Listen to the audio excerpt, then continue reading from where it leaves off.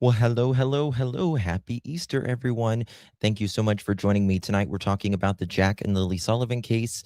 Jack and Lilly Sullivan vanished from their Pictou County, Nova Scotia home on May 2nd, 2025. We are almost at a year, and suddenly the mother goes on a search, and Janie is fired up. The step grandmother, if you will, of Jack and Lilly Sullivan, Daniel Martel's mother, she got fired up, did an interview. And I was thinking, after kind of taking a little break from it last night, one thing that was said right in front of us all this time that tears her story to shreds. We're going to talk about that on the other side of this. I've walked through storms in scars and grace, smile through pain with a painted face. They called me too loud, too much, too strong, but honey, that's the reason I belong. Every scar's a scripture, every tear's a hymn. I found my worth where the light grew dim. They tried to break me, but here's the twist. I turned my pain into a clenched fist. I'm an unbreakable woman, born of fire and pearl. I shine like grace in a reckless world. You can test my faith, you can shake my plan, but I'll rise again. Just watch me stand.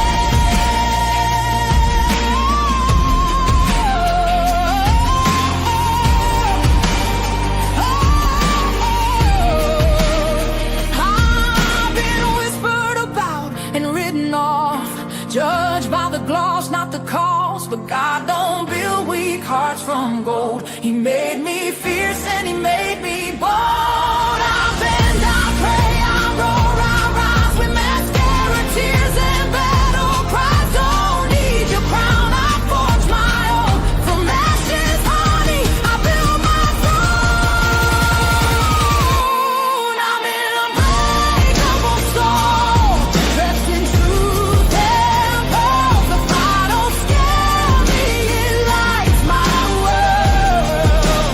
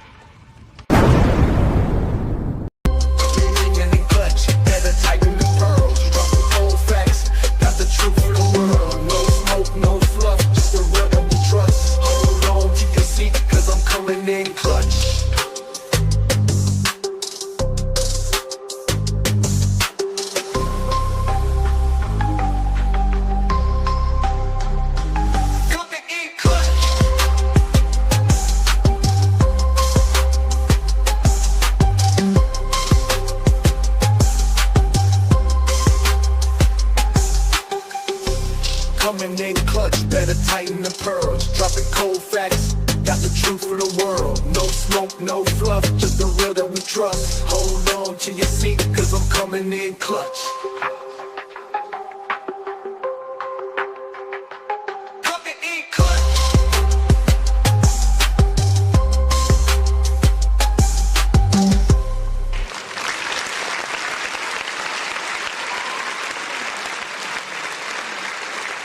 This nicotine patch for an hour, and I'd still sell you in for a smoke. Come on back to my place. I want you to look at a urine sample. I think it looks cloudy. It's been so long since someone touched me. RCMP, open up.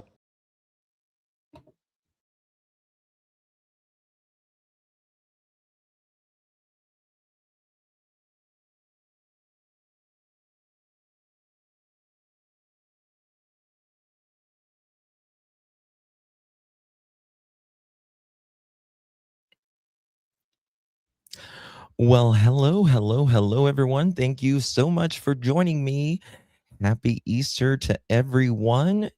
Today is Easter. Can you believe that already? Really do appreciate your time. You guys could have chosen to be anywhere on YouTube. You have a lot of options, anywhere on the internet, anywhere in the world, and you chose to be right here. I know your time is very valuable, and I do appreciate you spending some time with me. Today is Easter, April 5th, 2026. It is currently 5:52 p.m. on the East Coast of the United States. Bonjour. Hey guys, good to see you all. Love you guys. Hopefully, you guys have had a really, really good day and a really, really good weekend. Tonight, we're talking about the Jack and Lilly case and interesting things in just the past really 24 hours. And so I don't even know where to start. I've been, one second, I apologize.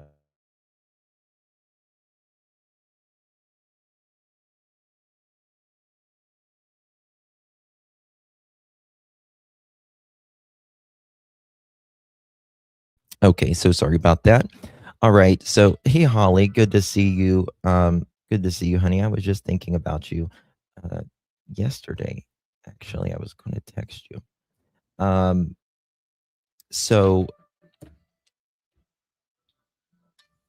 I apologize. One second. What is wrong with my phone? Okay. Sorry about that. Okay. Is it Holly's birthday? Holly, happy birthday to you, Miss Holly. Thank you so much. One second, guys. I apologize.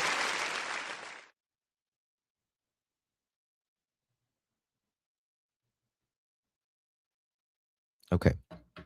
All right. Good to see you all. Thank you guys so much for joining me. And so in the last within the last 24 hours, Miss Janie was live with Charmaine on Charmaine's channel. And something very interesting that it just amazes me how someone can say something over and over and it doesn't resonate like it normally does whenever you hear it later. And we're going to go over some of that as well. Tonight, we're talking about Miss Malaya as well. So, Jack and Lilly have been missing nearly a year, nearly a year. And Malaya and I guess others went on a search, and that's that's great. That's great. I'm glad she has chosen to search after nearly a year. The question is, what what took her so much time? What really took her so much time? And I'll tell you my feelings on what took her so much time. Um, We'll get to that in just a second. Guys, thank you so much. You guys are so generous. Thank you so much, Helicopter. Really appreciate that, my dear. Good to see you. Happy Easter to you. Really, really do appreciate you. If you receive that, make sure you thank Helicopter Mom. Thank you, my love. Geneva, how you doing, darling? Good to see you. 4 months. Hey, hun, I wish we could see more Remy, please. Yeah, I need to do more Remy videos. I really do. I promise you, I really do. It's not for lack of wanting, it is just lack of time, to be quite honest with you. Geneva, thank you so much for your support. Really, really do appreciate you, my love. And Miss Pinky, good to see you, my dear. Thank you so much for renewing, or becoming a member, rather. Really, really appreciate you, my dear. Very, very kind to see you. Hopefully, you and yours are well. Thank you, my love. Joyous, you are incredibly, incredibly kind to me, and I really do appreciate you. Thank you so much, Mamacita. Really appreciate that very much. If you received one of those memberships, please, please give our Miss Joyous a big thank you. Happy Easter to you and yours, Miss Joyous. Thank you so much again, my friend. Much love. And Chris, thank you so much. Happy Easter. Happy Easter, Chris. Good to see you, love. Hopefully you had a good day, good weekend. Good to see you, my friend. Thank you for your support. Hey, Pinky, how you doing, girl? Good to see you, Pinky. Love everything you do. I'm fighting for the children. Thank you so much, Pinky. Really appreciate that. Thank you so much for your support. It truly, truly does mean a lot. Thank you, my love. Good to see you. And Carol, good to see you, darling. Happy Easter. Thank you so much for your support. Good to see you, my dear. And if you receive that, make sure you give our girl Carol a big, big thank you. Much love to you, Miss Carol. Happy Easter to you. And happy Easter, Lisa Boo. Happy Easter to you, Lisa Boo. Thank you so much, Lisa. 13 months. You are a legend rock star. Thank you so much. Happy Easter. He is risen. Amen. Thank you so much, my dear. Really appreciate you. And Christina, legendary status. 20 months. That is incredible. Thank you so much, Christina. Really, really appreciate you. Good to see you, my friend. Really, really do appreciate it. This might be a long one. So if you can stay with this, please do. We got a lot to talk about. So, these cases are interesting, to say the least. I don't think that I've ever covered a case, in my opinion, as I've covered so many missing persons cases and children's cases, and it's not uncommon that sometimes we only generally the ones that make the big news for a reason, and that is because there's some strange factors in it, right? That's just with how it works. Usually, unfortunately, not everyone gets the same attention, but there's usually different elements in a case that make it to where, like, it hits the mainstream media. And for instance, Summer Wells, Sebastian Rogers, and of course, Jack and Lilly Sullivan, who we're talking about today. I've never seen a case.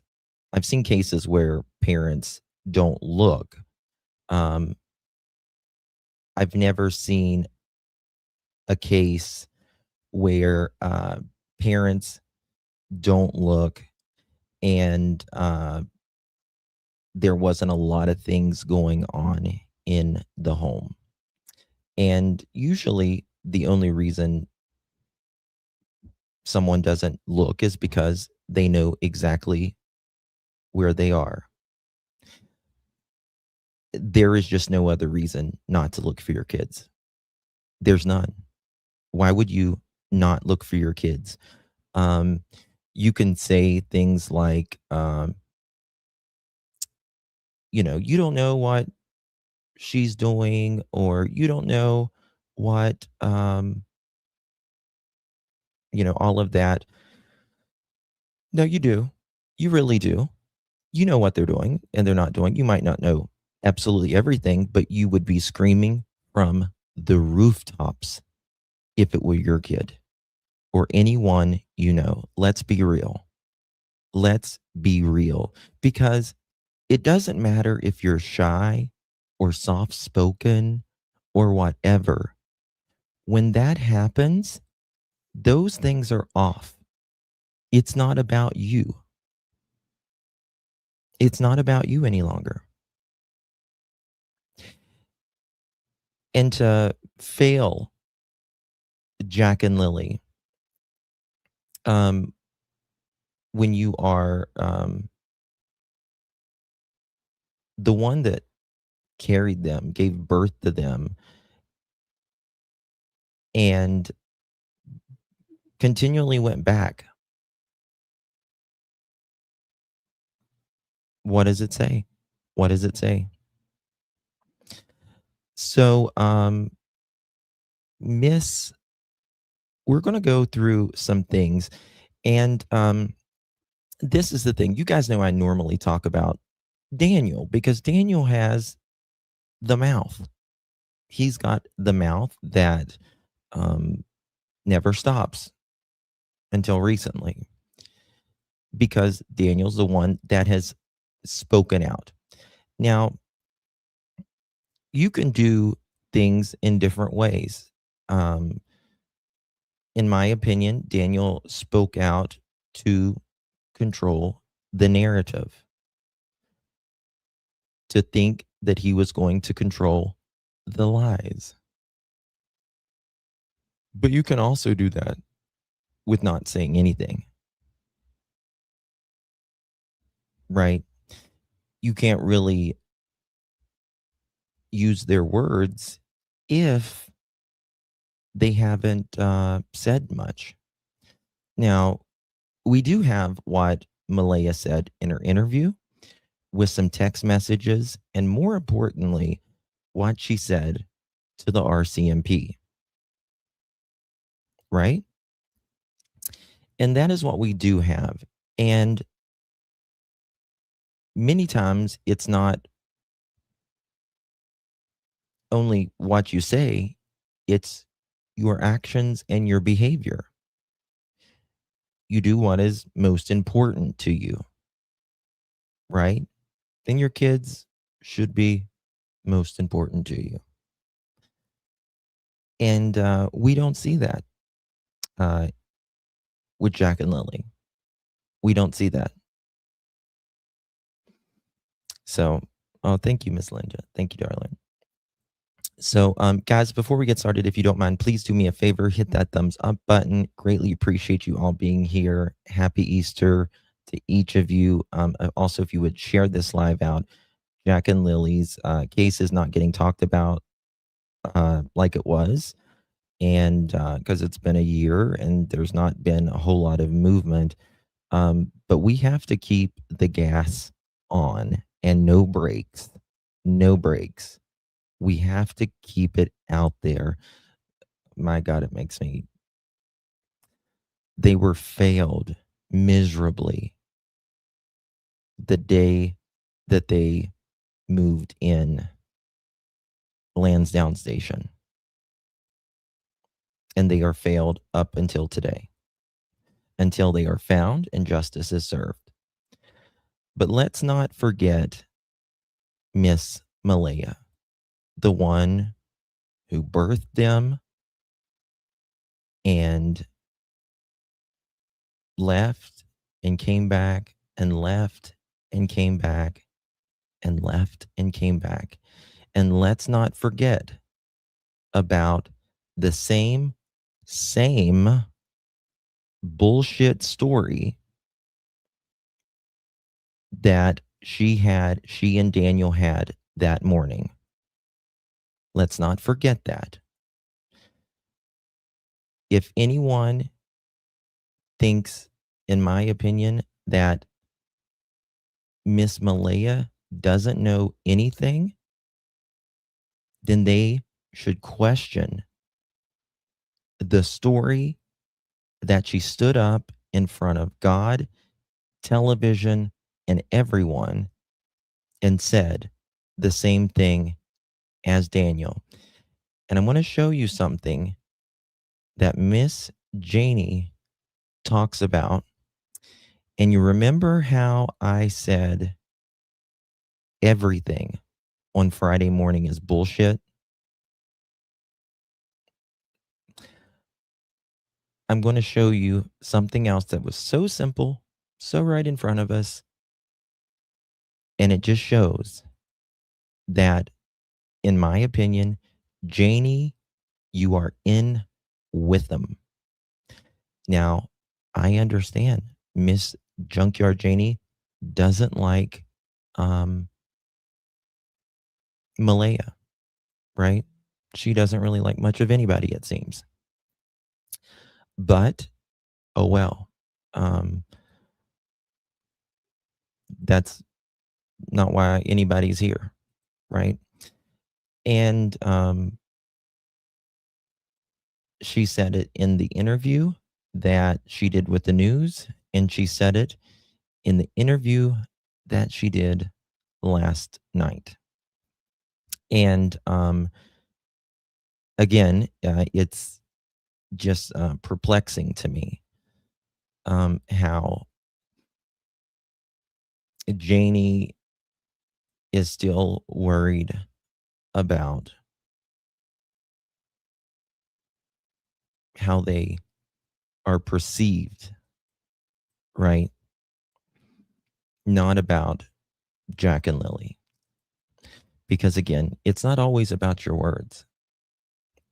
Many times, most times, your words and your actions have to align, right? No, not a chance. There is not a chance. There is not a chance. Not a chance. No.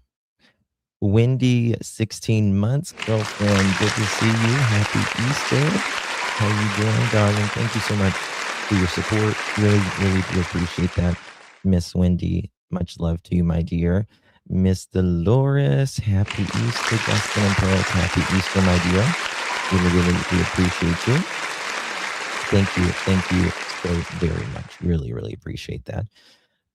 Now, I will be the first to say that I believe if Daniel was not there on Thursday and Friday, or if Malaya wasn't there, if Malaya hadn't gone back, or if Daniel wasn't around, in my opinion, I don't believe the kids would be missing.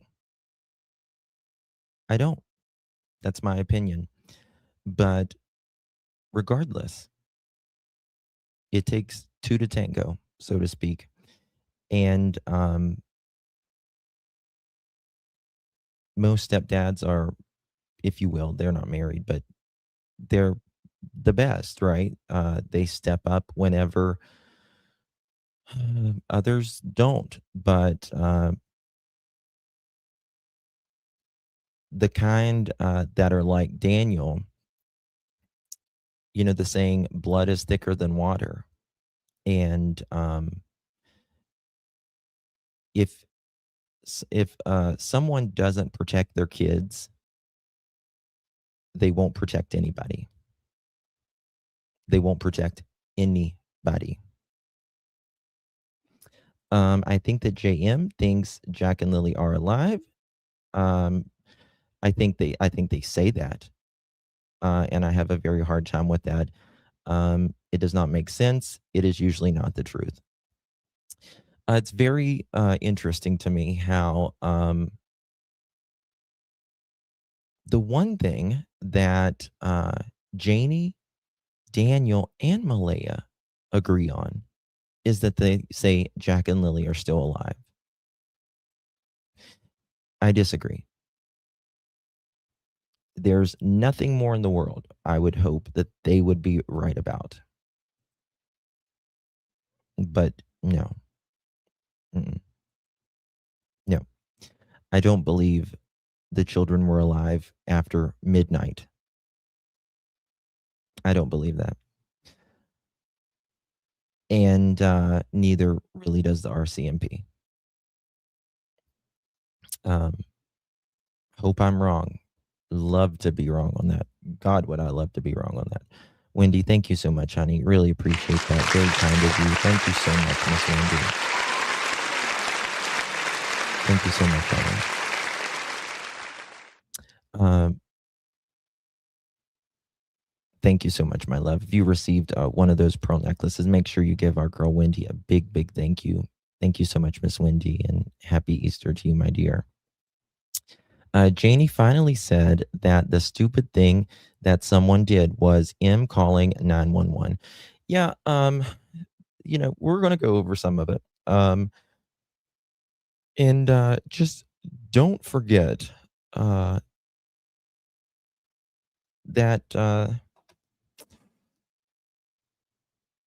it's amazing how she will blame Malaya. That was the stupidest thing she did was call 911. And yet she says that she thinks someone in Malaya's family came and got them. Now, I'll be the first to say God only knows what Daniel has put in Janie's head. God only knows. But we're going to get to it. Here we go. Guys, make sure you hit that thumbs up button. I'm going to play some things here of make sure you sub up to Charmaine's channel. Link is provided in the description. It's I think she changed her channel name to Char's True Crime Story Podcast. Used to be something different. I can't remember what it was. Now, I don't know where really Char stands, like what, if she believes Daniel or what, or if she's just kind of neutral on it. She's probably watching. Say hey if you're in here, Charmaine. In my opinion, I think MBM is still following the same script. The posters say give back Jack and Lilly, and in last night's chat, her reply was similar. Returned Lilly and Jack. We remain positive. Yeah. I think it's been a script from day one. From day one. Yeah, helicopter. I think Char's probably pretty neutral on it, and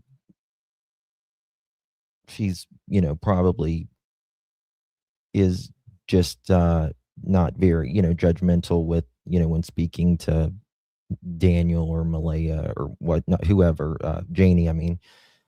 So, this is the thing. Miss Malaya has to have, and this is one thing I agree with Janie about. Miss Malaya has to have 7 secretaries to get an answer out of her. But oh my God, is she just, working up a fit for her kids, right? Just trying to do everything she can to possibly, I don't know, not speak to someone, not get answers. It's absolute BS. It's absolute BS. Okay. Hey, Janie said. Okay. We're going to go through some things here. Link is provided in the description. Sub up to Char's Crime Story Podcast. This was last night. And then we're going to go over and look at some of Miss Malaya's words. And I'm going to talk to you guys about one thing that I noticed that absolutely makes no sense and blows up Friday morning for them, that it's complete fabricated. To the RCMP that she saw Malaya crying on the ground with the baby. So how did it go from that to her saying Malaya wasn't sad? Please explain. I do know it might have been earlier that you explained it to me when Malaya was upset, but please explain. Malaya, as I said, the only time I seen Malaya cry is when Justin and I come back on the ATV, when she called me to come back. And this is when the riot started. Malaya was at the end of the driveway. Justin and I were up at the pipeline by the Matheson Road. Malaya called me and she told me to get back here because she couldn't tell me over the phone what was going on. So Justin and I rushed back here. We parked the ATV in front of. A question: why couldn't she say over the phone? Why couldn't she say over the phone? Why couldn't Malaya say what was going on at the house over their phone? Is it fear that someone might be listening, wanting to know what she was saying? This is when everything blew up. Whenever Malaya, the only time Janie said she's seen her cry, and I believe Janie here, is when she was out at the parking, out at the end of the road. I've got it sped up a little bit, Andrea. Just sped up a little bit, so she might be a little faster. And this is whenever Malaya's stepsister, Haley, said, "Get to effing talking." And that's when she said Daniel was on rugs and all of this. And it hit the fan. It hit the fan. And I think that's the closest Malaya got to telling the truth. Or I think she might have told certain people in her family more that night, that day. And they shortly left after that. The porch here, and I went up to the end of the driveway where Malaya was standing crying. There was I didn't know it was Haley and Cheryl and them at the time. That's the first time I ever seen those people. They've never come here to visit when Malaya lived here. I want to state that the only people that came to visit Malaya when she lived here was her mother. She was here about maybe 5 times, and Patty came. Well, I heard I think she's going to break her silence soon. It would be great after, a year of not speaking up for your kids, but once in a 2-minute interview, piece from Denise, it would be nice, wouldn't it? I heard she was in a chat room. I don't know if it was yesterday or day before yesterday, something like that. And I mean, they watch everything. Trust me, they're watching now. Which is fine. You can enter the chat. You're welcome to. Nobody's going to be mean to you, rude to you, or anything. But they don't take the hard questions. They actually don't take the hard questions. And that's why they will only speak to people that is not confrontational like I am. And that's just the truth. That's truly just the truth. People who have nothing to hide nothing in crime. You have nothing to hide about Jack and Lilly? Answer the fucking questions. Sorry, not sorry. That's just kind of where I am at on this case with Jack and Lilly. I have literally been on it since a few hours after the 911 call went in. And Daniel, Janie, Malaya, Durwood, and a few others have absolutely made a rigmarole around everything have given 901 billion different stories. Hey, Seth. Happy Easter, brother. Happy Easter. Love you, bud.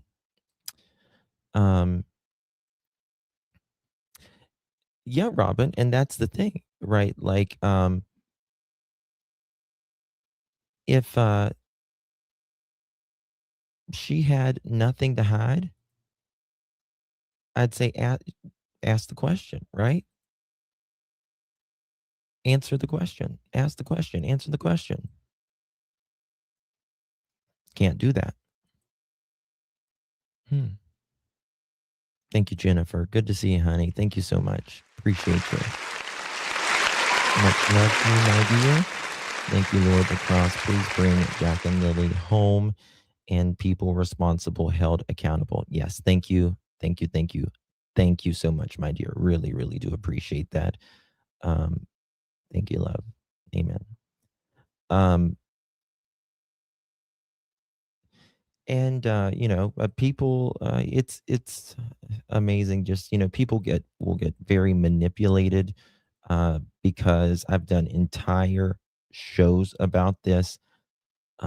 People who will speak to Daniel or speak to Malaya and let all their common sense and timeline and everything go out the window. They get manipulated because they're nice to them. Or, oh, I don't think they could possibly have something to do with it. After I met Daniel or after I text Daniel or Malaya or whatever, it doesn't change. It doesn't change. And that's the one hard thing I think in true crime, particularly, is you'll see a lot of creators that may not particularly have a lot of experience or even training get manipulated by some of the Bundy effect. Yeah. Yep. And you just see it all the time. Everyone can have, you can have your opinion, and everything like that. But one thing in this case, like I honest to God, like in Nancy Guthrie's case, I get it, how people can see any side. I truly do, because there is truly no way pointing one way or the other. Like in Jack and Lily's case, this is one case I don't understand at all, not even a little bit, how someone could be supportive to Daniel or Malaya. I don't. Just being real with you, don't get it. I don't see it. Because of the things that we know, the things that they have said, the timeline, the abuse, the neglect, the black eyes, the no searching, no speaking, or speaking too much and lying about very easily provable things.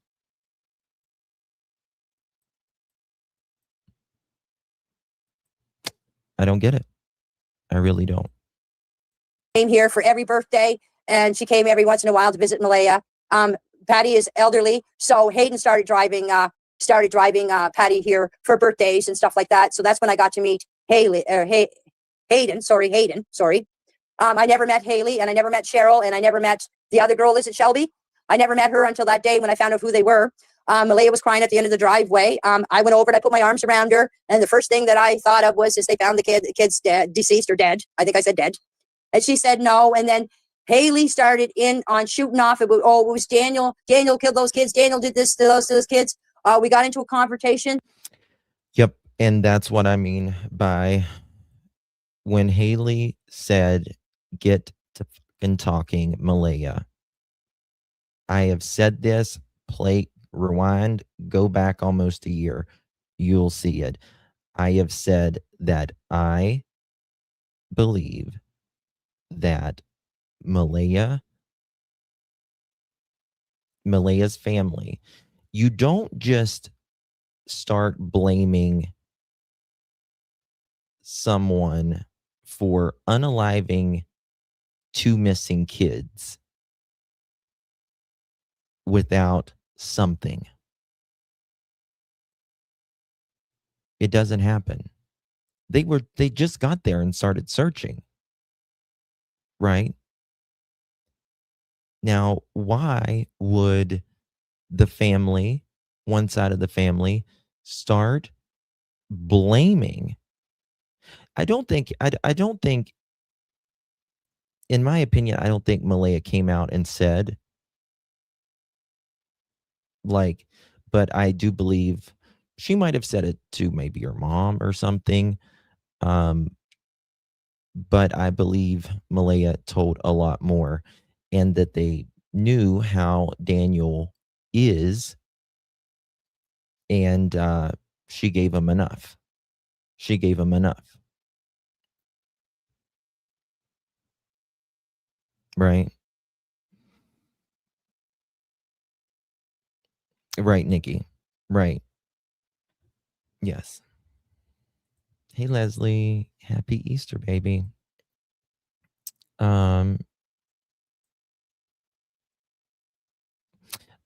Patriot. Thank you so much, darling. Shar gave Jamie a place to talk without accusations, or she would talk. Yeah. I think Char's pretty neutral on things, I think. And, I mean, this is the thing. Like, sometimes you'll get something new from them if you don't, if you just let them talk. But in my opinion, if you don't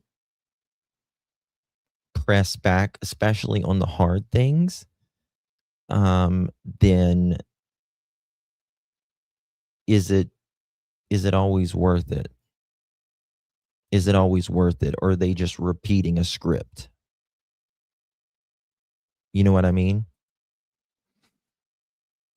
Because when someone is giving you lies or a bullshit story, they are only going to come there with what they are comfortable on. Right. And this is no dig at Char at all, because I love Charmaine, love her to pieces, actually.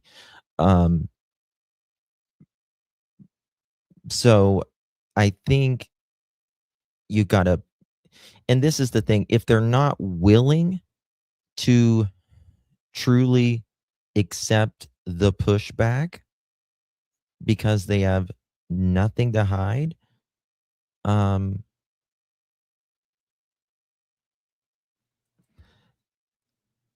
see, this is the thing, like, if she comes there or anywhere, and like they're willing to take the pushback because like nothing to hide, right? But if you have to like just hold them with kid gloves, are they just giving you the story that they want to give you? And that's that? Or what? You know what I mean? So,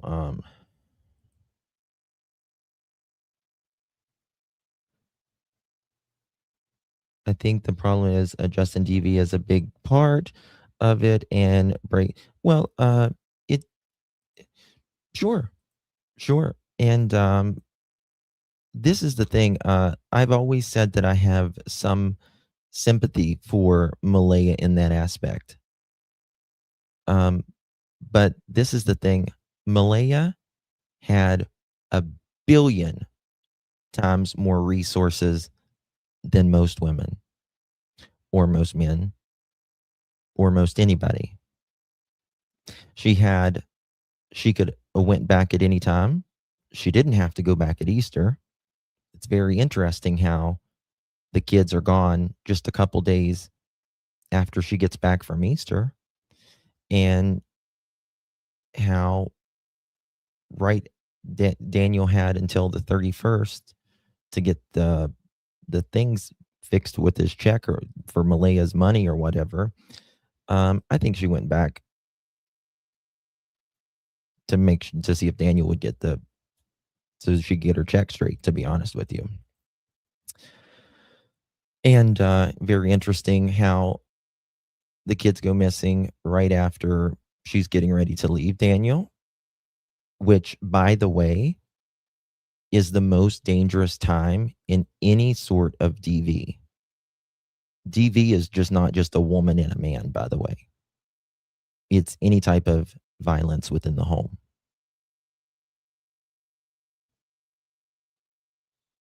Right?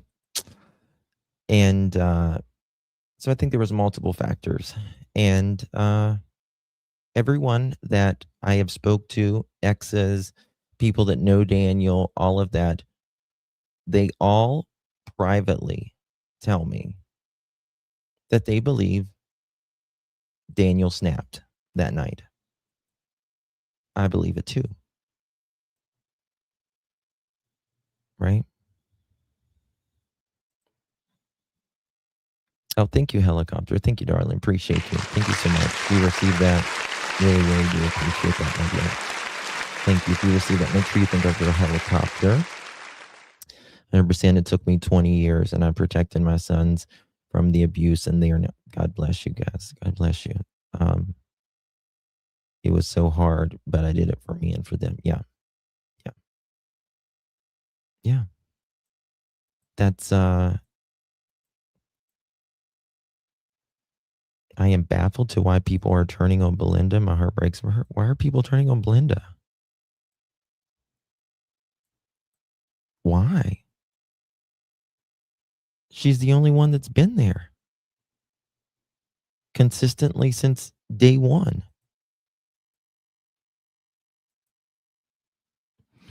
She hasn't made excuses for any of them, including her child, including her son. She hasn't made excuses for any of them. My sister-in-law got into it. Logan got into it. And then Cindy went and got the RCMP to come down. There was 4 RCMP officers come down here and asked what was going on. What was the conversation about? And he said,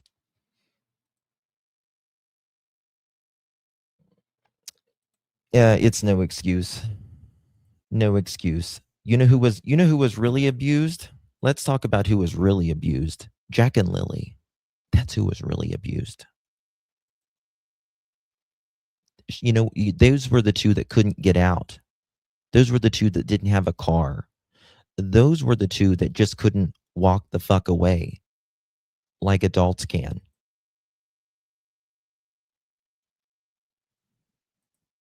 So, listen, again, I have sympathy. I hope, and if Malaya is one of the victim in this, I hope Daniel fucking fries for that. But listen, Miss Malaya, I get a little bitchy with this one, guys. It's just poor Malaya, poor Malaya. That's what she has had her whole. She's a whole ass woman.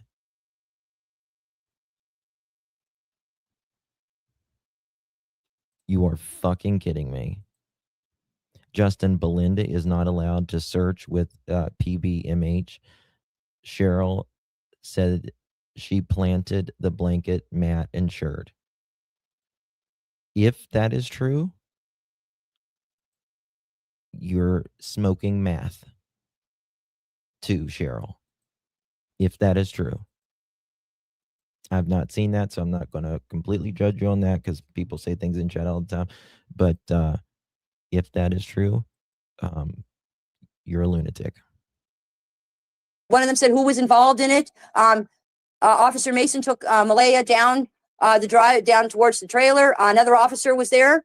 And the other two officers, one of them took Margaret aside and one of them took me aside. We told what happened. I said that there was an altercation broke out, and he asked me what it was about. I said I didn't know. Haley just started shooting off. I ordered them off of my property because I didn't want any fight. No, they didn't find anything. And listen, this is the thing. I don't think Malaya would be out there wherever they're searching if she actually thought they were going to find Jack and Lilly. That's my opinion. Could be completely wrong on that. But I don't think Miss Malaya would be out there if she thought they were actually going to find Jack and Lilly yesterday. Oh, just wait, Brandy. Wait till you hear something here in a second. I don't know if it's in this clip right here. But I just thought of something last night. I was talking to some people last night, and I was like, holy shit, what about this? And they were like, oh my God, you are.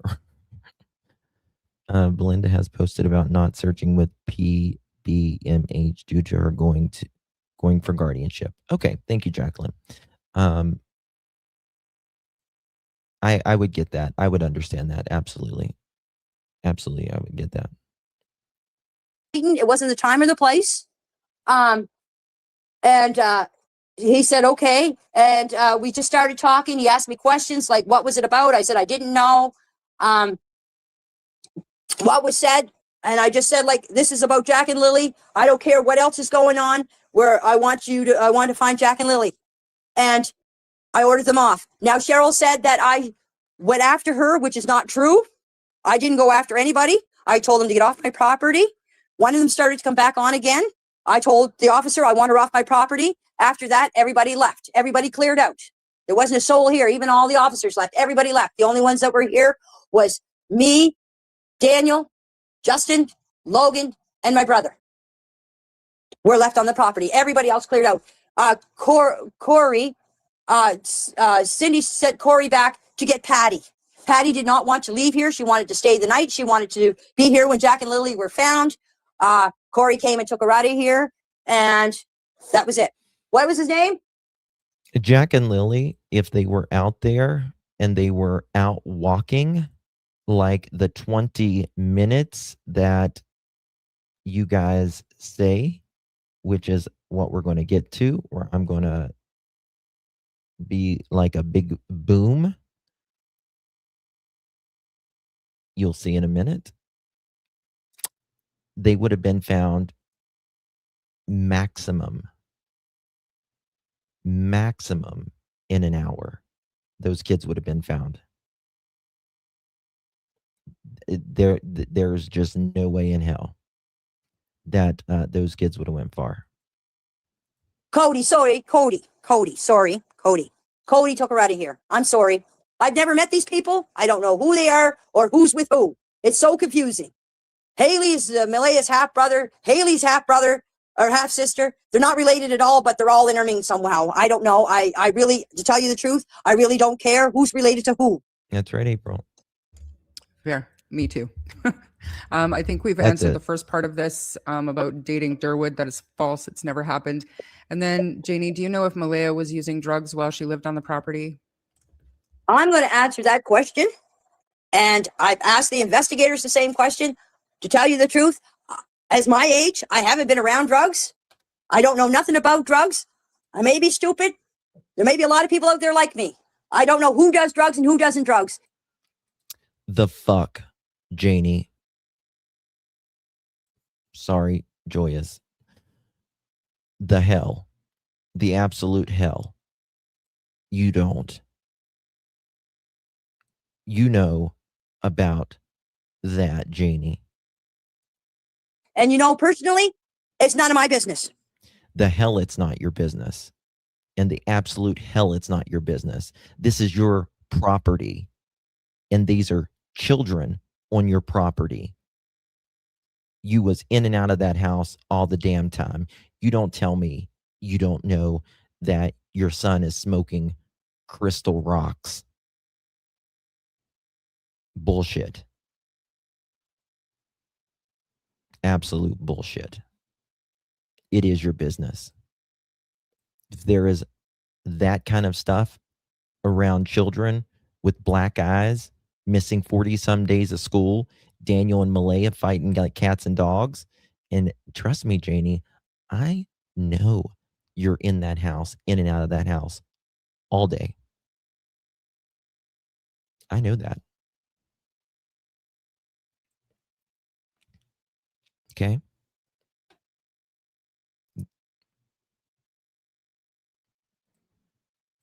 I'm not going to say anything else, but I know that. Good. So yeah, it is. Thank you, Dean. Appreciate you, baby. Good to see you. Thank you so much. Happy Easter to you, my love. Thank you so much. Good to see you, my dear. It's just really disheartening. That there it feels like there's these teams, either Team Daniel or Team Malaya. There's no fucking team, right? It's really about Jack and Lilly. And you can say, well, let's keep it about Jack and Lilly. Yeah. Have the parents become honest. Have the people on the property become honest, because that's the only way you're going to find them, is if they tell the truth about what happened that morning. That's why you have to cut through their bullshit lies.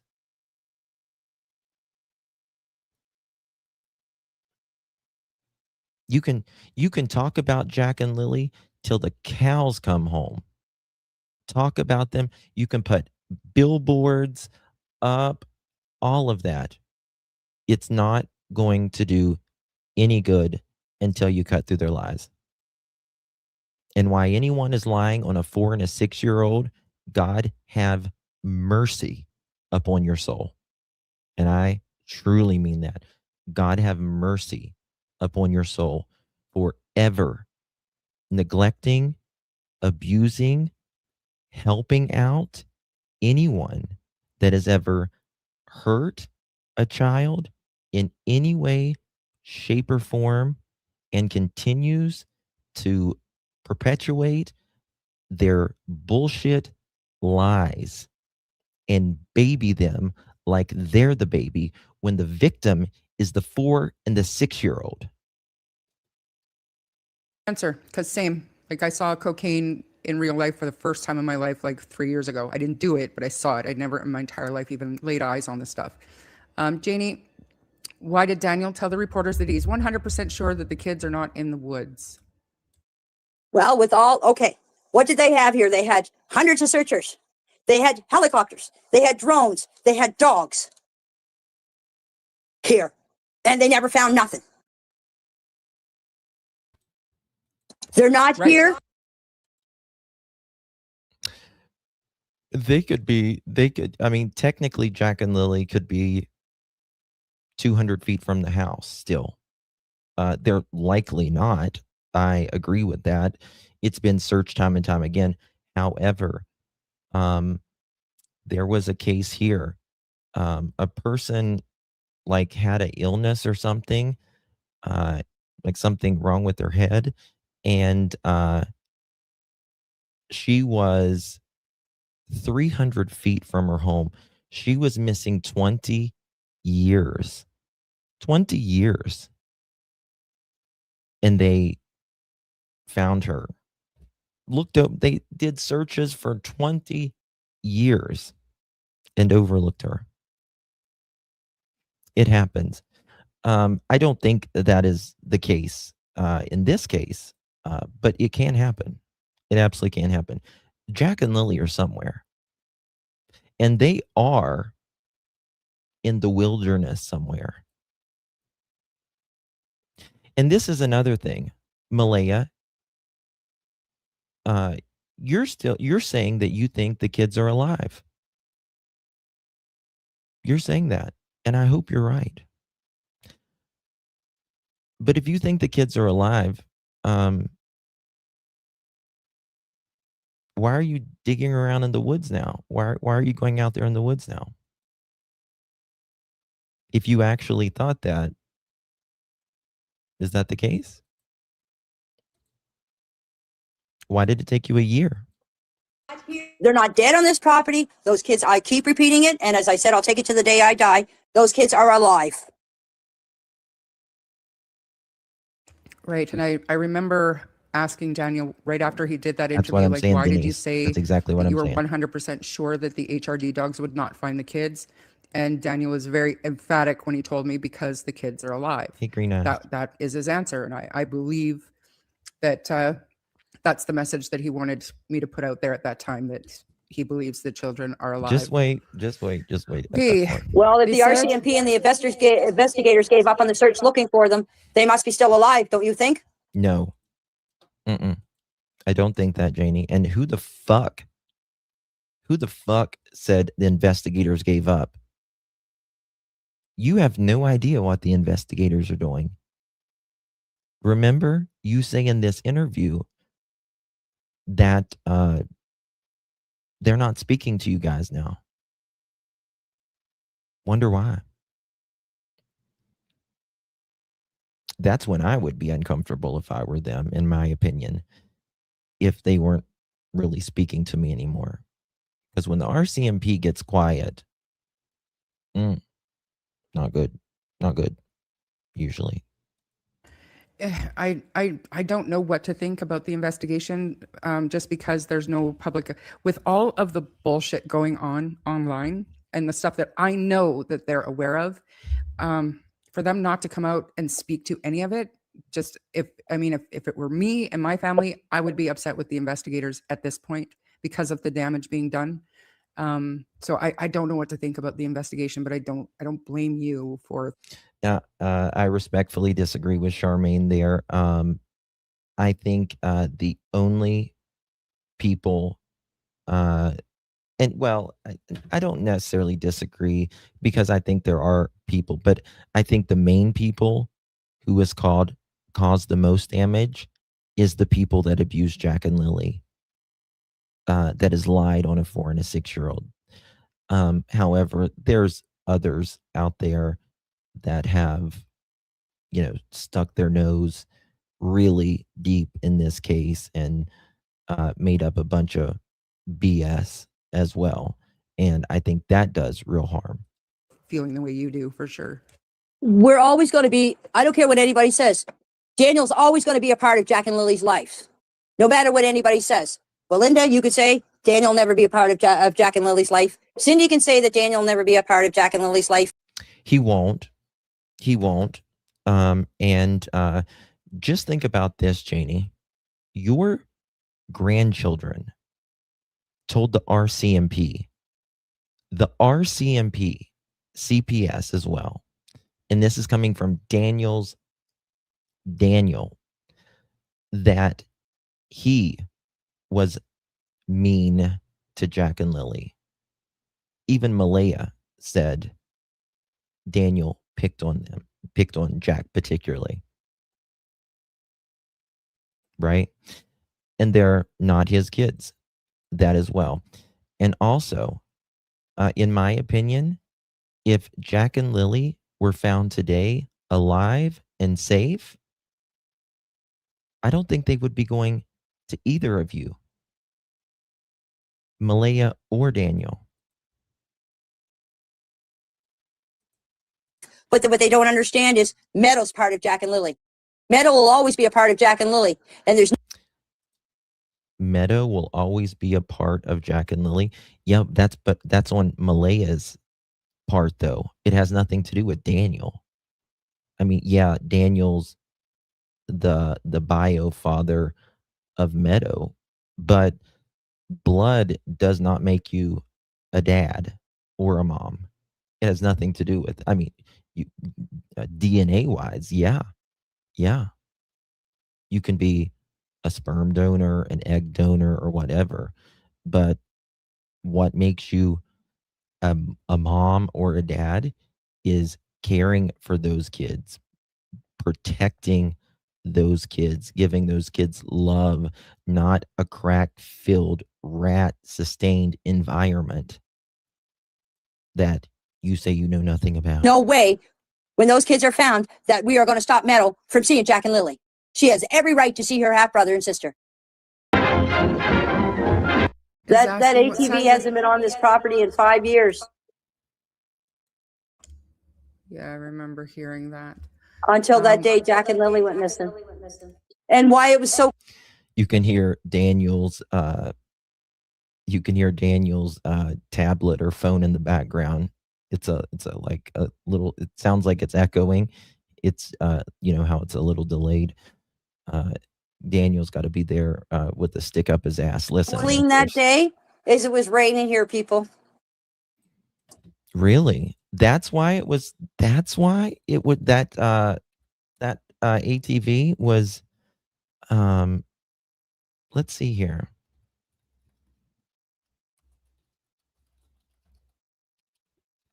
Let's see here. That's why it was so clean, because it was raining.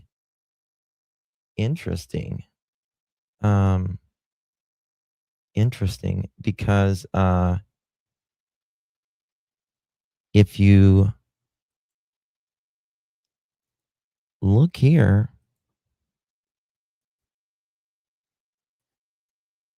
right, on all of these photos and videos, let me just do it like this so you guys can see it better. You know, water and earth create mud, Janie, right? And you guys were up on that trail, right, Janie? You guys were up on that trail. So how in the hell was it so clean? Oh, look at all those dirty trucks. Look at that. Isn't that interesting? Oh, wow.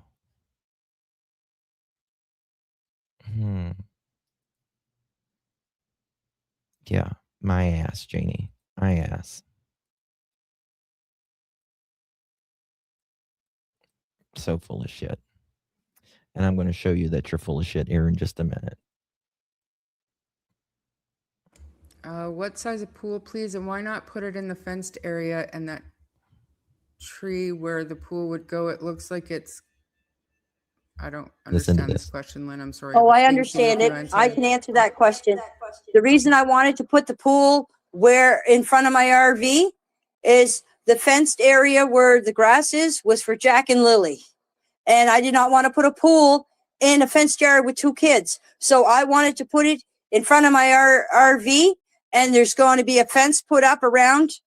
I never finished it. I ran out of lumber. That's why the fence wasn't finished, but there was another. You ran out of lumber in 1968, girl. That's when you ran out of lumber. Fence behind that fence, if you haven't looked, it was made of chicken wire with fence posts. So your son is made of chicken wire. Oh, I didn't finish the fence that night because I ran out of lumber, but there is going to be another fence put up in where the end of the trailer is. There's going to be another fence go across the front of the yard and right back to the RV. That was all good. Put a 1 in the chat if you remember Janie typing in a chat room. I can't remember. Was it there was no pool or she wasn't raking?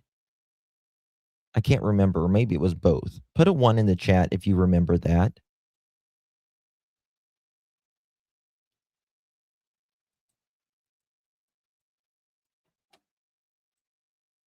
Hey, Sassy. There we go. There we go. So what changed, Junkyard? Going to be fenced in, and the pool was going to be in there away from Jack and Lily.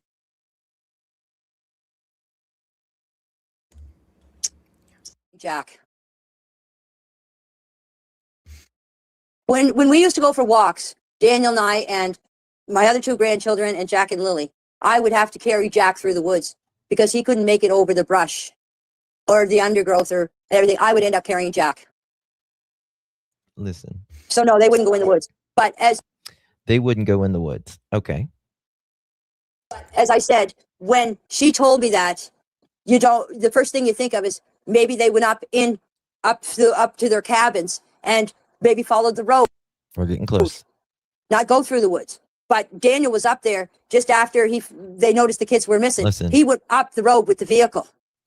He went up the road with the vehicle, but Daniel could only make it so far, allegedly up the road with the vehicle, Janie, because there was a tree that you couldn't make it all the way back there. Kind of interesting how he goes up behind the house like that and you see him. In my opinion, that is whenever he is, in my opinion, planting the pink blanket. Back behind the house, the pipeline. I went up through the woods. Listen. He went up the road with the vehicle. He followed the road, not go through the woods. But Daniel was up. Not go through the woods. There, just up to their cabins and maybe up to their cabins. Followed the road, not go through the woods. But Daniel was up there just after they noticed the kids were missing. He went up the road with. He was up there just after they noticed the kids missing. Just continue. The vehicle. I went up through the woods. Oh, seriously, I am. And as Daniel mentioned, when the helicopters went up and they have the heat seekers on them, they found, I think it was a beaver and something else. The heat seeker went down on them and found these here animals. I'm going to make a very inappropriate joke. Janie, you haven't had she says, listen to this. Down on them and found kids were missing. He went up the road with the vehicle. I went up through the woods.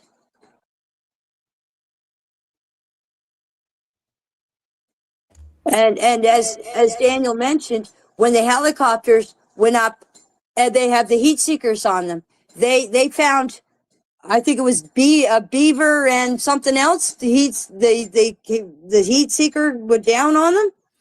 You haven't had a heat seeker or a beaver go down on you, Janie, in a long time, I'm sure. And found these here animals.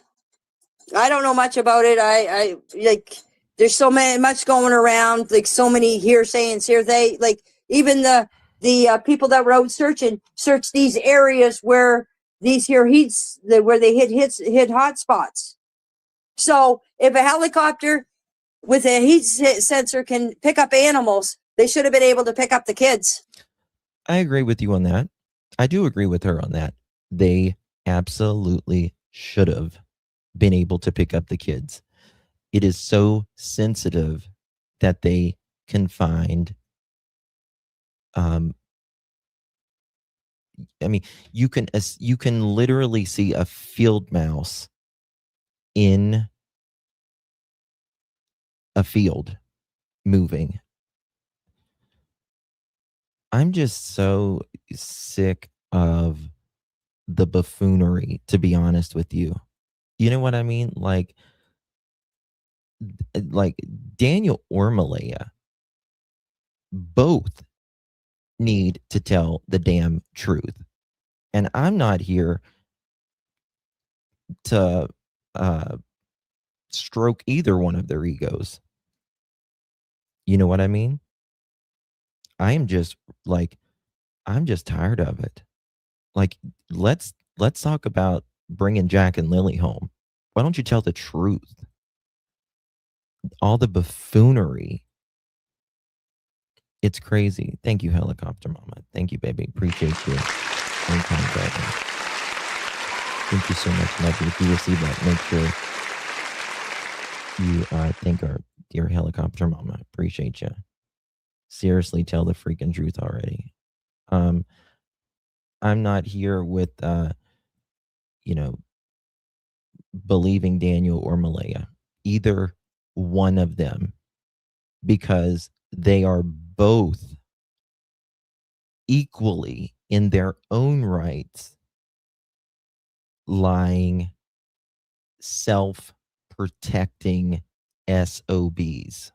Both of them equally in their own right. For different reasons and the same. Yeah, and I think if I remember correctly, Daniel told me the heat seeker actually was able to see a beaver, but also the tracks of the beaver as it was walking. It was that focused on the heat signatures. Next question: where did Daniel store his tools, and did you park your ATV at Justin's house? Okay, listen to this. Daniel kept his tools in the porch. Daniel kept his tools in the porch. So it has to be the front porch, right? The one where he bolted up and put a wrench on the door where it couldn't. And let me say something.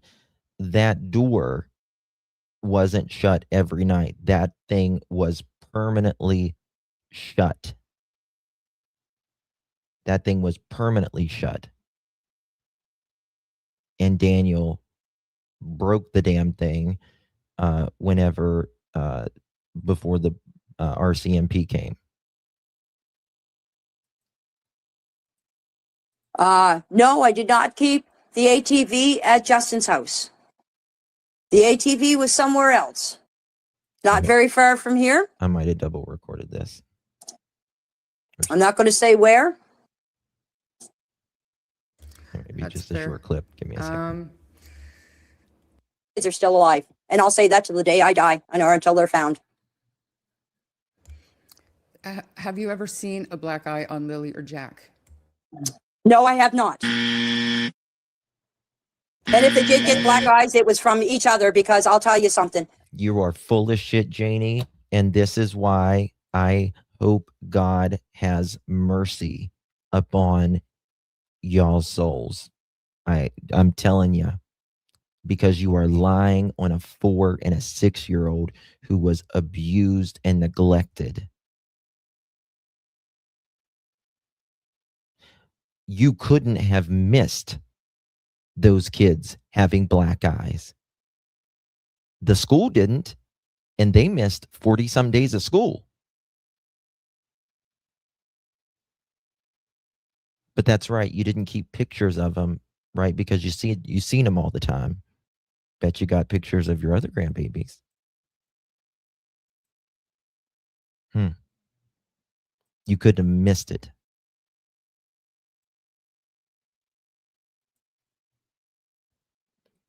Daniel said they had black eyes all the time. All the time. Piece of garbage. I used to come in here, even when I babysat them. They're typical kids. When one kid does something and the other kid doesn't agree with it, of course that kid is going to hit the other kid. I've seen Jack pull Lily's hair before. I've seen Jack throw things at Lily. I've seen Lily do something to Jack, and then Jack would do something to Lily, and then Lily would go cry to her mother and said, Jack did this to me. And Jack. Okay, that's every kid. That's like every kid on the planet. That doesn't mean they get black eyes all the time. Again, something your son said. Jack did that to me. And allegedly, Patty was concerned, allegedly. Or vice versa. Lily did this to me, or Lily did that to me. They're typical kids. They're 4 and 6 years old. I wasn't there. I wasn't over at Patty's when apparently Lily got her black eye. I don't know what happened. Bullshit. Janie, you was around those kids every day. How can you say you watched them play outside and watch them dig worms and play in the yard every day and you didn't notice fucking black eyes? And let me tell you something. You could hear in that trailer those kids screaming all the time. Couldn't you, Janie? You could hear them. You could hear them fighting all the time in there. You could hear inside the trailer. When she got her black eye. If it happened over at Patty's, it happened at Patty's. Hey, AB, thank you for being in here. I was looking for your email last night. Can you email me? I just dropped my email right there. I was looking for it forever. You didn't have it in your about section. If you don't mind. Thank you. If I seen any abuse in this house, if I ever seen Malaya or Daniel hit those kids, no, not when I'm around. I have never seen Jack. I have never seen Daniel or Malaya ever hit those kids. I've seen them put in their rooms for being bad. You're so full of shit. You're full of absolute shit, lady. Or put in the corner for being bad, but I've never seen them hit those kids when I'm around here. And believe me, I'm in here quite a few times during the day. What I tell you, I know you're in there quite a few times a day. I know you are, Janie, and I know that. I can't tell you how I know. Well, I have things, Janie. That's all I'll say. That I've never released. Okay, and what? Okay, so just one second. What do you think? Did you hear about Durwood and that toolbox story? No, I didn't hear anything about the toolbox story from Darren. Daniel told me that he was out driving and I came across a toolbox and he picked it up and he took what he wanted out of the tools and he gave the rest to Jordan. Okay. So these assholes just find a random toolbox one day in Durwood, or Daniel gives it to Jordan, and out of all the things, Durwood just talks about this old toolbox in the snow on the side of a hill. Now, Durwood is a liar. That is an absolute provable fact on many things. And I don't give a damn, because he came in here and he said, you took the bait talking about that toolbox, because he said he would start an auction off at $1,000 if whoever wanted it. I don't care, which I don't think you were joking. I think you were actually found some shame within you. But regardless, you're a sick bastard to even play around with a 4 and a 6-year-old's case like that, to say that you'll auction it off and people took the bait. You're a sick fuck for that. That's the only thing I know about the toolbox. Yeah, I mean, us too, that's all we've been told, except Durwood he blamed it on Chrissy, actually, but he came out with a little bit of a larger story about that, apparently just to bait YouTubers, and I guess a couple of them took the bait, but it was a whole thing. I guess somebody was curious about your thoughts about that. Can Janie speak a little bit about her relationship with Malaya before this happened? Well, Malaya is a very quiet person, and myself, as you know how I am, I'm very outgoing and very outspoken. So, to tell you the truth, when somebody is outspoken and apparently loud like me, it's very hard to communicate with people that are very quiet and soft-spoken. I have friends like that, and I when I would hang around with them, they would kind of look at me kind of funny, like, but... Can you imagine Janie reading bedtime stories, right? Once upon a time, this is Grandma gonna read you a bedtime story, honey. Once upon a time, there was 3 little pigs. Grandma here, son Daniel Pig, and May May Pig.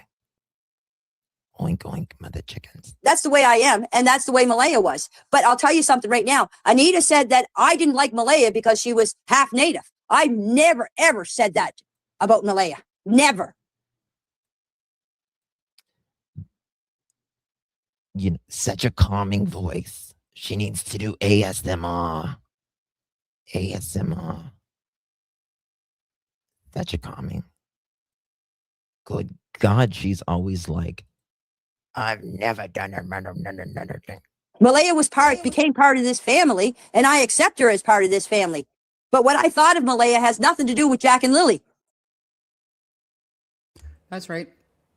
And where, I'm not going to ask that. And the absolute fuck, Janie.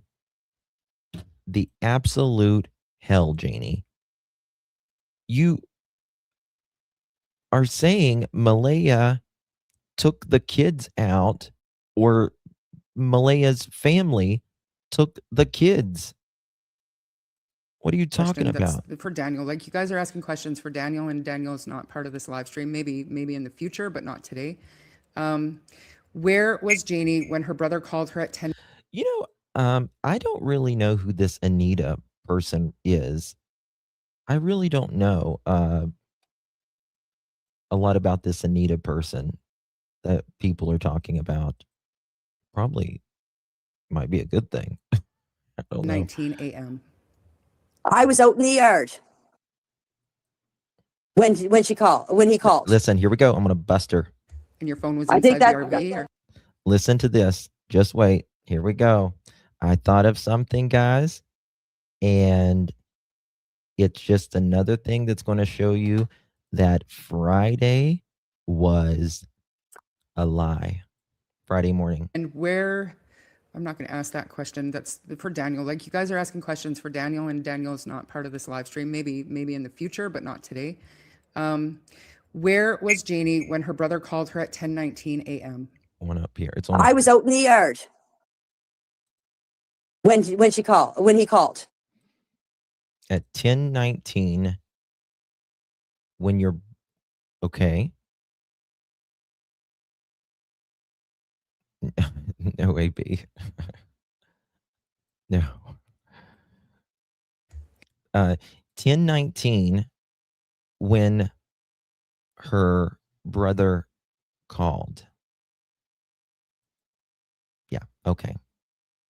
Which is past the 911 call, which is you couldn't have searched very long, Janie, if you and had already, because you didn't take your phone, remember? And you say you're out in the yard, and RCMP is showing up right about that time. And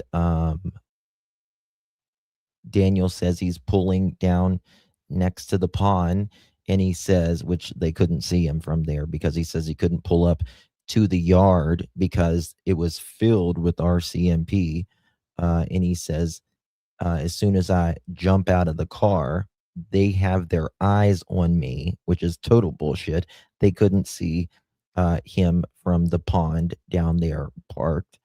And he says, don't go in the woods, Daniel. First of all, they couldn't see you. Second of all, you could have parked a lot closer. And third of all, how the hell did they know your name? Onward and upward. We got more. And your phone was I think inside the that- RV? Or? No, I was out with Malaya and Meadow. Oh, okay. Hold on. What?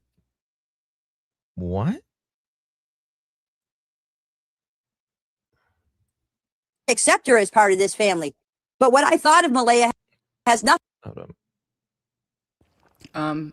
And where, I'm not going to ask that question. That's for Daniel. Like you guys are asking questions for Daniel, and Daniel is not part of this live stream. Maybe in the future, but not today. Where was Janie when her brother called her at 10:19 a.m.? I was out in the yard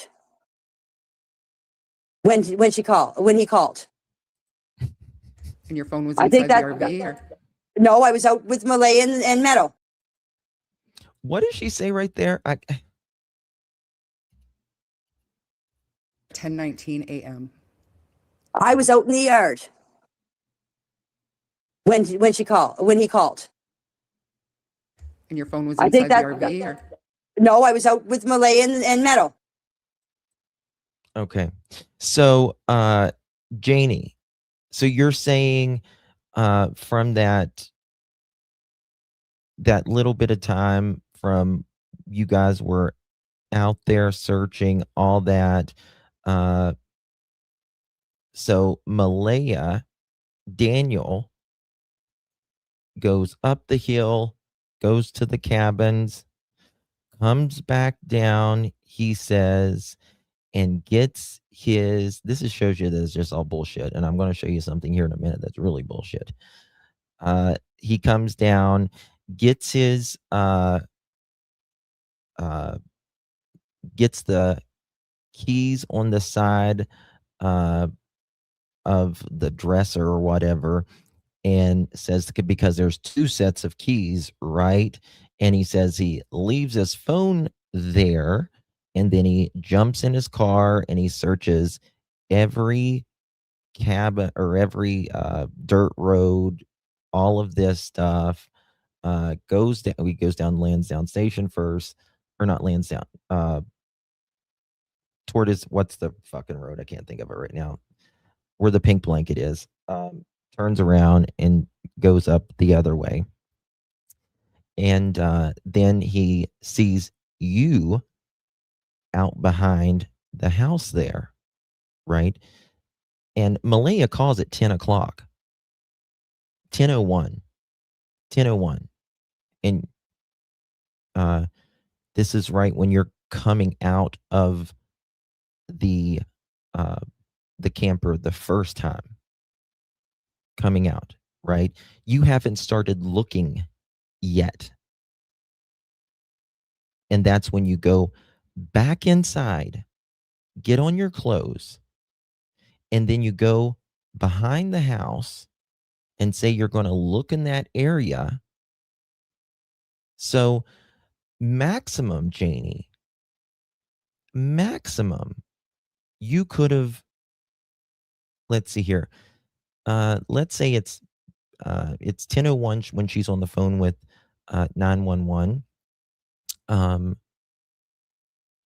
Let's give you till 10:05, and that's 4 minutes to get inside, get your clothes on, and then leave your phone there, and then go back behind the house and start searching, and then you see Daniel, right? And you say, no, I'm going to continue searching back here, right? Okay. So you couldn't have searched more than 12, 13 minutes at max, because you would have had to have come back to your home, go in your camper and get your phone, and be standing straight out with Malaya, and your brother call. But I'm not done yet, because I thought of something else that all three of you have said since day one. And I'm going to show you that it's complete bullshit what you guys are saying. I'm going to show you. Yep. The fact that she is pretending that Danny is always going to be part of, it's disgusting. As he is in some great guy. And that's exactly right, AB. Like if Jack and Lilly was found today, alive, safe, sound, neither one of them's getting them back. You know what I mean? Oh, thank you so much, Miss Sarah. Thank you so much, darling. Appreciate you very, very much. If you received one of those 2 pearl necklaces, make sure you give our dear Sarah a big, big thank you. Thank you so much, my love. Really appreciate you. Oh, I've been digging over this since 2 o'clock this morning. I've been taking notes, and I thought of something here in a second. I'll show you, tell you that I was like, why the fuck did I not think of this earlier? It shows she is carrying the narrative. That's not, it's not. It's not.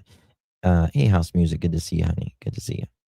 Okay. Okay. Listen to this. And so can you just go over, you told me today, but can you go over like the timing, roughly the There. timing of when people showed up on the 2nd? Because I know you told me that Justin didn't show up till about noon. And, you know, just can you talk about that morning a little bit? When people started showing up, okay. Well, my brother showed up here at a little after 1. Cindy showed up not long after the RCMP arrived. Haley and Hold on. What's this? What's this, Janie? a little after 1. Well, my brother showed up here at a little after 1. Cindy showed up not long after the RCMP arrived. That's a damn lie. That's a damn lie that you are either you're lying for Daniel right there. And I'll show you that actually. Let me find it. Cindy, which I showed this a long time ago. Cindy didn't get there till like 1 o'clock. I've got the text messages. And you know what's interesting, Brandy? People, you know how she goes to with Ron every week in town? It's very interesting. People say that they don't see every Friday since Jack and Lily's went missing, that they don't see Miss Janie and Ron around town together on Fridays. Interesting. Let me find this. I've got the text messages here somewhere, but I don't know if I want to spend too much time holding on. But if you want to see it, I can show you, but damn, I don't want to wait too long. You just gotta.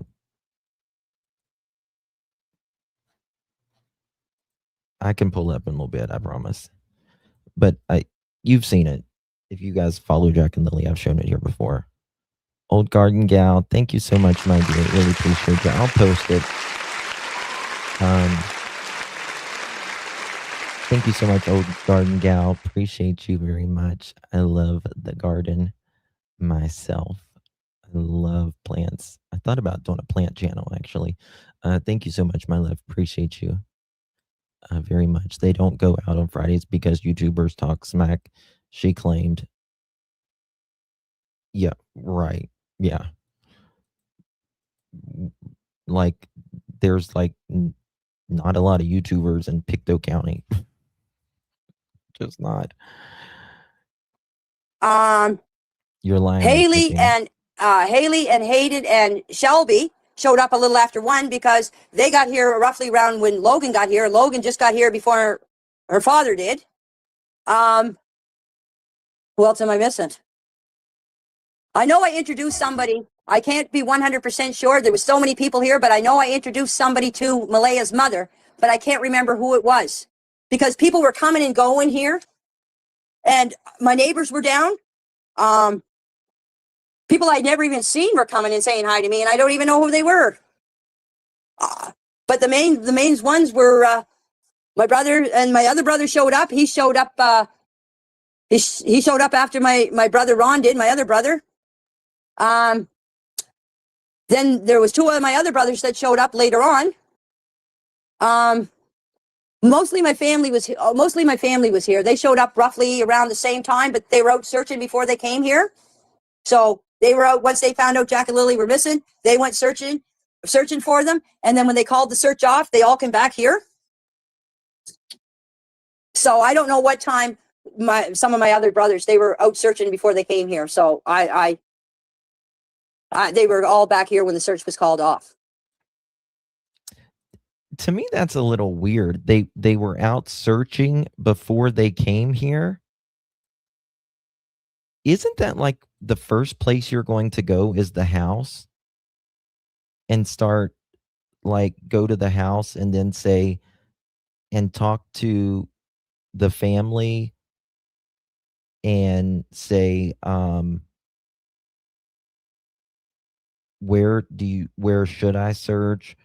Where do you want me to search? What can I do?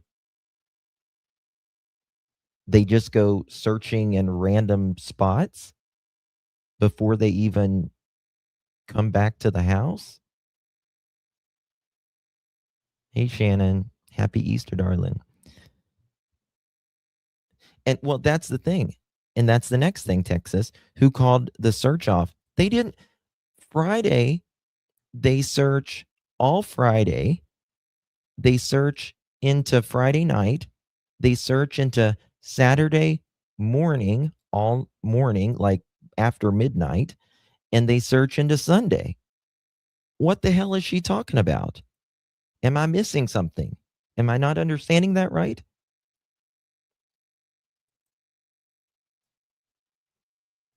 They searched for 48 hours nonstop.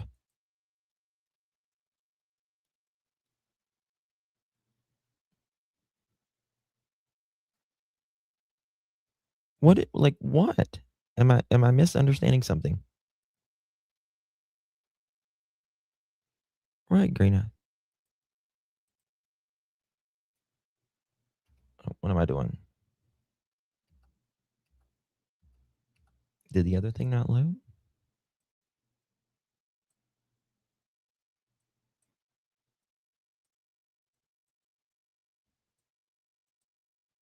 Can y'all hear that?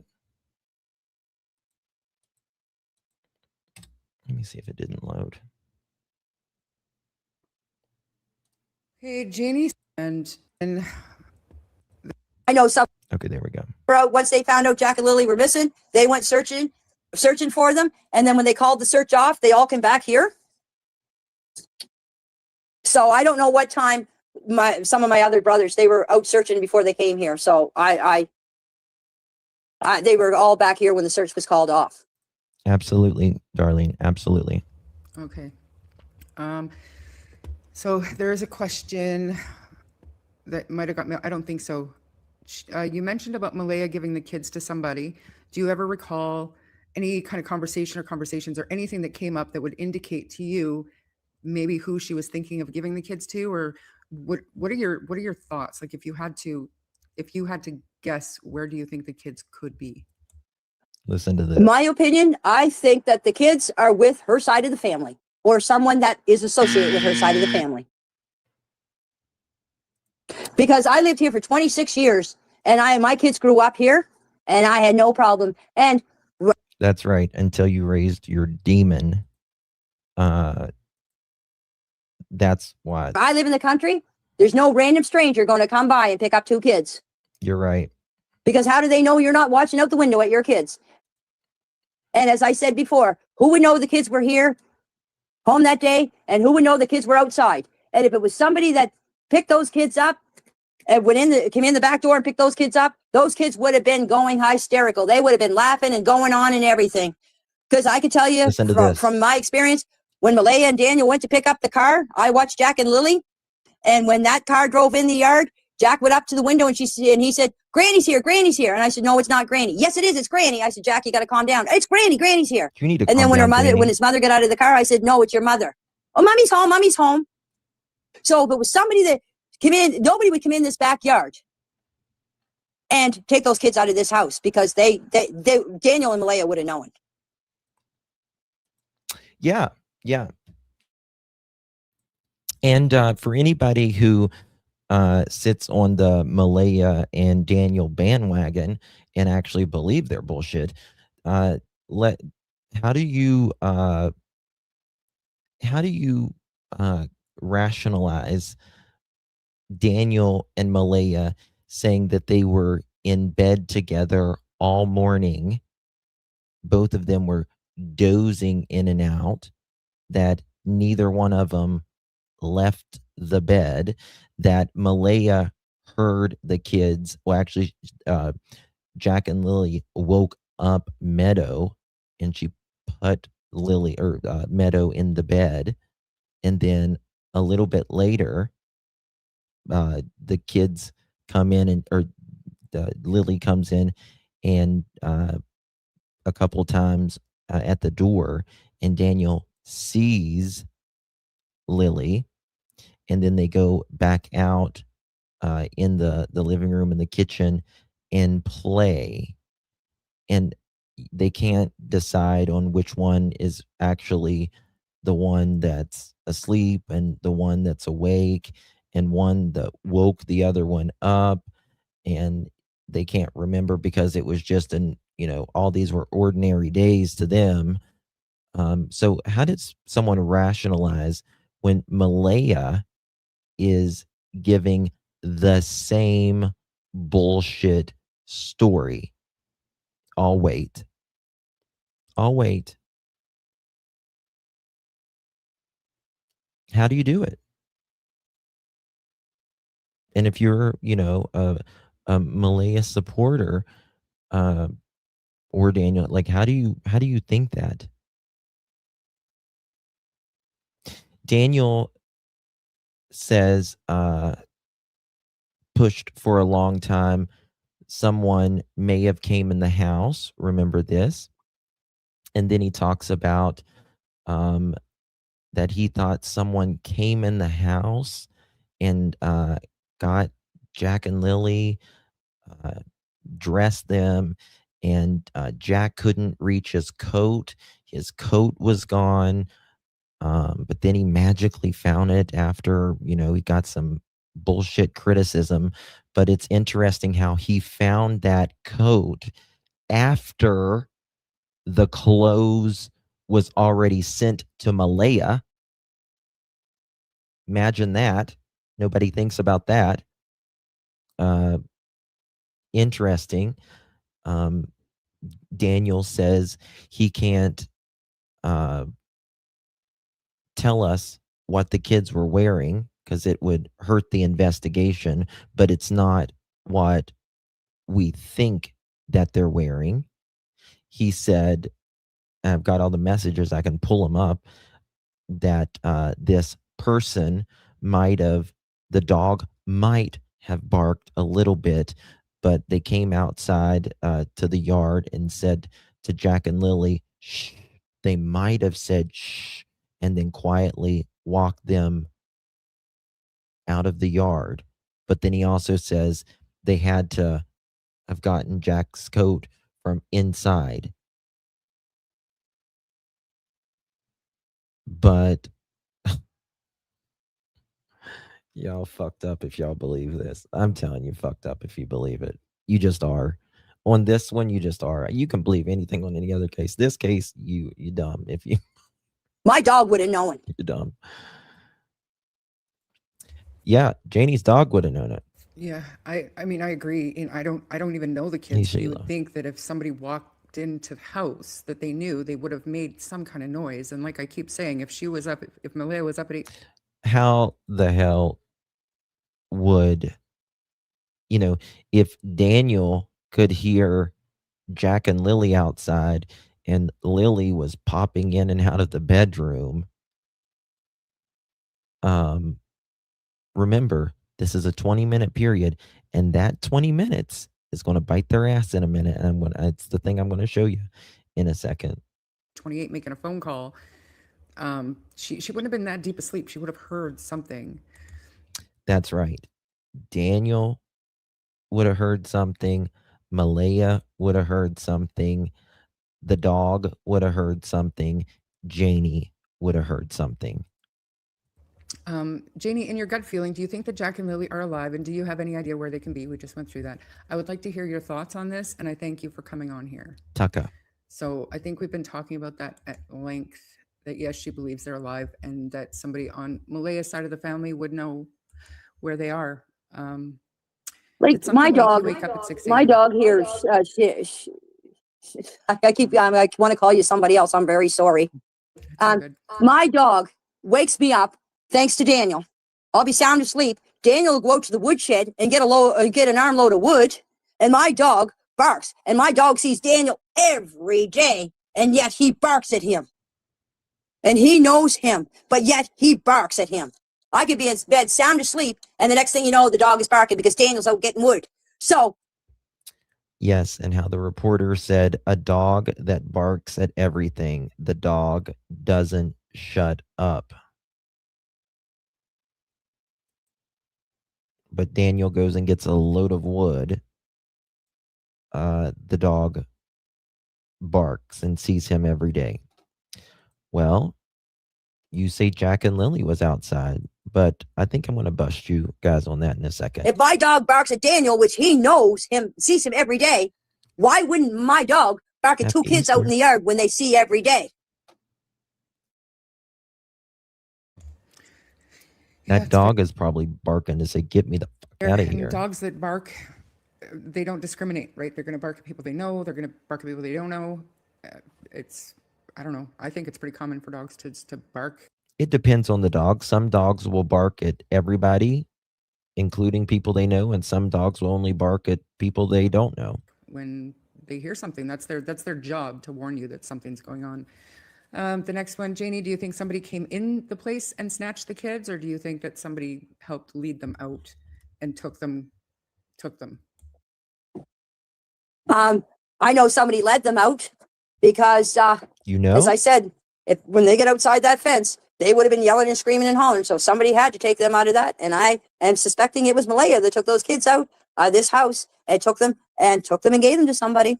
That's my opinion. That's right. Thank you, Miss Joyous. Appreciate you very much. Mama. Everyone on that property knows more than they're saying. Justice for Jack and Lilly. And that's my point. Exactly, Miss Joyous. Everyone knows. And I will not stick up for any one of them except Jack and Lilly. They are the victim. They are the victims, not the three grown-ass adults that are all three parents. Absolutely. So I won't kiss Malaya's ass. I'm not going to stroke her or Daniel's or Janie's ego whenever it really is. Why are these three adults lying on a 4 and a 6-year-old? Why? There's only one reason. Because they know. Because they know. Exactly. And I can't do it. I will never support anybody that hurts a kid, an animal, someone who is mentally, physically handicapped, elderly. You won't. Nope. Can't do it. Those are the people I can get along with anybody in the world. You lie on these kids, you. Thank you, Miss Joyous. I'm sorry for my potty mouth today. I get a little emotional with this one. Thank you, baby Nike. Appreciate you. Love you down there. Thank you. Thank you, love. Appreciate you. Thank you so much. We're about to give another one in just a minute. We just want. I know I keep saying that, but it's coming. And then Bonnie, just wanted to let you know that it's not your fault, not at all. You were not their parent. They expected too much, I feel. That is the parent's place. Absolutely, I agree. Thank you for that. Janie, Exactly, do you Shannon. find it strange that Malaya made the call to 911 before talking to you or checking the trailer regardless of the dog situation? I just feel that it would have been the first spot I checked. And that, Okay, I mean, listen that to makes this. a lot of sense too. That was actually one of my first questions, is because when we found out the mother-in-law lived 40 feet away, my Listen to first this. thought would be, I'm going to go check my mom's place or whatever. Do you have any thoughts of why they wouldn't come and check with you first to see if the kids were inside with you? Tell us. The thing that why they didn't come and check with me is because apparently they thought I was away. Good excuse. I give you credit for that one, Janie. You thought of that one in a year. Good excuse. They thought I was away with my brother Ronnie, right? They thought I was away. But it's not good enough. It's not good enough. I don't give a damn if they thought you was away or not. They would have, I don't know, called you at the very minimum to say, have you seen Jack or Lily? Or what time did you leave, Mom? When's the last time you saw Jack and Lily? Doesn't work for me. Doesn't work for me. And second of all, I don't care if you were home or not. What if Jack and Lily went in your trailer? Wouldn't they at least go try to open the door, see if it was locked? Didn't do that either, did they? So good excuse. It took you a year to think of it. I give you some points for that, but you're full of shit. You're absolutely full of shit. Yeah, everyone said that he was crying about his dog passing of cancer, allegedly, highly. Yeah, he wasn't. He was. Right? Yeah, Shannon. It's red flag. Did they not say that MBM did not expect JM to be home on Friday? Whatever. Yeah.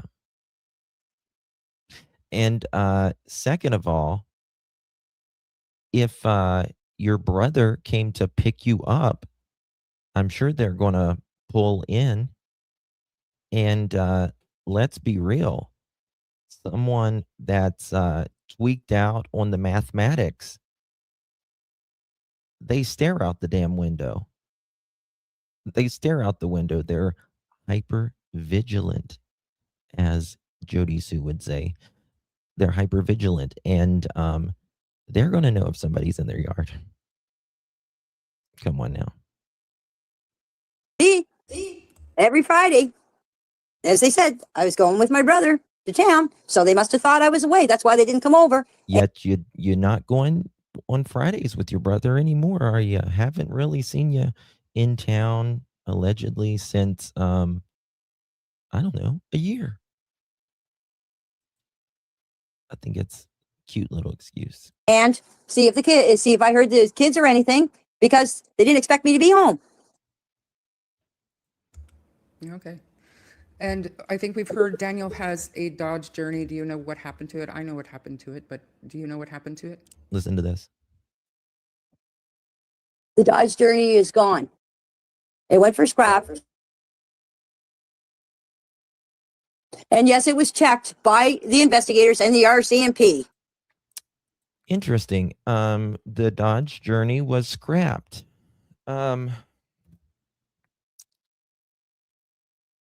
Daniel says in his other interviews that the vehicles wasn't checked. And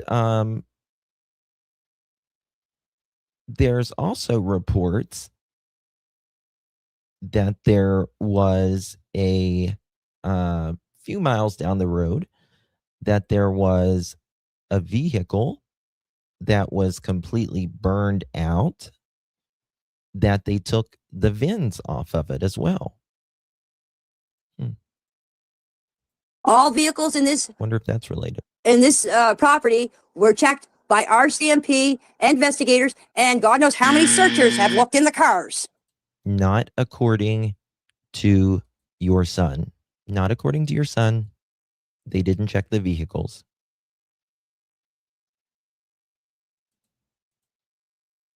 Yes, Justin, and notice it was a one-sentence answer in the silence, in my opinion. Oh, yeah. Yeah. Mm-hmm. We had a dryer out at the end of the driveway. You want to know how many people looked in that dryer? I couldn't count. Well, you have a washer spinner, Janie. You have a washer spinner. Who cares? You have a washer spinner. Nobody gives a damn.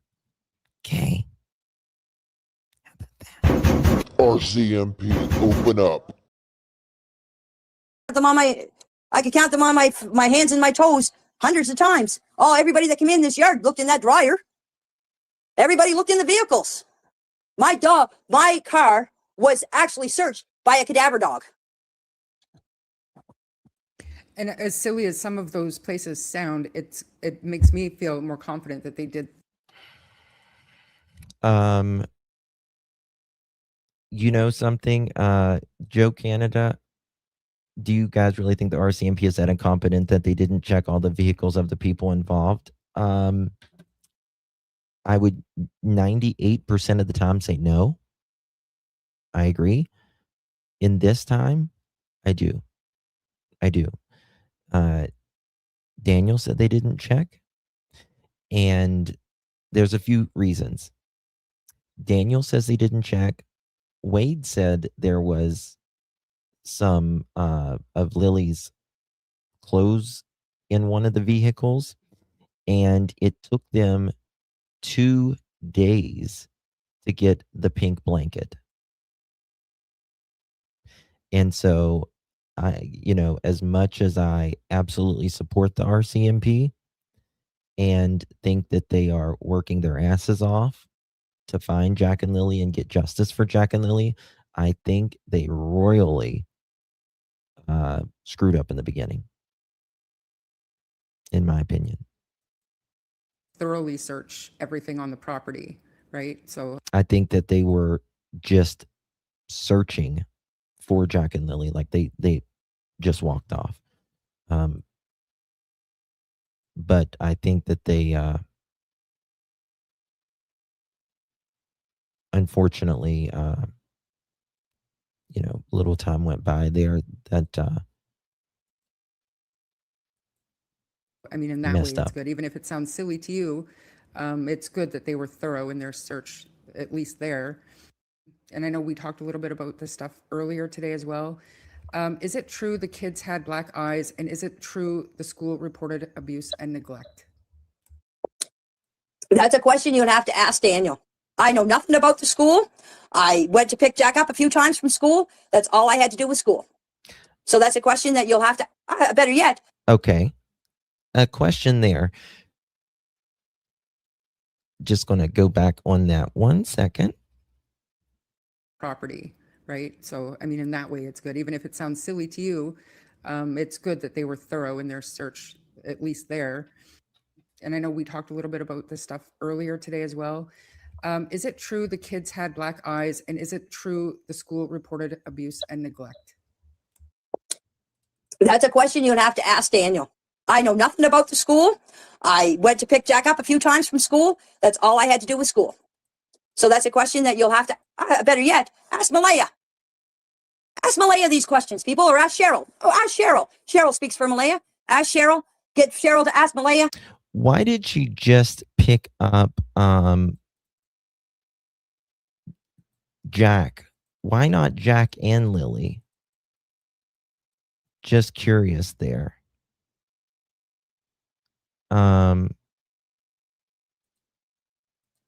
Does anyone know? Why not pick up Jack and Lilly? I don't understand that.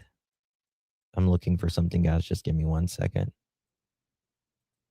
Bear with me. I'm trying to find a timestamp on something because I want to show you something that really caught my attention that we've been overlooking for a long time. Okay, found it. Here we go. Okay. Guys, I'm going to play a video. I'm going to go tinkles real quick. And thank you, Baby Monkey, for that. Really appreciate you, my dear. And I'm going to show you right after this. I'm going to show you something very, very interesting. Give me 1 minute.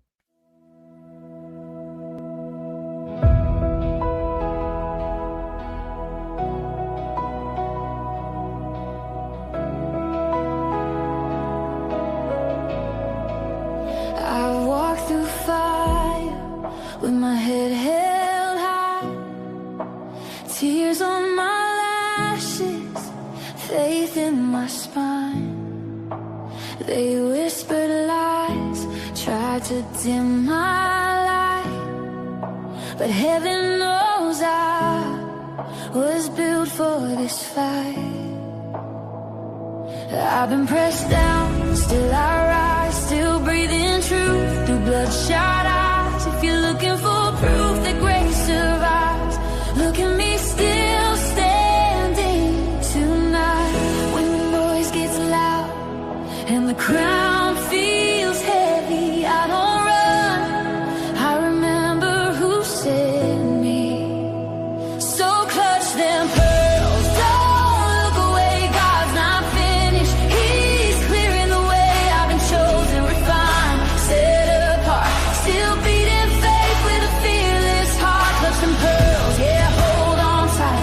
What tried to break me gave me sight. I don't bow to fear, I answer the call. Covered in grace, still standing tall. They said be quiet, stay in your place, smile smaller, soften your faith. But I was never built to blend in. I was born bold, born to contend. I've carried names they tried to shame. Wore my scars like a holy flame. Every trial carved out my voice. Now I stand here unashamed. Rejoice if I shake the room. It's not rebellion, it's resurrection with conviction. So clutch them pearls, don't look away.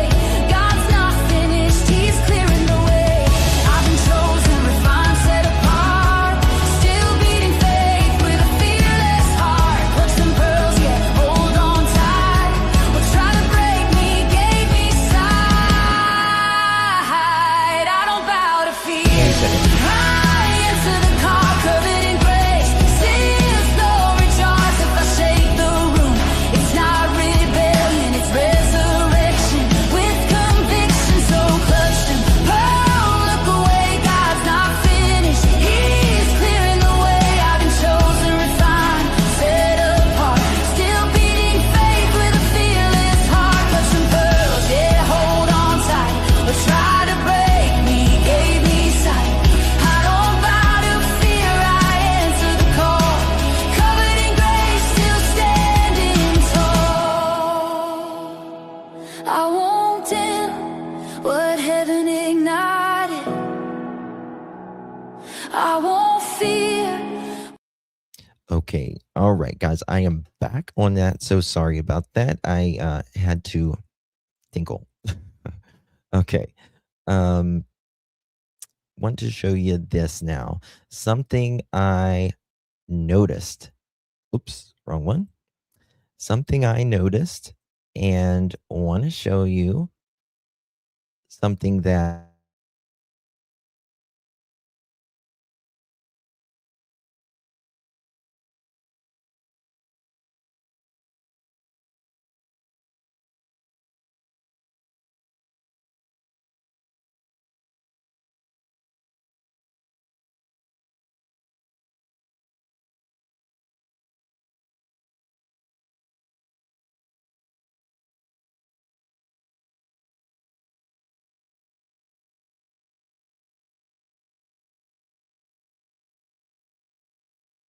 And there's questions that I can't understand. my Is God. I can't wrap. Lord.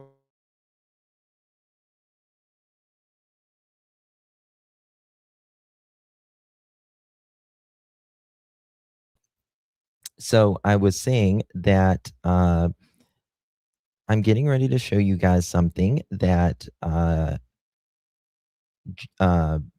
Daniel, Malaya, and Miss Janie have said since day one as part of their script. And it shows you, in my opinion, that all three of them are lying. Thank you, Chris.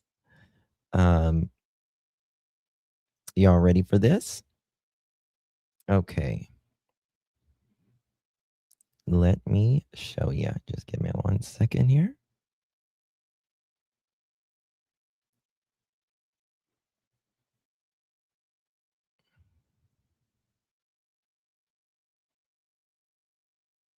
Okay.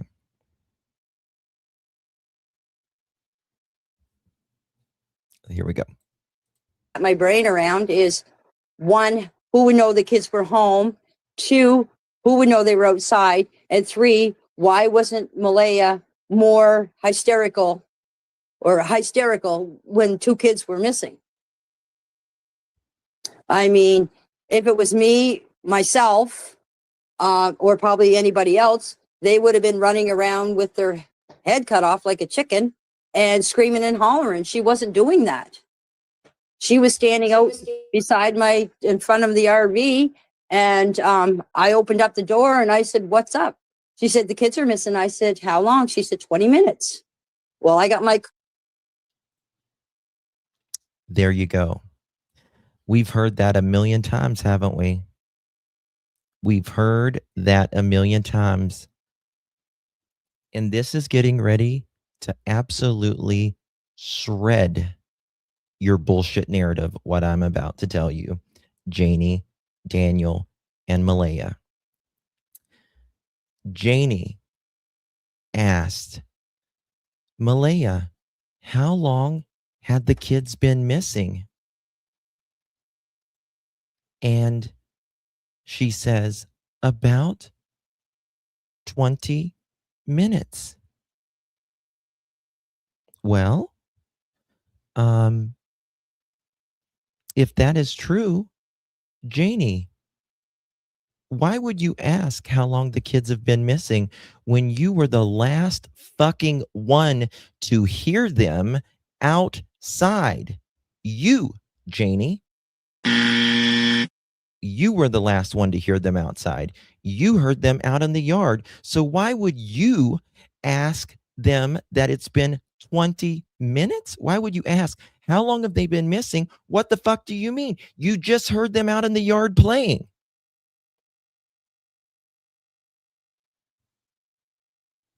Gotcha, bitch. Gotcha, bitch. You're not good at this, girl. You're not good at it.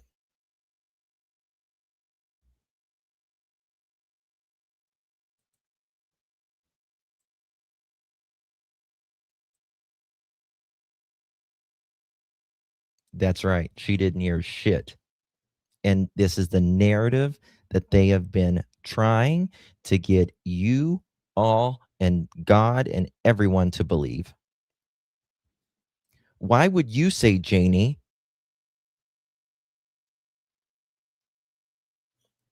what the kids are missing? How could they be missing? You and your dog just heard them barking. It couldn't have been, it literally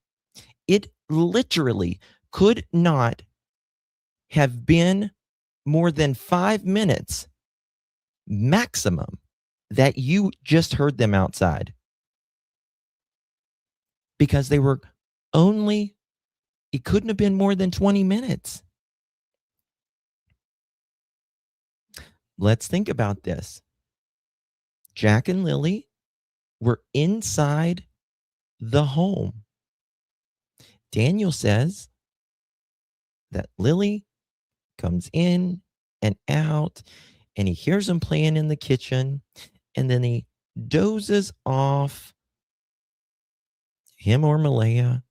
And then Daniel also said he wasn't in any sleep, even to remotely, wasn't even remotely at a sleep.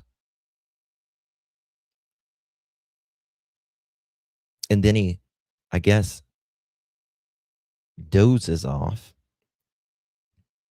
And then they suddenly wake up and they say, oh my God, I don't hear the kids. So these buffoons jump up and they run to the back of the trailer, and then they look inside the house, and then they look outside the house. Meanwhile, in that little time, they say that they're dozing off. It couldn't have been more than 20 minutes. Well, if it couldn't have been more than 20 minutes, then How long does it take a 4 and a 6-year-old to get their boots on and all of this? And as soon as you dozed off, it doesn't mean that they just jetted out the door, because they have to get their boots on, right? Uh, and I'm sure that they play a few minutes, right? So let's say that 5 minutes, let's say 3 minutes, and that's them right after you doze off. Let's say it takes them 3 minutes, and that's not a lot of time for them to get their boots on and all that.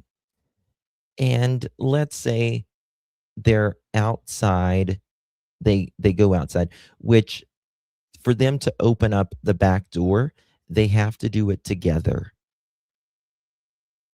They can't open the door, one of them. Malaya and them said they had to open it together. They had to push it together. And not only did they have to push the door open together because it's heavy, but out of all days, they push it back closed. Okay. And then Janie hears them outside playing, laughing and giggling. Okay. Laughing and giggling. And so they're playing outside. Let's say they're out there 10 minutes, laughing and giggling. The dog is barking. Okay. That's 13 minutes. That's 13 minutes. Right? So, hold on. So you got 7 minutes in that 20 minutes, maximum 20 minutes. Right? And Daniel and Malaya come outside and they say, Daniel's yelling for Jack and Lilly. And Daniel runs up this hill and runs down the hill. And by that time, Janie comes out and sees Malaya holding Meadow and says, how long have the kids been missing? And Malaya says, 20 minutes. Janie, why the hell would you ask that question? You were the one that just heard them no more than 7 minutes prior, heard them playing in the yard. You and your dog. Doesn't work, girlfriend.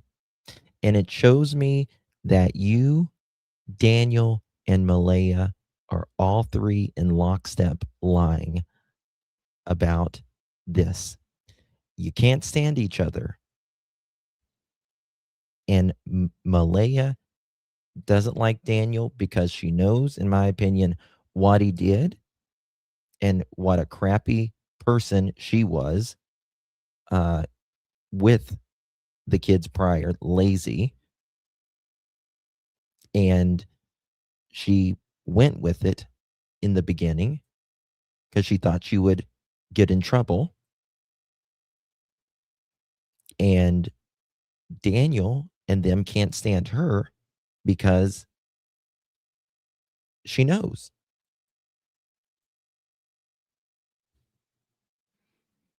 And that's why I tell you, and I have said almost since day one, go back,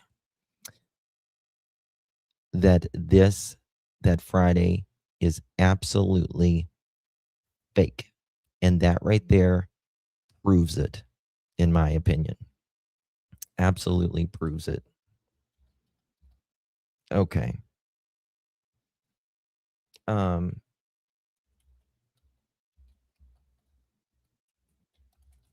1 second.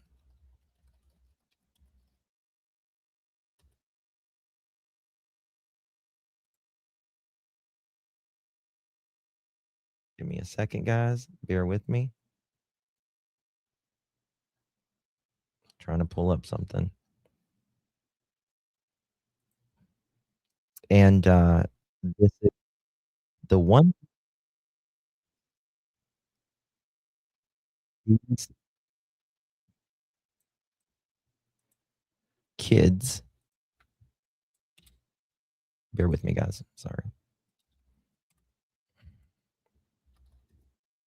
I gotta find a timestamp on something.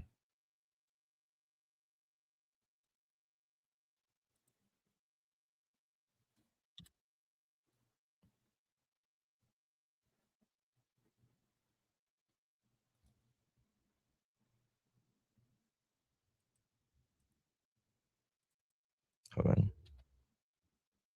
Janie. Wait 1 second, guys. CBC.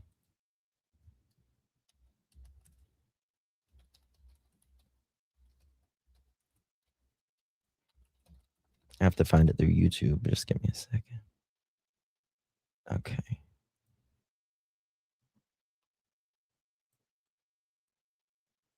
And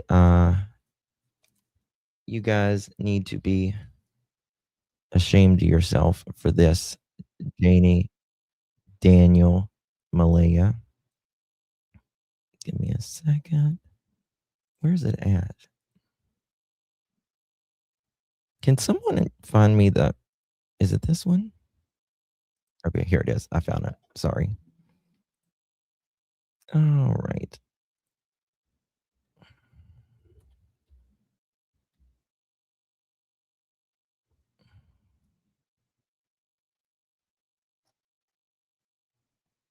Let me just show you right here. We're going to get back to this interview in just a second, but I just want to show you these things just to confirm it for people. There's Tucker giving the side eye. There's Tucker. Okay. And Janie, Daniel, Malaya, I know you're watching. Boo boo. I know you're watching. Susan, thank you so much. Thank you, Justin, for keeping Jack and Lily's case. Thank you so much, my dear. Really, really appreciate you, my love. Thank you so much for your continued support, Miss Susan. Really does mean a lot. Really does. Thank you. Covering up boot prints and tire tracks. Yes. Listen to this. My dog started barking, and the kids. Okay. So Janie says the dog's barking. Okay. And the kids were out in the yard. Now Oh. you can see there's 2 swings Listen. where the kids play. My bedroom is right there. I heard the kids. This is where the kids' swings are. This is where the duct tape kids' swings are. Got it. And she hears them. The dog hears them. There is no room, right, to wiggle, Janie. This is where they always played. And so that's where I heard them. And I can hear everything in that trailer. If 2 kids get out of a fence, and Jack and Lily are all the time yelling, especially Lily, come on, Jackie, let's go, Jackie, let's go, Jackie. It's all I hear out here. When the kids get out of the fence and come out through here, I would have heard them yelling, come on, Jackie, let's go, Jackie, let's go. I didn't hear anything. The next thing I heard is I heard Daniel yelling. He was yelling for Jack and Lily. Okay. The next thing she hears is Jack and Lily. Okay. She had already heard the kids. She had already heard the kids. Now she hears Daniel yelling for Jack and Lily. Okay. Notice this. I didn't get up because I thought he was yelling for Jack and Lily in the house. So the next thing you know, whenever someone says next thing you know, they're always leaving out stuff. Always. If they're saying, next thing you know, yada, yada, yada, that kind of thing, they're always leaving out. Came out of the trailer you go. after I heard Daniel, about, I'd say, 10 minutes after I heard him. I come out of the trailer. What do you mean 10 minutes after you heard him, Janie? 10 minutes? That couldn't be. That couldn't be. 10 minutes after you hear Daniel? Daniel says he runs up the hill, runs back down, and you're outside because you heard him.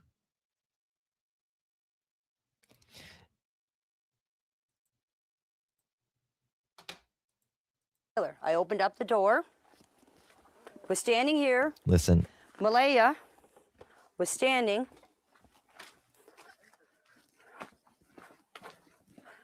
right here with Meadow on her hip. And I come out and I said, "What's up?" She said, "Jack and Lily are missing." Listen to what she says. Out and I said, "What's up?" She said, "Jack and Lily are missing." I said, "How long?" She said, "About 20 minutes." 20 minutes. Now, you're not going to ask that. She said the dog barks at Daniel. She said the dog barked at the kids as well. But that's not the point. The point is about 20 minutes. Janie was the last one to hear the kids. The last one to hear the kids. Why are you asking how long it's been? You just heard the kids outside playing. And now you're going outside because you hear Daniel screaming, and then you go outside and see Malaya, and you say, "What's up?" Just randomly, she comes outside and says, "What's up, Malaya? You just standing out there in the yard with the baby on your hip?"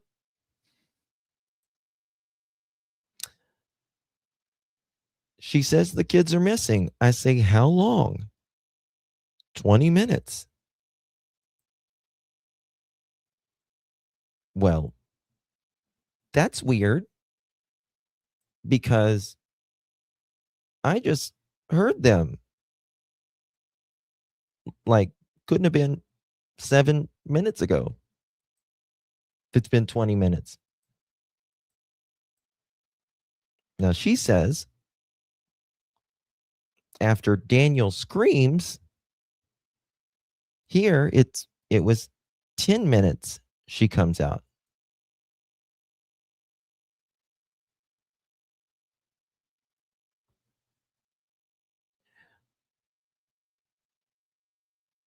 And if that's the truth, then the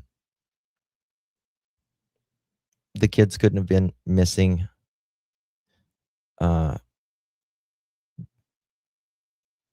more than 10 minutes.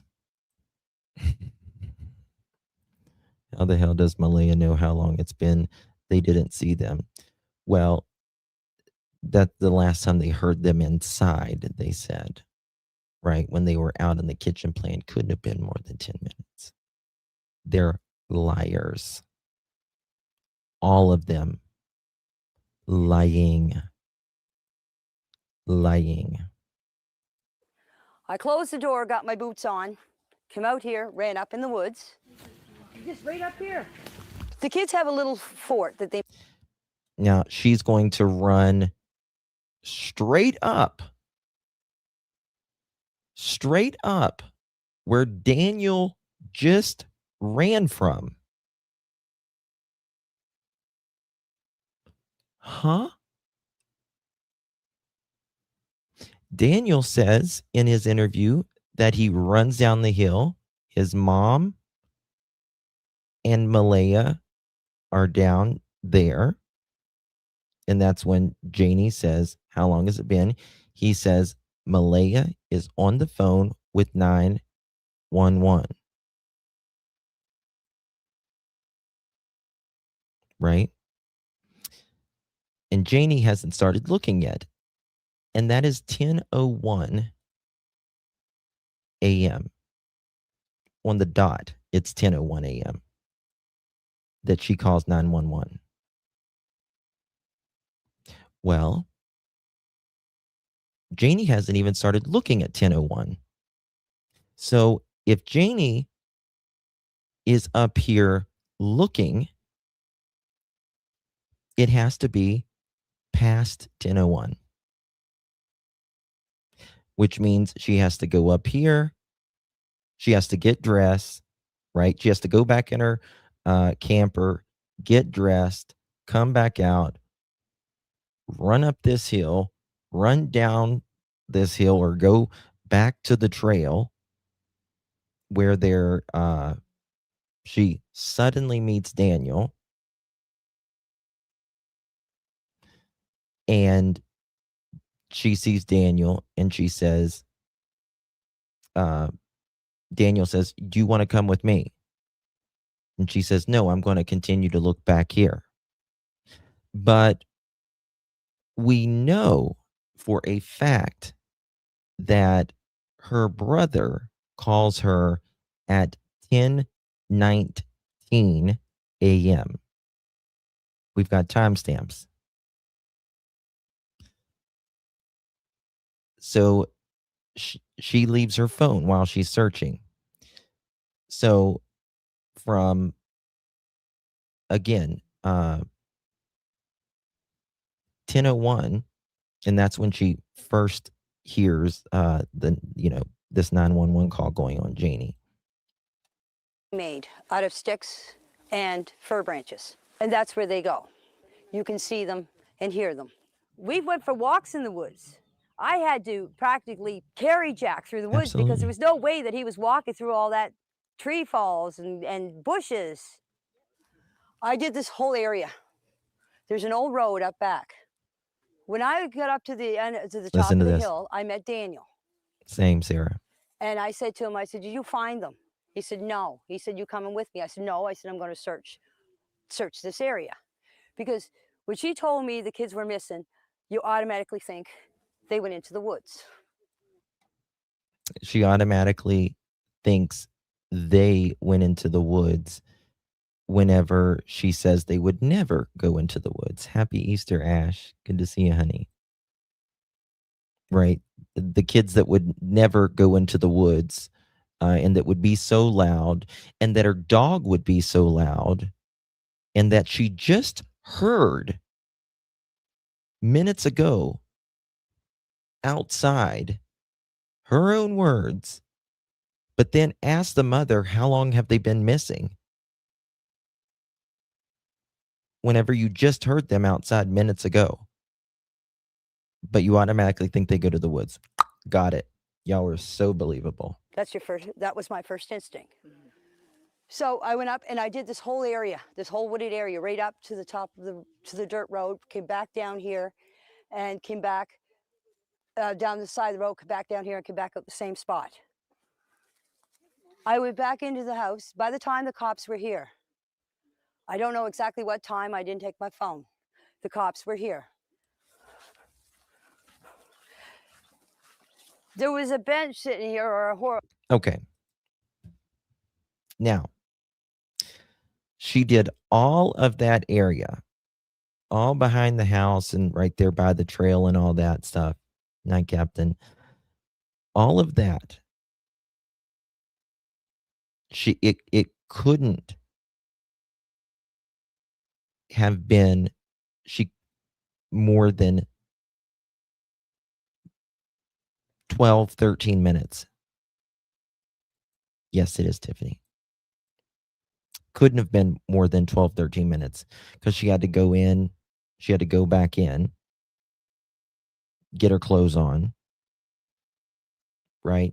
Leave her phone, go back there, go up the hill there, look for them, see Daniel, say, no, I'm going to search. I searched this entire area, and then come back and stand by Malaya at, well, she had to go after she got back. She had to go back in the house to get her phone, right? And then come back outside and stand by Malaya at 10:19 a.m.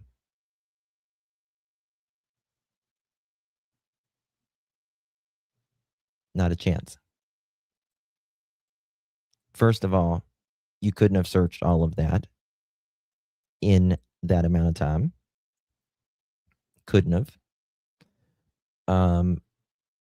And second of all, you just heard the kids. I would be asking a lot more questions if I was Janie, saying, what do you mean the kids are missing? They're literally just out in the yard 5 minutes ago.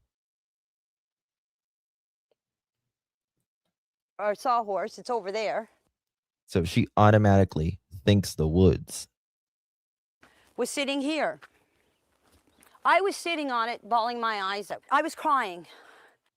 She was bawling her eyes out. Okay. Okay. Now, I want to just show you something here. We're going to get back to another thing in just 1 second. But I just want to show you this I know the truth. I right didn't kill here. Lily and Jack. And I don't believe you, Daniel.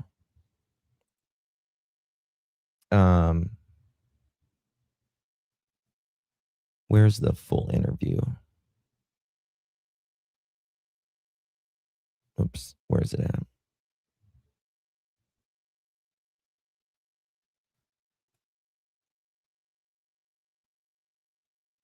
Where's it at?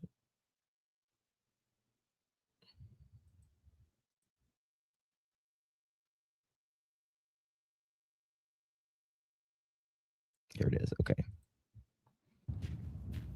All right. Now look at this. It shows you they are lying. Okay.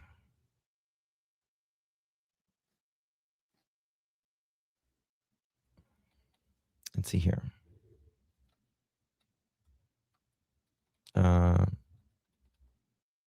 Is this not the interview?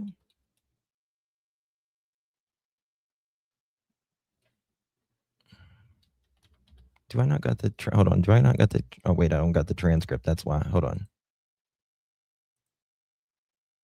Okay.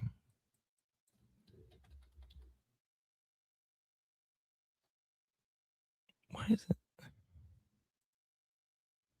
Doesn't he say, I run up the hill in the cabins with this one?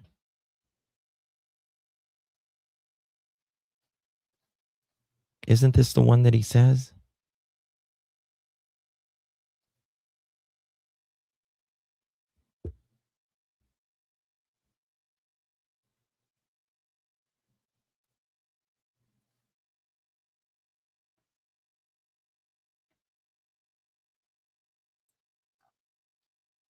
One. The latest one would have been, that would have been on the. Which one does he say, I run up to the hills because they have cabins?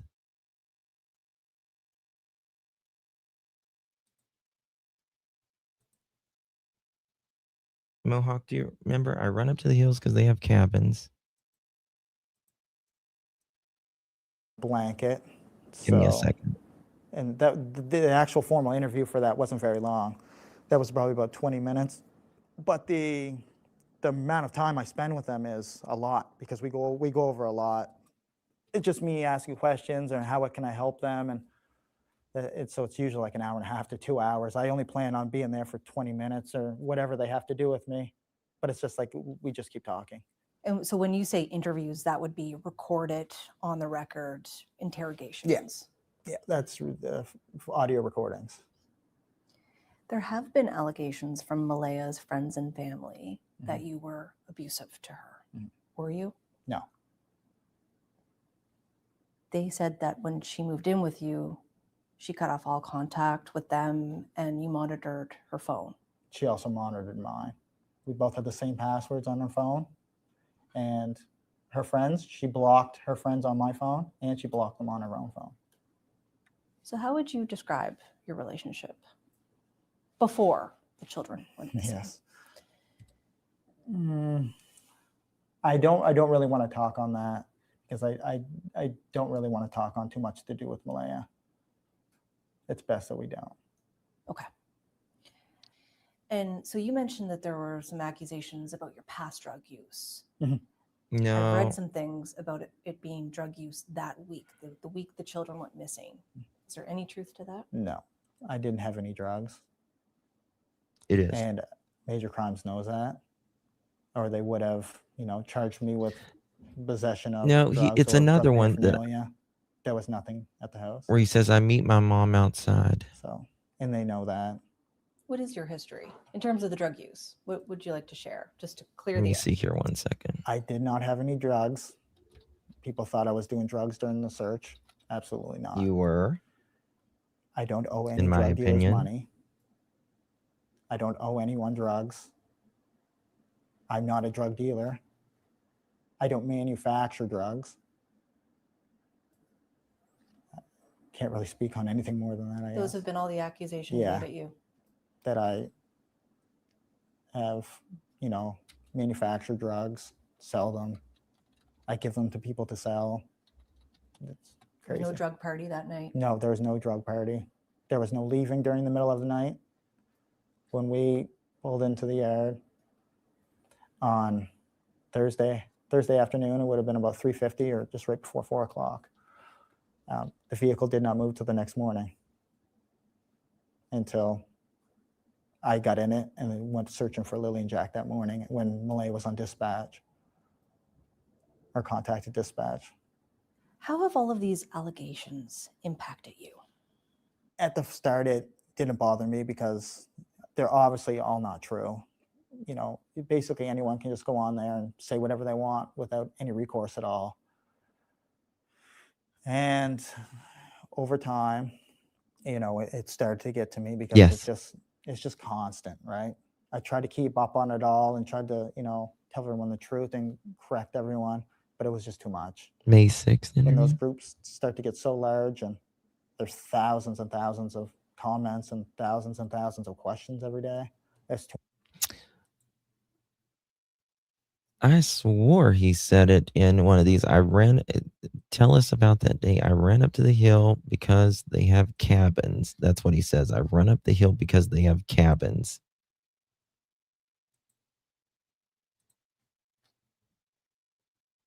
Thank you, Brandy. I've got more, but I'm trying to. Give me a second here.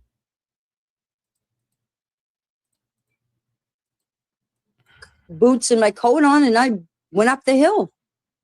And Listen- nice beside my. Listen to what Miss Janie says right here with the 20 minutes. The 20 minutes. Front of the RV, and I opened up the door and I said, "What's up?" She said, "The kids are missing." I said, "How long?" She said, 20 minutes. Daniel says I've got text messages from Daniel where he calls this a confrontation. Thank you, Magdalena. He says there was a confrontation.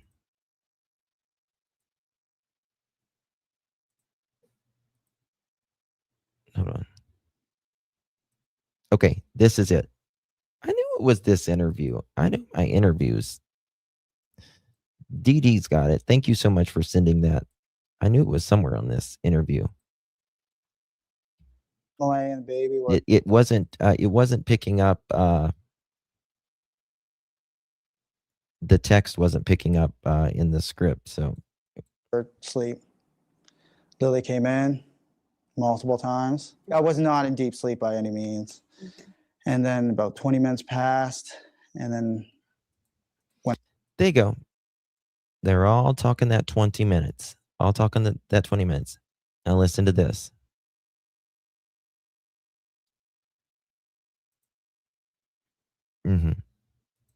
I woke up, Malaya was right beside me. She was still asleep. And I said, I don't hear Lily and Jack. I ran up in the woods to the kids. They have cabins up in the woods, which only took me like 30 seconds. I came right back down. She was on the phone with the RCMP. That's Daniel Martell, and I think he's lying about his missing stepchildren. And it's not just because that story literally did not make sense. So in today's video, let's watch his CBC interview and count the red flags. I'm Deception Detective, an attorney trained in statement analysis. This channel exposes lies and manipulation. So if that's your thing, hit subscribe. For exclusives and other cool perks, join the channel. Link in description. If you have two versions of the same story, debunking one of them is pretty easy. All you have to do.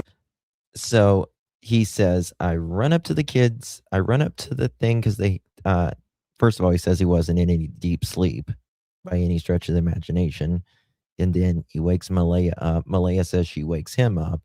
But regardless, they had both heard the kids in the house that morning. Jack and Lily woke Meadow up. Malaya picked up Meadow, laid back down with Meadow. Daniel says later on, Lily comes in his bedroom or their bedroom, and he tells her, to be quiet. She doesn't say anything, but then one time he says something about dad or something, and then they doze back off.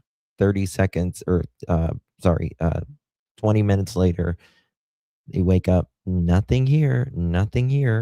So they both immediately freak out like nobody does whenever they don't hear their kids for as soon as their eyes open. You usually yell for them, hello, are you, something, or you just one of you get up and go check on them, one or the other. And then he leaves. They check inside. They go outside. He runs up there. He's yelling for Jack and Lily. Jack and Lily runs up the hill where the cabins is. Run back down the hill where the cabin is. That's when he says he sees his mom. Is look for contradictions. If there are any, they can't both be true. So before we grab our deception decks and break down Daniel's version of that morning in this CBC interview. Oh my God. I am so been wanting Tim Hortons so bad. I wish we had Tim Hortons. We have them in the we used to have them in the United States, but I don't have them in my state. Here's Malaya's version from a month ago. They happen to just get out that sliding door and we can't hear it when it opens. You can tell they're lying right here. They just happened to get out of that sliding door. You don't talk like that when this is your kids. If you know she's trying to soften the blow. Trying to soften the blow. They just happened. And they were outside playing, but we weren't aware of it at the time. And the next thing we knew, it was quiet. And we get up and I tell him, my partner, Daniel, I tell him, do you hear the kids? And he says, no. And we get up instantly. We're looking outside. We're looking everywhere, yelling for them. And I instantly just call 911. It's just. They both say instantly for different. I just had the instinct I needed to call. Malaya said she's the one who noticed the kids were gone and alerted Daniel. He said the opposite. Malaya said they both went outside looking for the kids. Daniel said he was out for 30 seconds and she called the police in the meantime. Those are interpersonal contradictions, or contradictions between two people's stories. And typically, if one is guilty and one is innocent, the innocent person will point out the contradictions and be suspicious of the one who's clearly lying. So the fact that Daniel and Malaya haven't done that suggests to me that they're co-conspirators and this entire story is scripted. And there are plenty more signs of scripting and fabrication in that story. I've already pointed out a bunch of them in my previous videos in this series, which I recommend you binge watch if you haven't seen them yet. But there's plenty more in this interview itself. So let's watch. That's what they say. Deep angry. In rural Nova Scotia, 140 kilometers northeast of Halifax, the last known location. How you doing? A lot of area to cover. We're out in sticks here. Not one, but two missing children. A dog that barks at everything. A mother who left on the second day. Did y'all see my YouTube short that I made of Janie? If you didn't, check it out. It's like 20 seconds long.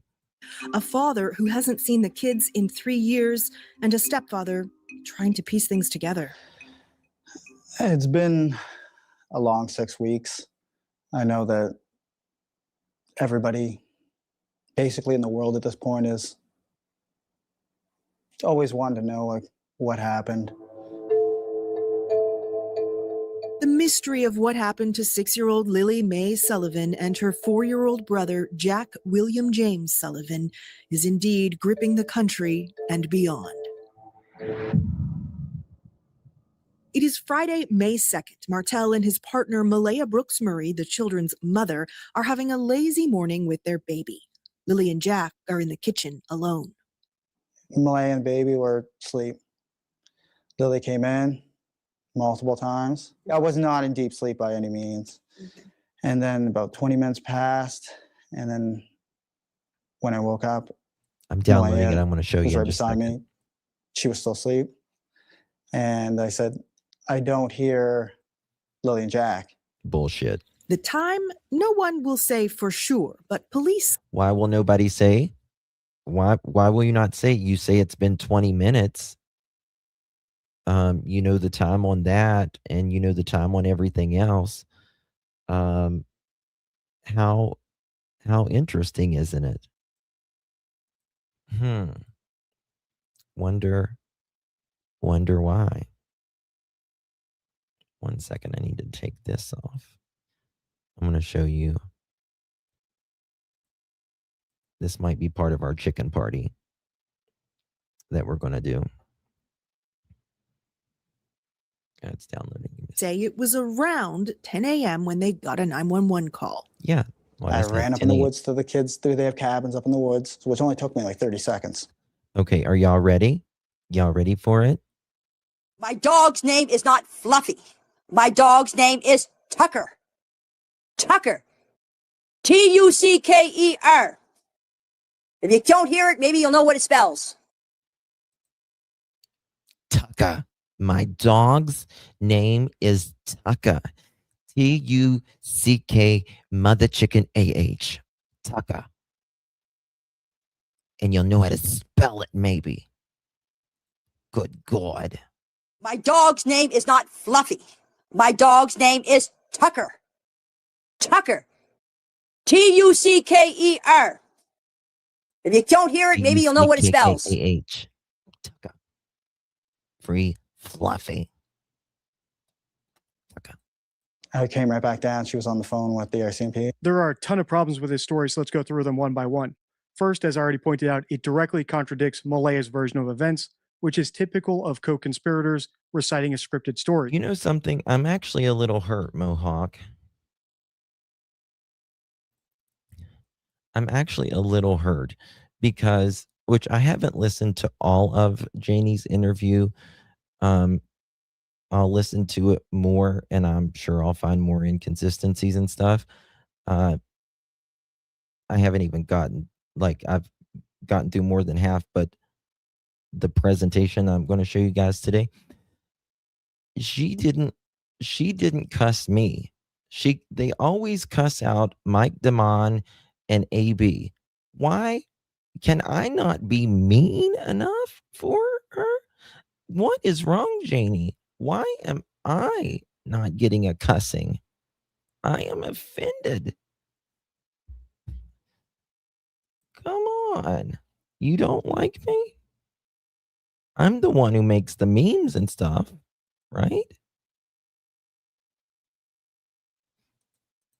The made up stuff just doesn't stick as well in the brain as a real memory. Second, it's extremely vague, especially when it comes down to the timing of everything. Disappointing. For instance, he said that Lily came into the room multiple times, and then suddenly he's saying 20 minutes later he woke up.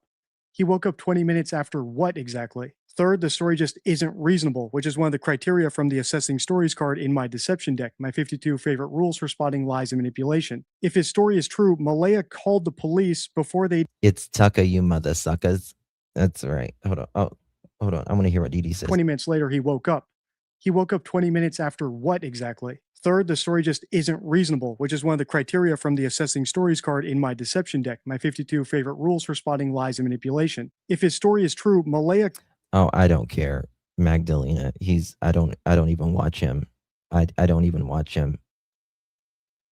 I couldn't care less, to be honest. I mean, thank you, baby. I appreciate you.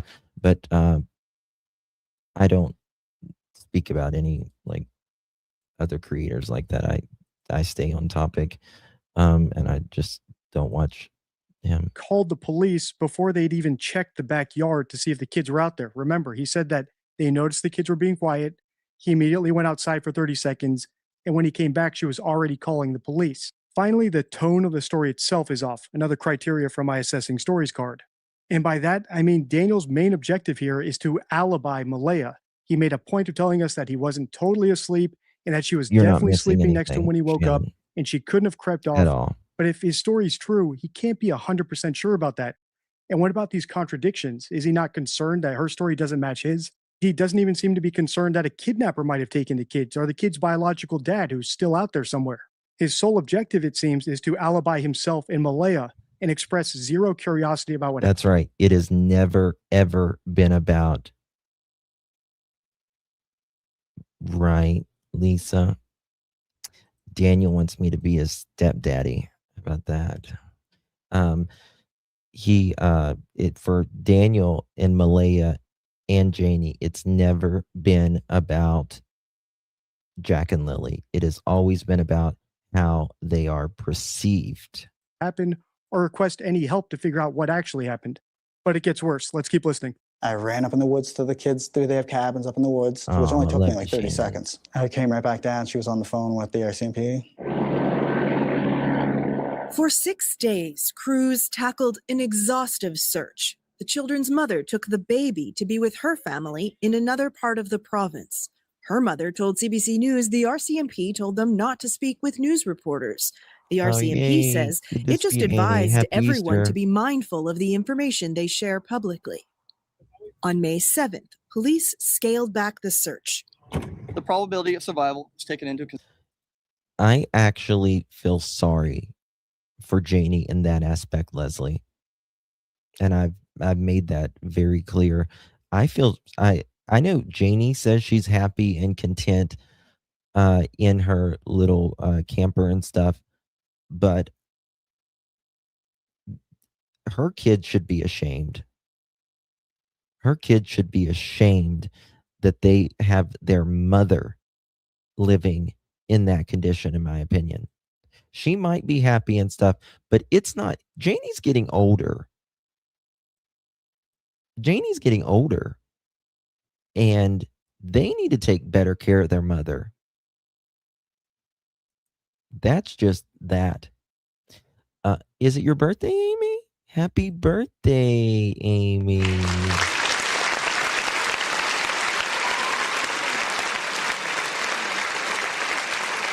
Annie. Happy birthday, Annie. Sorry. Happy birthday, honey. Yeah, Daniel and Justin. And this is the thing. I understand. Like, I get it.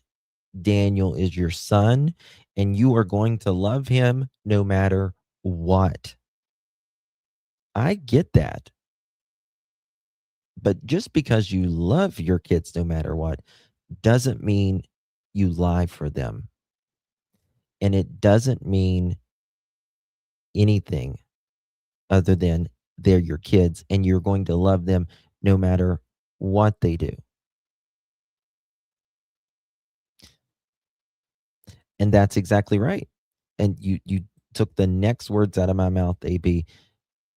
Daniel has milked his mother and family dry, and they just can't get enough. They just can't get enough. He's wrecked every car. He didn't give his mother any money per month. They had money rolling in. They had an electric bill and an internet bill. That's nothing.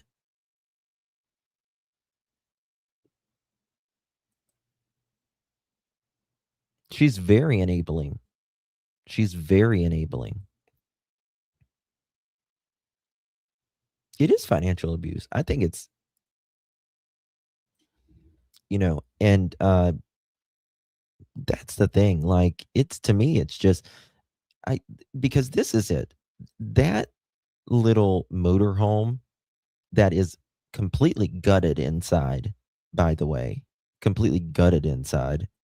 You can see it when she opened the door. Nova Scotia gets fucking cold. Like, you that could not be warm. It couldn't be warm.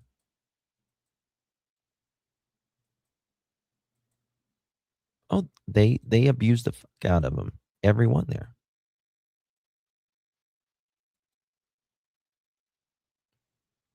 That wood stove would be hot. I think it would get, yeah, I think it would get hot. But I mean, she's loading up fucking wood at ever how old she is. Yeah, it would either be really hot or really cold. I grew up poor. We didn't have a thermostat until I was probably 11 years old, 12 years old. We had wood. That's it. And it was either so damn hot, you had to open up the doors and windows, or cold. It was one or the other. She's not old. She's not a spring chicken. She's not a spring chicken. Regardless, you treat your mother better than that. You just do. You make sure she's okay.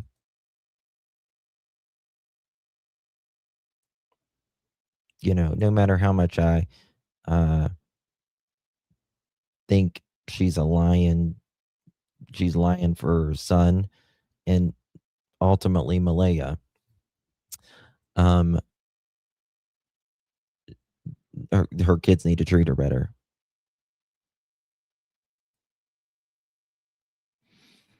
I think she's in her mid 50s. I think she's probably about 55. She's about the senior citizen age.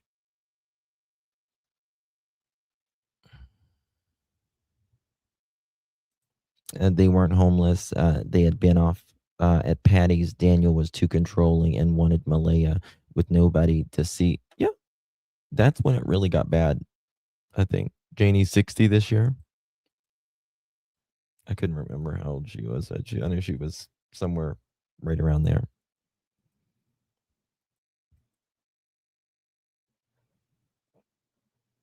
Yeah.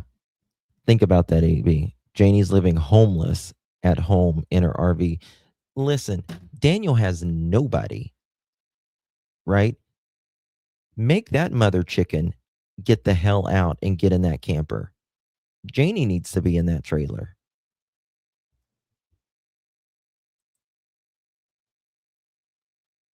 That's just crazy to me that they don't take care of their mother like that.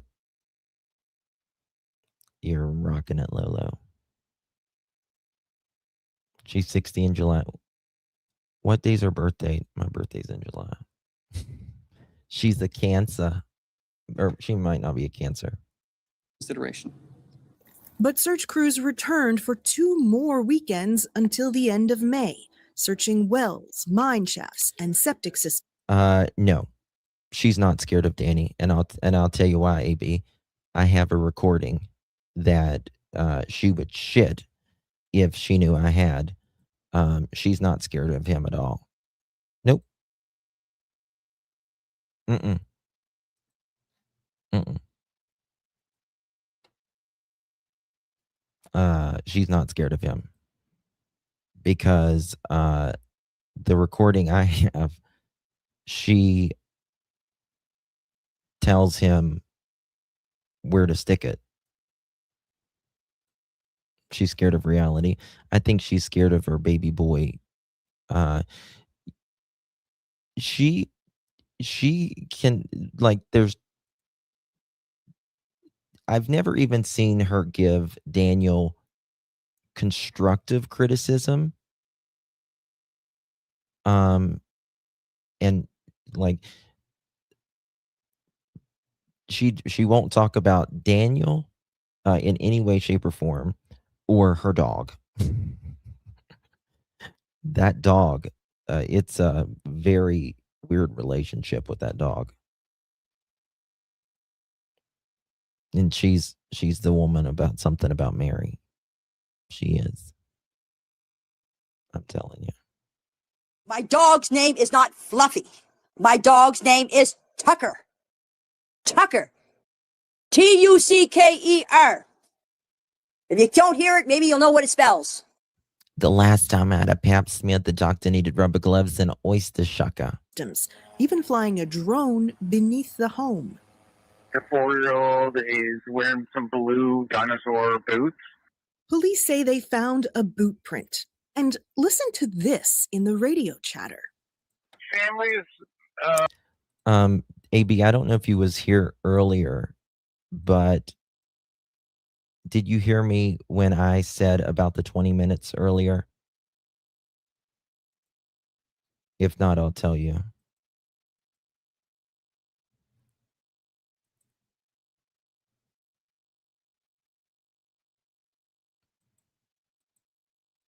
Okay, gotcha.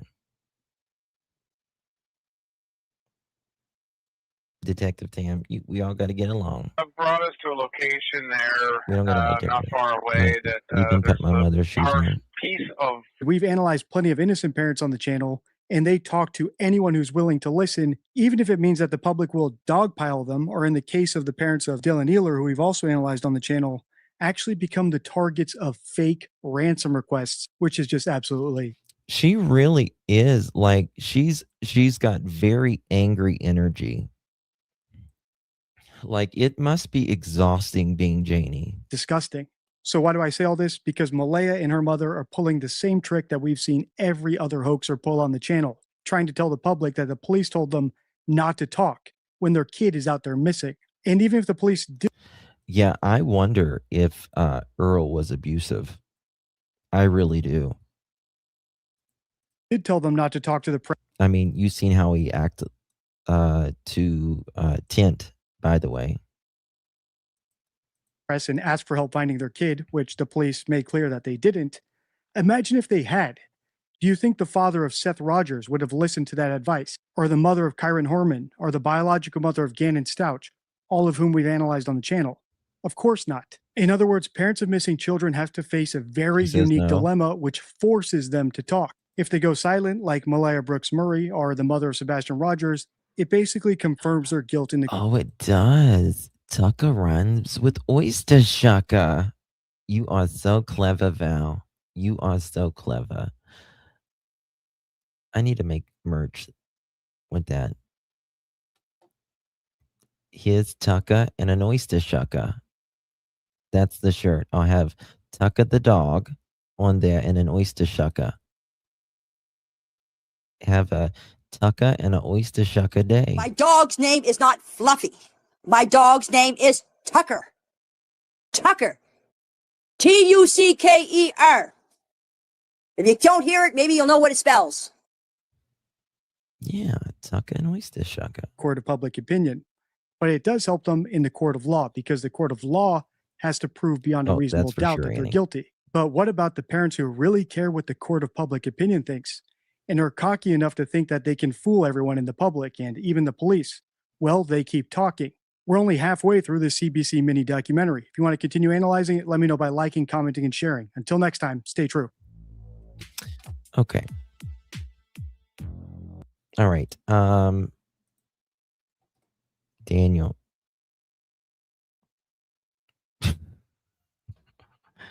Oh my God. Mini Panthers just text me something.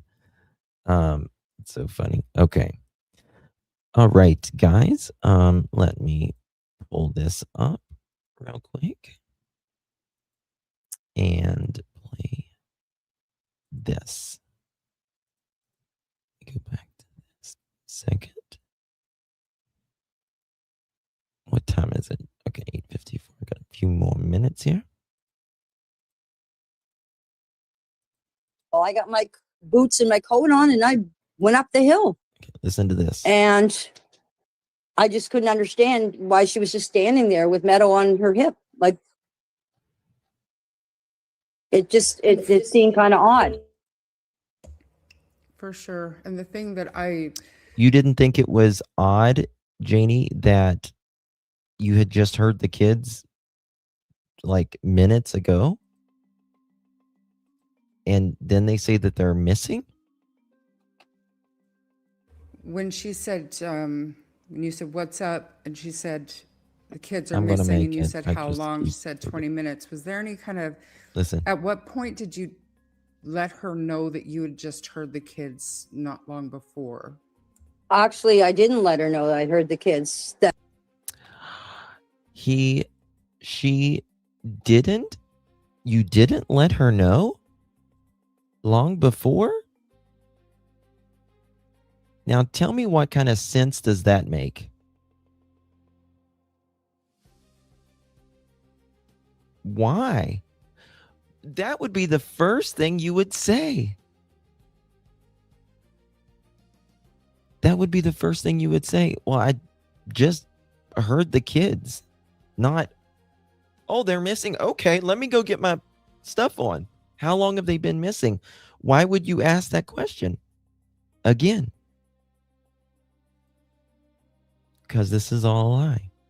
That morning, because I just took off up in the woods and just started looking for the kids. Like, this is what people don't understand. We live in the country. So when somebody tells somebody that the kids are missing, you automatically, I don't care who you are, you check the woods because there could be a possibility there. Yeah, well, you might check the woods, but you said it seemed a little odd. Malaya was just standing there with a child on her hip, and you had just literally heard the kids. You were the last one to hear the kids. They were in the woods, right? So when I went up in the woods and I met Daniel up at the top of the old road up here at the hill, and he was in the Malaya's car, and I said to him, Yeah, don't want to forget that Nissan. Don't want to forget it, right? I said, did you Nissan. find the kids? And he said, no. He said, are you coming with me? And I said, no, I'm going to search around the area here and see if they're around there. And when I come back down, the RCMP were already here. So I could back over to the RV here. And yes, I was going to take my dog out because I figured if Tucker could find them, and when I come back down, the RCMP were already here. So I could back over to the RV here. And yes, I was going to take my dog out because I figured No, Janie. There's another lie.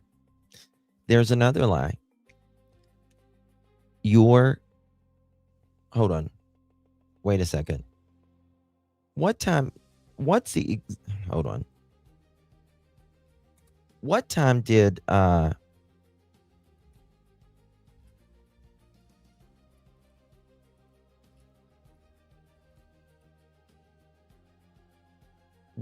did the RCMP show up? The exact time. Does anyone know? I'm looking real quick.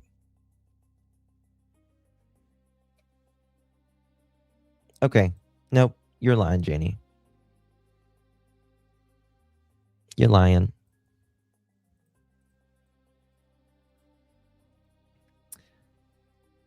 (10:27) RCMP arrived at 1407 Gairloch Road, Lansdowne. Janie said when she got back,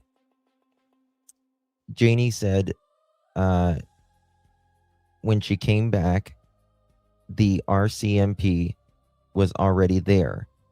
Nope. Couldn't have been, Janie. Why? Because you didn't take your phone with you. You didn't take your phone with you, and you talked to your brother at 10:19. Couldn't have happened. Wrong. Wrong, lady. Couldn't have happened. There you go. She also said she was with Malaya when RCMP arrived. Yep. There you go, Mohawk. There you go. Remember, we initially thought it was 10:12, and DM went with that. He would have known it. Have you known it longer than 11 minutes? Yeah. Yep.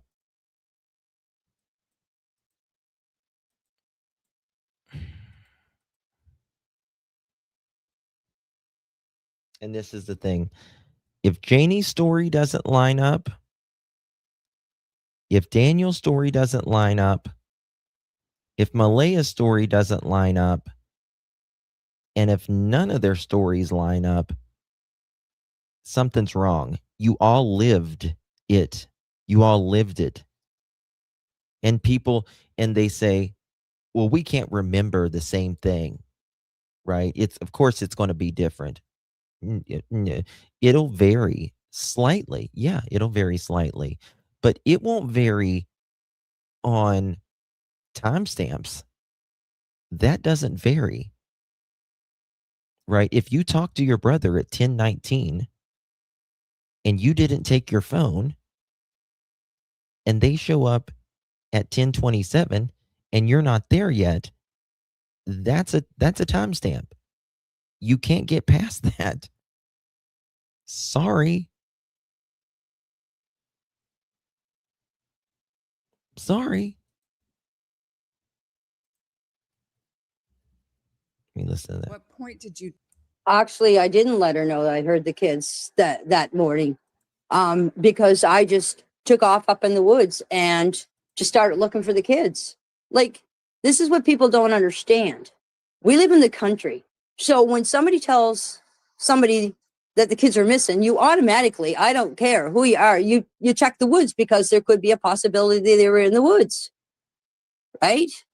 So when I went up in the woods and I met Daniel up at the top of the old road up here at the hill, and he was in the Malaya's car, and I said to him, I said, did you find the kids? And he said, no. He said, are you coming with me? And I said, no, I'm going to search around the area here and to see if they're around there. And when I come back down, the RCMP were already here. So I could back over to. Nope. Okay. Again, Miss Janie, that doesn't work for you, baby. Let me just show you something. Bear with me, as this is really bad for her. Really bad. Let me see if I can find it. I'm looking for a timestamp. Give me a second, guys. Where does she show it? It's just a little clip here. I'm pretty sure it's at the end.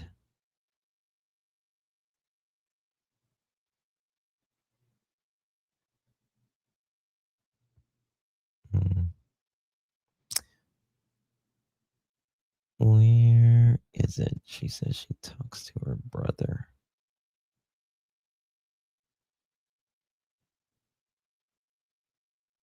Does anyone know where she shows that timestamp?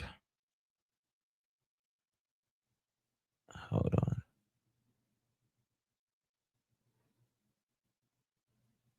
Oh, fuck me. Let me see it.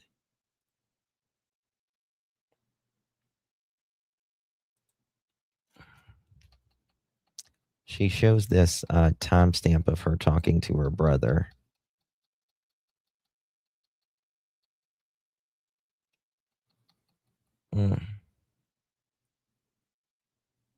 Well, I don't have it here, but she says it in this interview as well. But she says the timestamp is 10:19. It's 10:19, and doesn't work, Janie.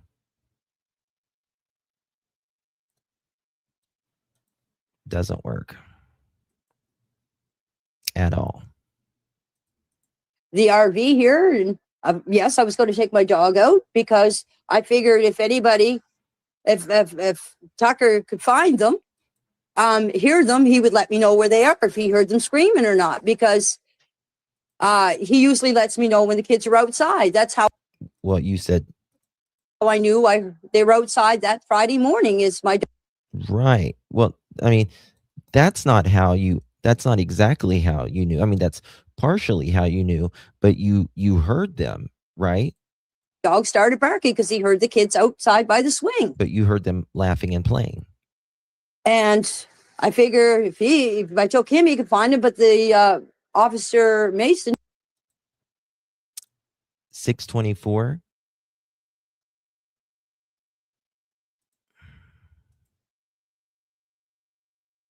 How do we know that?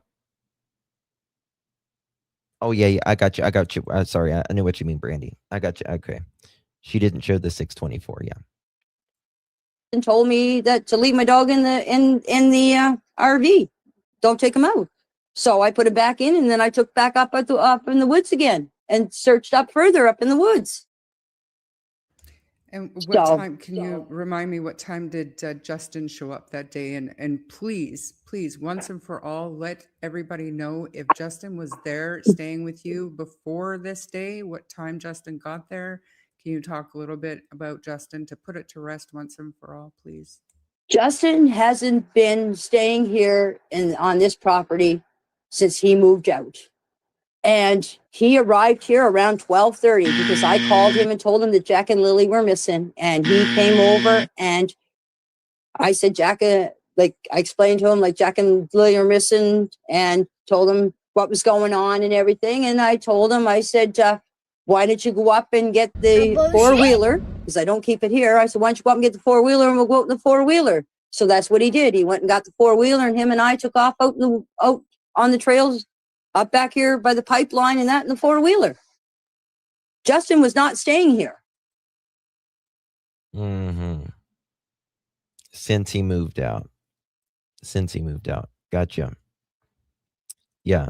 He hasn't been here since he moved out. When the fuck did he move out? The day Jack and Lily went missing? Asking. And can you talk a little bit about Justin's dog? I agree. Exactly. Justin had a dog. It hasn't been on this property for, I'd say, 7 or 8 years when he moved out. The only dog. 7 or 8 years, my ass. Bullshit. Where did she keep the four-wheeler? I think in my opinion, she kept it at what's his name? So Earl's house. Dog that's on this property is the dog that you see on the screen. And I've had him for 5.5 years. He is 6 years old now. I got him when he was 6 months old. His birthday, September 12th, if you'd like to know.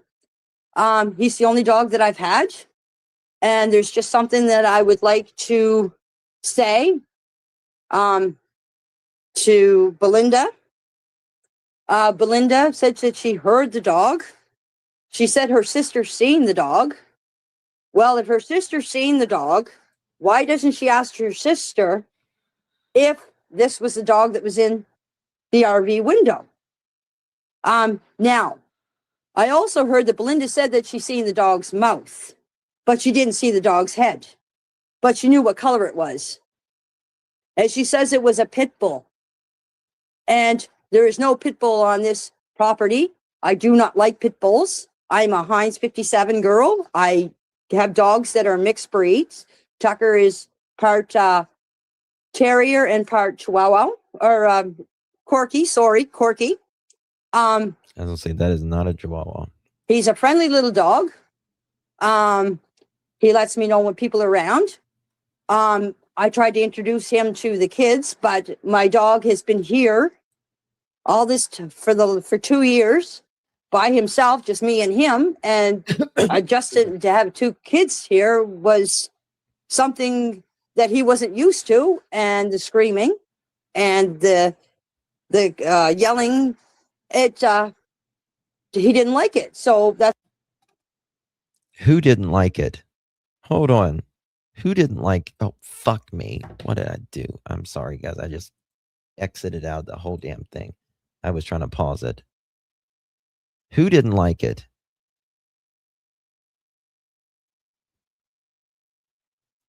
What is she talking about?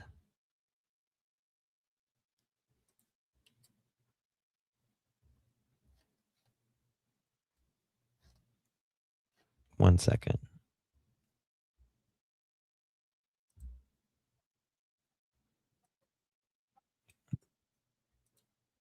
Excited. Hold on. I tried to introduce him to the kids, but my dog has been here all this for 2 years by himself, just me and him. And adjusted to have 2 kids here was something that he wasn't used to, and the screaming and the yelling, he didn't like it. So that's why I kept Tucker away from the kids, because they would get excited and they.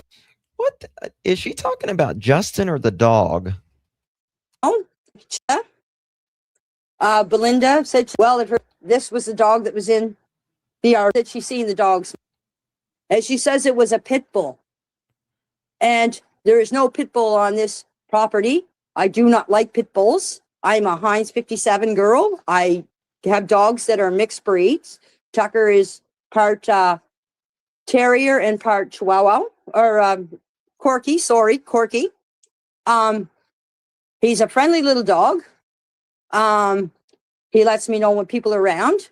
Happy Easter. I tried to introduce him to the kids, but my dog has been here all this for 2 years by himself, just me and him. And adjusted to have 2 kids here was something that he wasn't used to, and the screaming and the yelling. Adjusted to have 2 kids here was just me and him, and adjusted to have 2 kids here was something that he wasn't used to, and the screaming and the yelling, he didn't like it. So that's why I kept Tucker away from the kids, because they would get excited and Lily would get screaming and that, and my dog got upset. If anybody owns a dog, you know that they don't like loud screams or loud pitches or anything. So my dog, I kept. Janie, your dog barks at everything. Yeah, and how about her grandchildren? Exactly. All kids are loud. All kids are loud. Every single one. They all outside play and scream and laugh and yelling, fighting, all of that. I think she caught herself too. I really do.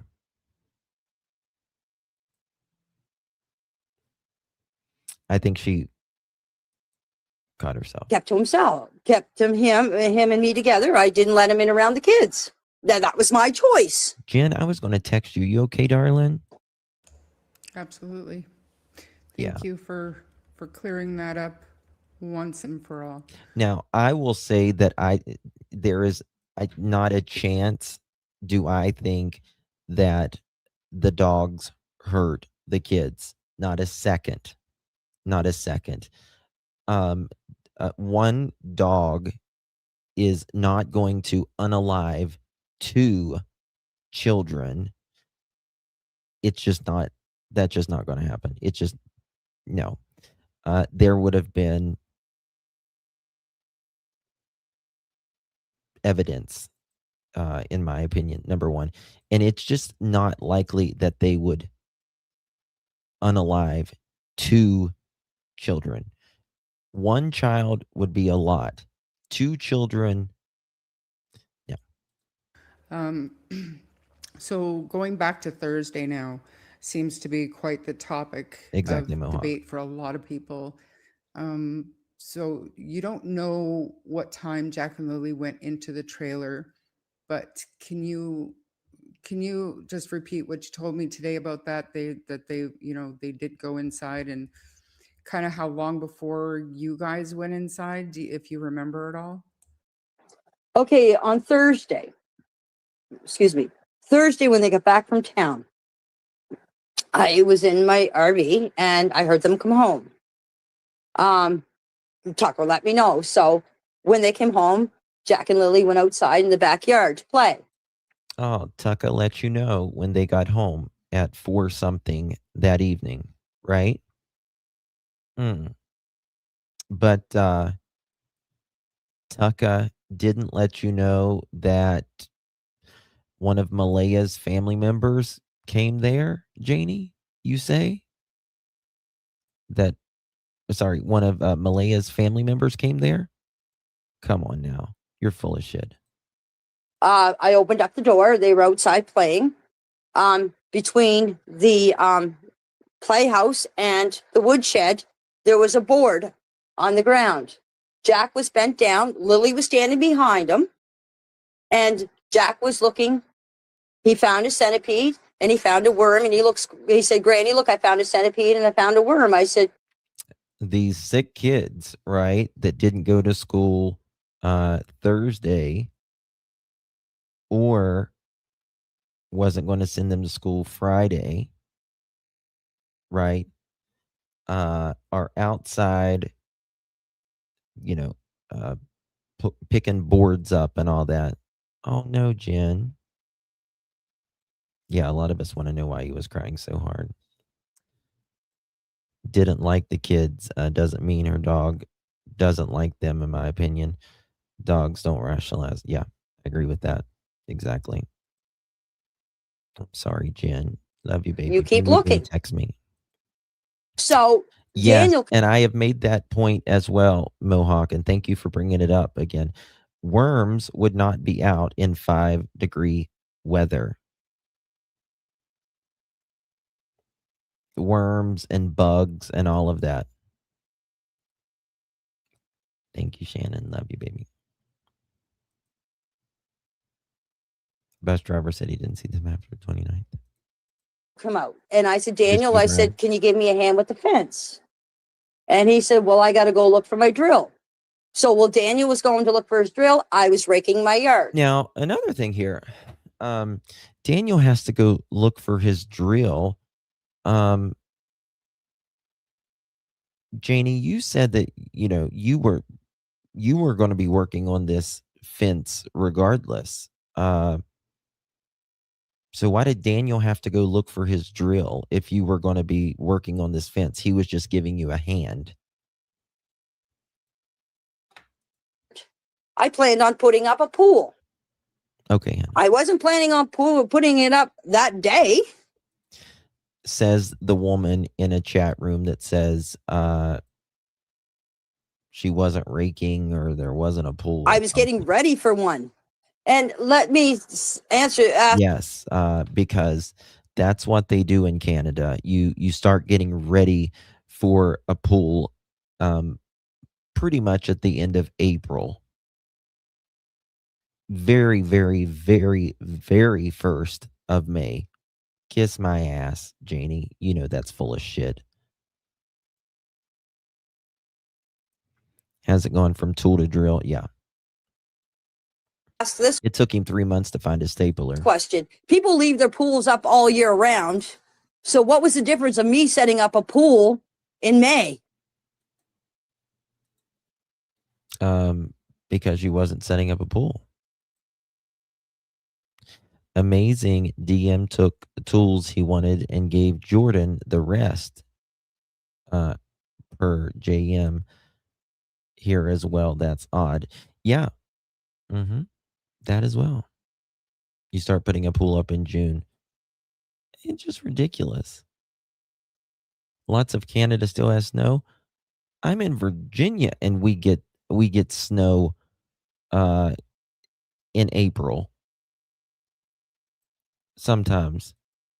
We've even got snow in May. Am I not allowed to? Is there a law against it? There's a law lying. So I was raking. 26-year-old. So I was raking up to set up a pool. I wanted it level. And people keep saying on comments and everything, why would you put a pool in your driveway. That is not my driveway. That's your fucking driveway. It has 2 tire tracks all the way down to your RV. It goes to the hood of your RV. Come on. People, my driveway is where the cars are parked. This is my front lawn, Daniel's backyard. If people don't understand that, if you want to see it now, you drive a car down there and you see how far you get. So, to put up a pool, you have to have level ground. Now, you don't put a pool on just ground. You have to have sand, a tarp. If anybody set up a pool. Mm-hmm. Look at this. That looks like a driveway to me. That looks like a driveway to me.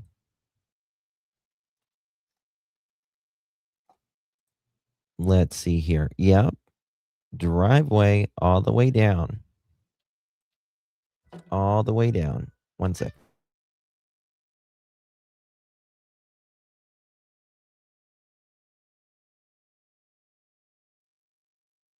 Pool, they understand what I'm talking about.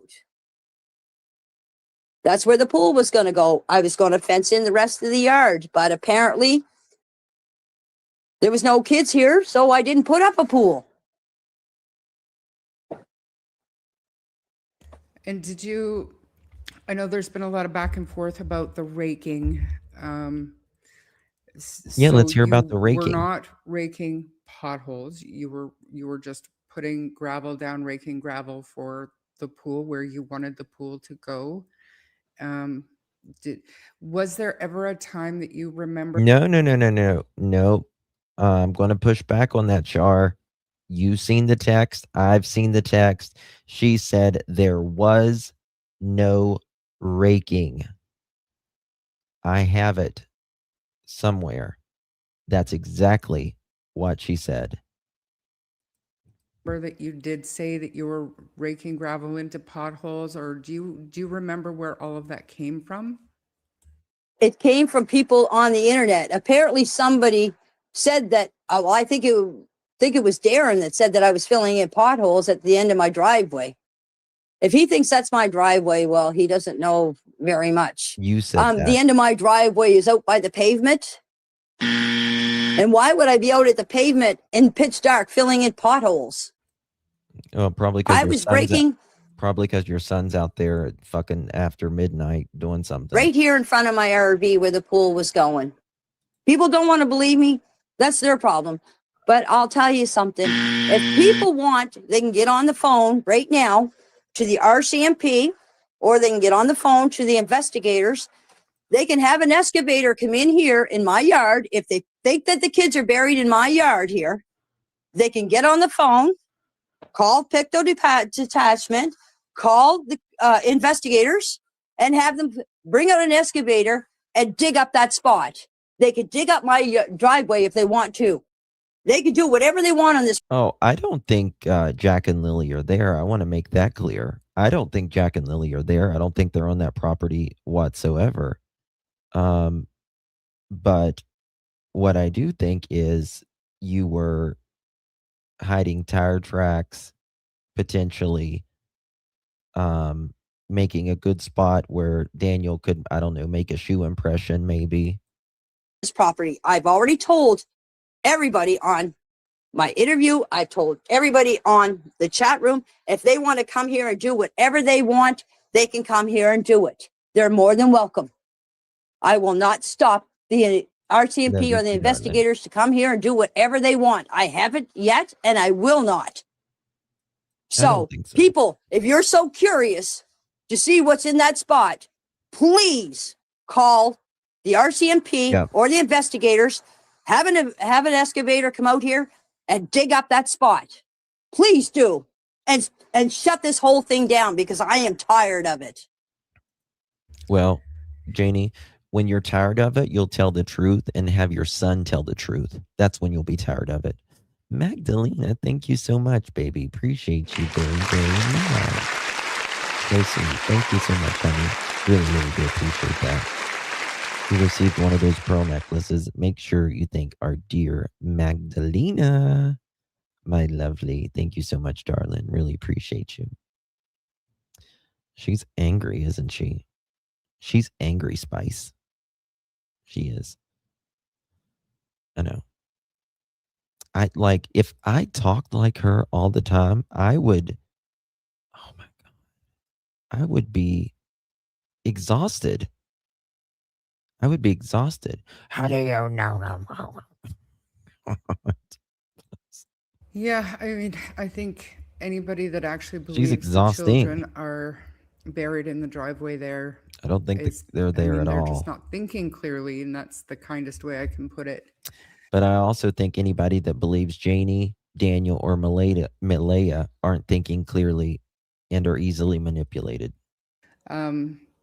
So, okay, you said that you searched the church area yourself. Do you know if the searchers or the RCMP ever searched inside the church after you did, or do you know if that's ever been thoroughly? Sorry, inside the what? The church. Apparently, you had searched a church yourself. Is that correct? Where would the church be, please? I'm not Turn sure, your abandoned iPad church, is down, there Daniel. a chapel or something? I've seen a picture, and somebody told me that you had searched it yourself. No? I have to correct people here. There's no church here. Are they talking about the building on up top of the hill here? If they're talking about the white building up here, it's it used to be an old community center. And that has been closed up for years. Is that something that is it's got a padlock on it now? Is that what It's that old building. It's like a community center. That's the Garlock Looks Church. like a church kind of. That's a way to heck down. What? That's Wait, you hear Daniel in the That's the back? Garlock Church. That's a way to heck down the road. If they're talking about the Garlock Church, that's kilometers away from here. No, I didn't search no church. Please, like if somebody could tell me what church they're talking about, kind of building. I would sure be glad, but I didn't search no church. I went up and searched the community center, up around the community center, but it's not a church. So wherever people are getting that, I would like to know. Okay, I guess they are speaking of the fishing. community center. Okay, the community center, yep. I went up there and I went all the way around it. I looked underneath the holes, underneath it. I looked inside of it and everything. And they weren't there. If they were there, I would have found them. That's what it Even the RCMP went up there and searched. It reminds you like a Little House on the Prairie type of schoolhouse or old church or something. Okay, yeah, that was the question. And would that be the same thing as the little schoolhouse? Yeah, it used to be an old schoolhouse. It used to be the schoolhouse years ago, and then it turned into a community center.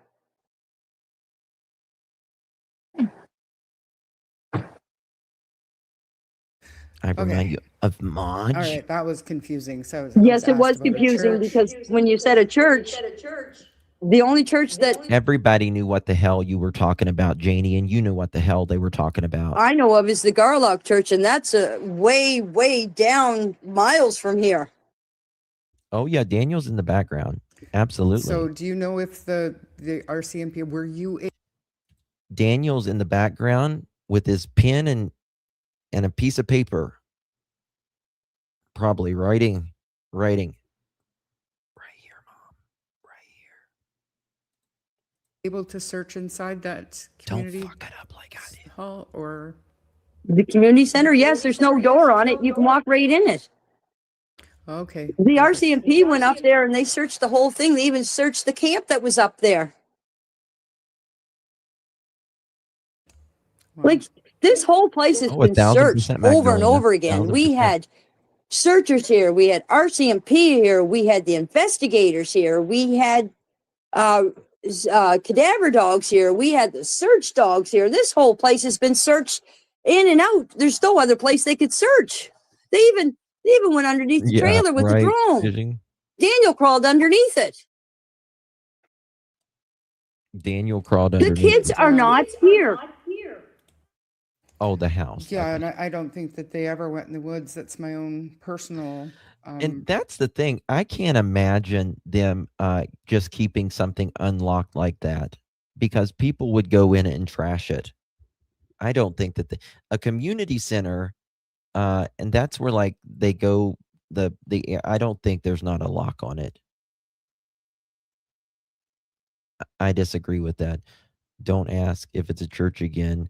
She'll backflip and take off on a reaction to everything. It doesn't make sense to me, because you guys all said that the kids didn't go into the woods by themselves. So can you confirm that one more time for everybody, that this wasn't something that happened all the time?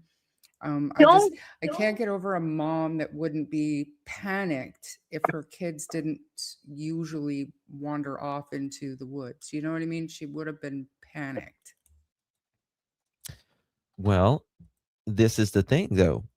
You see, you've got people blaming Malaya, and you've got people that only blame Malaya, and you've got people that only blame Daniel. And no, I'm not working like that. They are both equally, in their own right, sus. Because remember, they had the same story that morning. They were both in the bed since at least 6 a.m. and the kids were out playing and laughing and giggling. So, not buying it. Not buying it. Both of your asses. Both of your asses. No one, you're not going to paint Daniel or Malaya white as snow for me. No ma'am, no ham, and no turkey.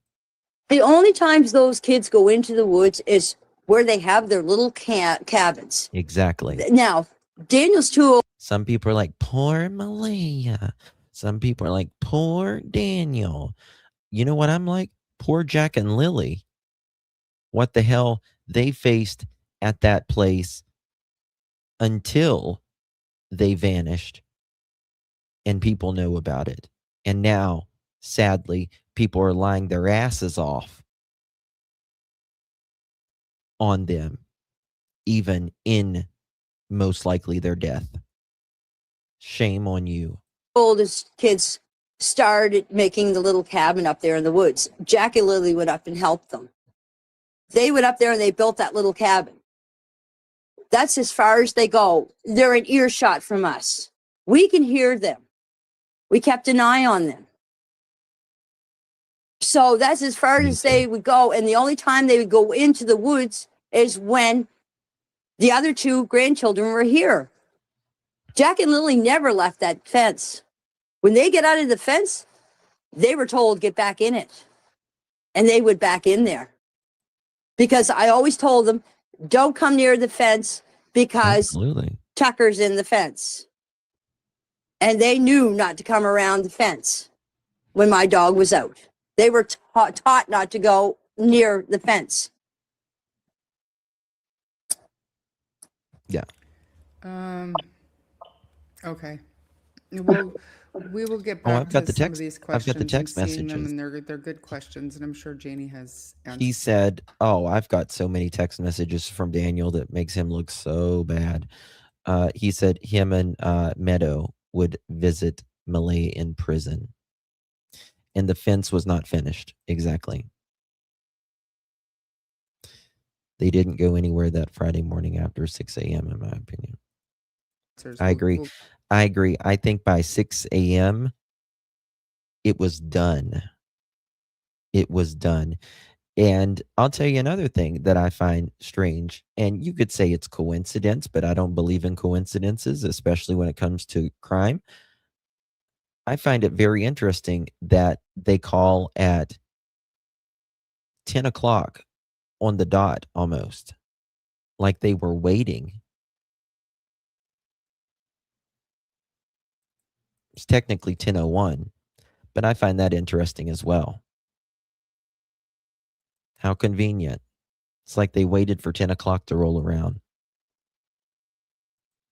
We'll come back to them. Can I just say something, Sarah? Absolutely. There was a search out here today with shenanigans. Bradley, Malaya was out here today, and Cheryl. So they started a search. Now, this is why Junkyard Janie is up there. Because of this. Today. The question that I would like someone to answer me is, why is these people searching out around here, and the RCMP and the investigators are not searching anymore? Like, I thought. First of all, I think you're all full of shit, Janie. You can't stand it that Malaya's out there, and they're looking, and Malaya suddenly gets the balls to look after a year, and people can say, you don't know what she's been doing for the last year. The fuck? Yeah, you do. We know she hasn't been doing interviews. We know she hasn't been speaking to anybody. We do know that she's been at the beach partying like a mofo and drinking. We do know that. You know when someone is actively looking for their kids.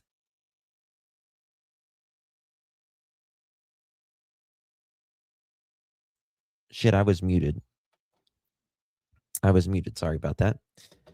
You know exactly what you know exactly what Malaya has been doing. She has absolutely been dicking around and all that for the last year, not looking for the kids. I have a feeling that the RCMP, and you can say that. I wasn't muted. Okay. You can say that you don't know what she's been doing, if that makes you feel better to support her or whatever, but we do know. he and the investigators are giving up on Jack and Lilly. I really do. We haven't heard any more statements about what's going on with the case. You haven't heard any more statements. Well, that's very interesting. When the RCMP or any law enforcement is quiet, that's when I would take note. When they're no longer speaking to you because they've got everything that they most likely need from you. But you've just heard the major crimes say that they haven't given up on Jack and Lilly, that they won't give up on Jack and Lilly, and that they will see it through. And major crimes did say recently foul play, and I did show that as well. They're not telling anybody anything. There was a polygraph test done. Nothing. Yeah. And her son got SA charges, assault charges, and I forget the third one.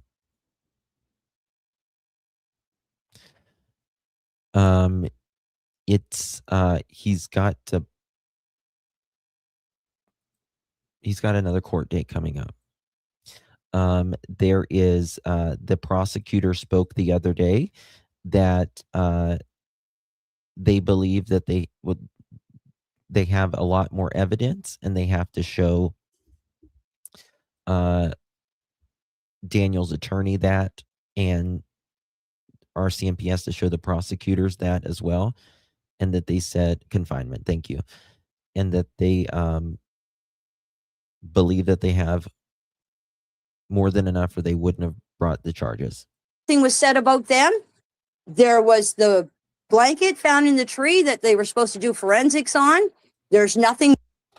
that they were supposed to do forensics on. Are you not talking to your son who's like literally next to you, Janie? He said that they did DNA. We know that they did DNA testing on the blanket. More about that? There's nothing about that. What? They're not going to tell you until they find Jack and Lilly or make an arrest. Happened to it? What came about it? What came? This is the thing. You, Daniel, and Malaya want them to just give up. Just move along. Nothing to see here. Don't talk about it anymore. You want everyone to move along. You want the RCMP to just seem like, oh, yeah, nothing for Jack and Lilly. They've just given up. We'll just never find them. Not going to happen. What it came about? That's the narrative. You want to It point just toward feels everybody. like they've lost interest in Jack and Lilly. Exactly, Susanna. Or hit a dead end with their, the evidence that they have or No. the information. There is no dead end. There is no dead end. There is only an end to this, and that is finding Jack and Lilly, putting them to rest, their little short 4 and 6-year-old life, and then putting the scum buckets away to prison. They've been able to get. I mean, it doesn't make sense to me that they're not doing any kind of updates or anything for the public. And I thought it was just the public, but it turns out it's you guys too. Nobody's getting any kind of updates from anybody. No, we're not. And here's another question I would like to ask. If Cheryl or Malaya or any part of their family is listening, here's a question I'd like to ask. Malaya, please tell me how you felt today meeting Bradley Wong, the man that accused us of having a party here Thursday night and saying that Daniel drove up and down that road. I don't know how many times I lost count because it changes every minute. Every time somebody says about it, No, you just need to look at the. Okay, Joy, it's good to see you, honey. You just no, you just need to look at the documents. It's not about what anybody says. It's about what the document says, and the documents clearly says how many times Daniel went up and down that road. And again, in my opinion, Daniel absolutely went up and down that road. There was no way for Brad to know that, and the other neighbor as well. And Daniel said exactly the path he took.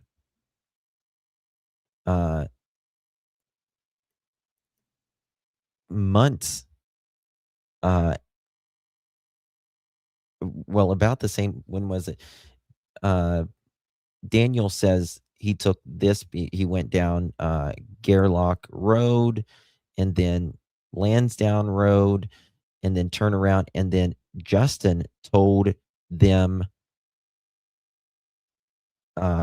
right after Jack and Lilly went missing that this happened. How the hell would he know that? How the hell would he know that? He wouldn't. He wouldn't unless he heard it. And again, not one neighbor, two neighbors. Two neighbors. And how much you want to bet, Janie, that when this is all said and done, Daniel will be out in the night. He will be out in a vehicle in the night. Where's that car? Where's that Kia? changes how many times. So I would like to know what her reaction was when she. Just because you say it doesn't make it true. Just because you say it doesn't make it true. And I believe Justin and Brad as well. 1,000%.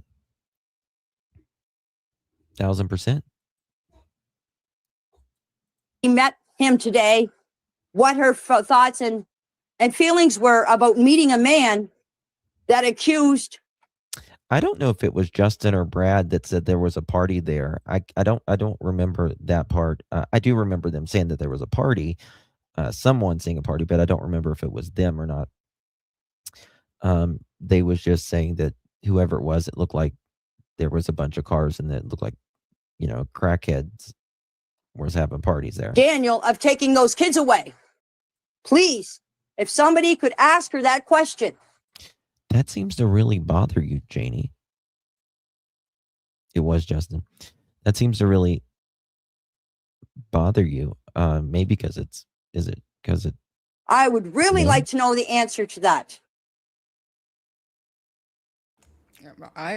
I also have questions like, what exactly were you looking for? If you think the kids are out there alive somewhere, what were you doing out in the woods? No, I looking? agree with that.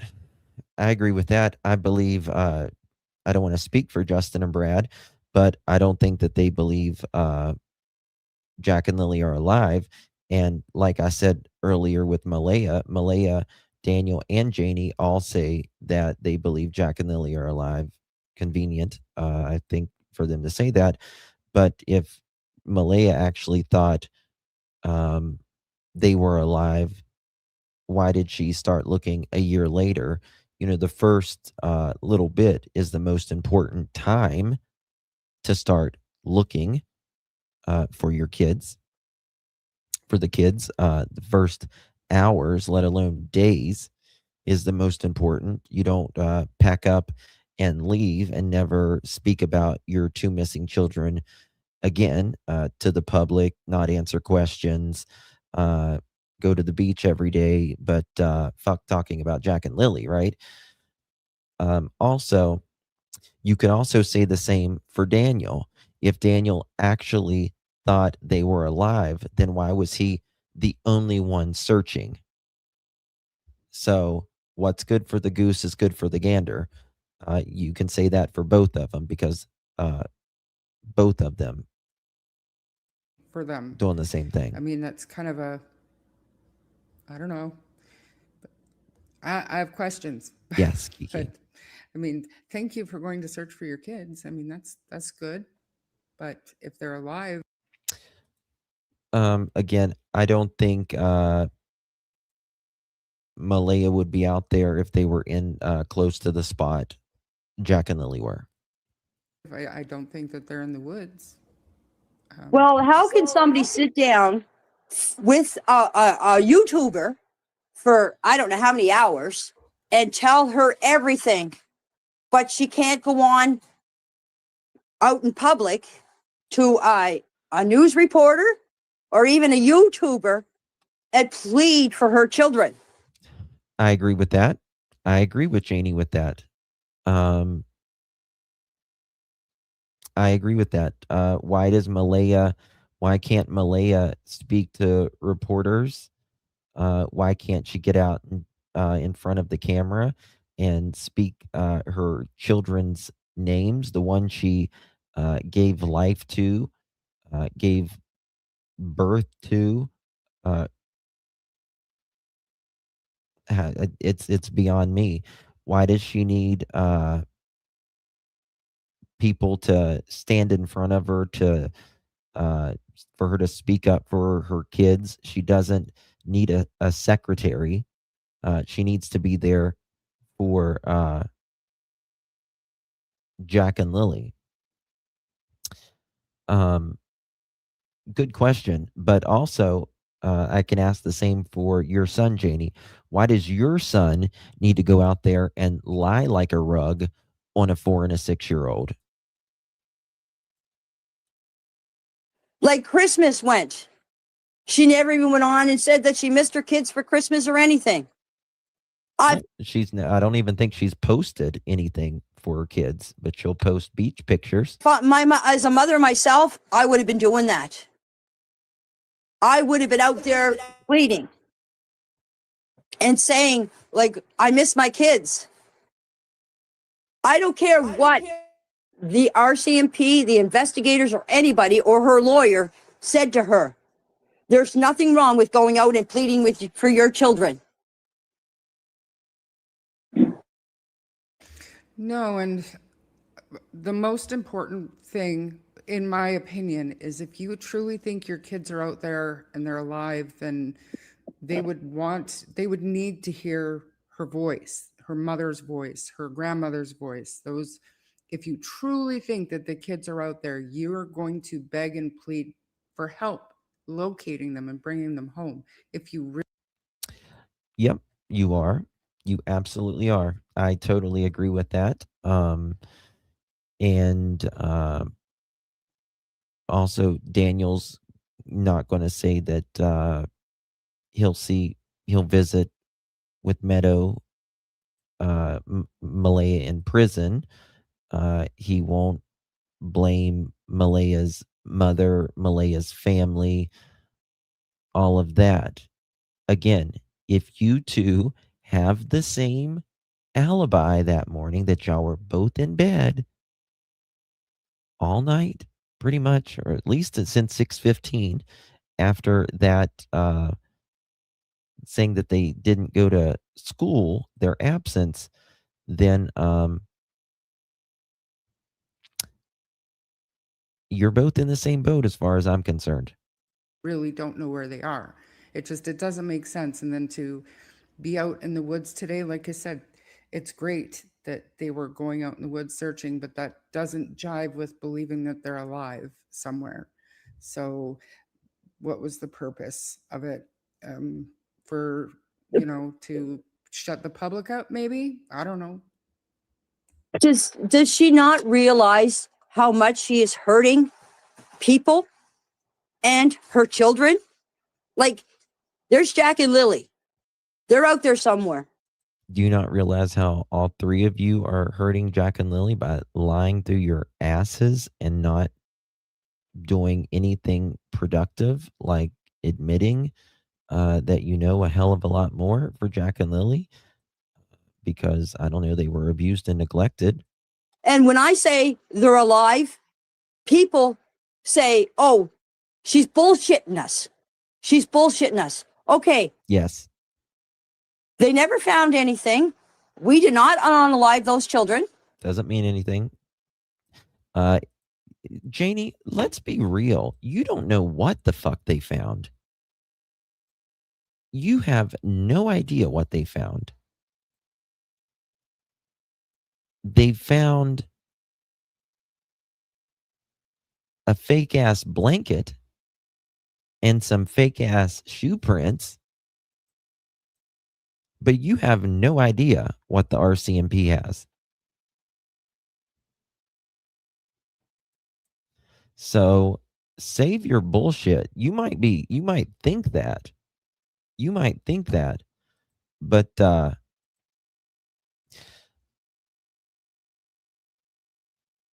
Daniel's case is unrelated to Jack and Lily's case. But you might start to see this a little bit more after court when they show proof of what the RCMP alleges that Daniel, your son, sexually assaulted someone, and held them up. So you might not be able to see that, but they'll prove it. They'll prove it. Did the sound stop? I don't think so. Joyce, can y'all hear me? And there was 3 people on this property. Now, I listened to Shenanigans tonight, and they were praising Malaya up for going out there looking for her children, being out there. I am not praising anyone for looking for their missing child. That is what they're supposed to do. Nobody, oh, you're such a good girl. You're such a good guy for looking for your missing children. If a dog, puppies get too far away, they go get them. They go look for them. It's nature. That is nature. You look for them. If you miss your keys, you look for them. You don't just sit there and say, I hope they come home soon. Nobody does that. For her children. Okay? That's fine. I'm glad she went out. At least she showed an appearance. At least she came out of her little hole she's been hiding in. But, of course, she had to have Cheryl by her side. Okay. Yeah, because Malaya is an immature, selfish brat. That's why. That's why. It's all about Malaya. Now, the thing is, the point I'm getting at here is why doesn't she just come out and speak for herself? Why does she have to go through somebody else to speak what she wants to say? I agree. There's no argument there. No argument there. I agree with Janie 100% there. There's no need for an armed guard for a mother who's loves her kids, cares about her kids, doesn't know where her kids are missing, won't answer questions. She did go in a chat either last night or the night before last. I can't remember. I heard. And yeah, she might go in a chat, if you're there to say, oh, good girl, Malaya, you looked for Jack and Lilly after 11 months. Here's a cookie. I know this is an awful thing to say, but did she have her tongue cut off? Like, is her tongue gone? Like, why are you hiding beside? Why is Daniel hiding now? How about that? They're both ignorant. Behind somebody. Come out and speak for yourself. Let people hear what you have to say, not what you tell somebody else, because what you tell somebody else, they can add stuff to it. That's right, or make it sound something different than you meant. I agree with you there, Janie. It's important that you hear from the children's mother. And this is honestly the only case that I have ever come. Yeah, I agree. I agree, Brandy. I think the only reason she went out, yes, absolutely. Absolutely. I think she is doing this for show now, in my opinion. Because she wants it to look like now that she doesn't know where the kids are. She's looking for them now. It only took her 11 months.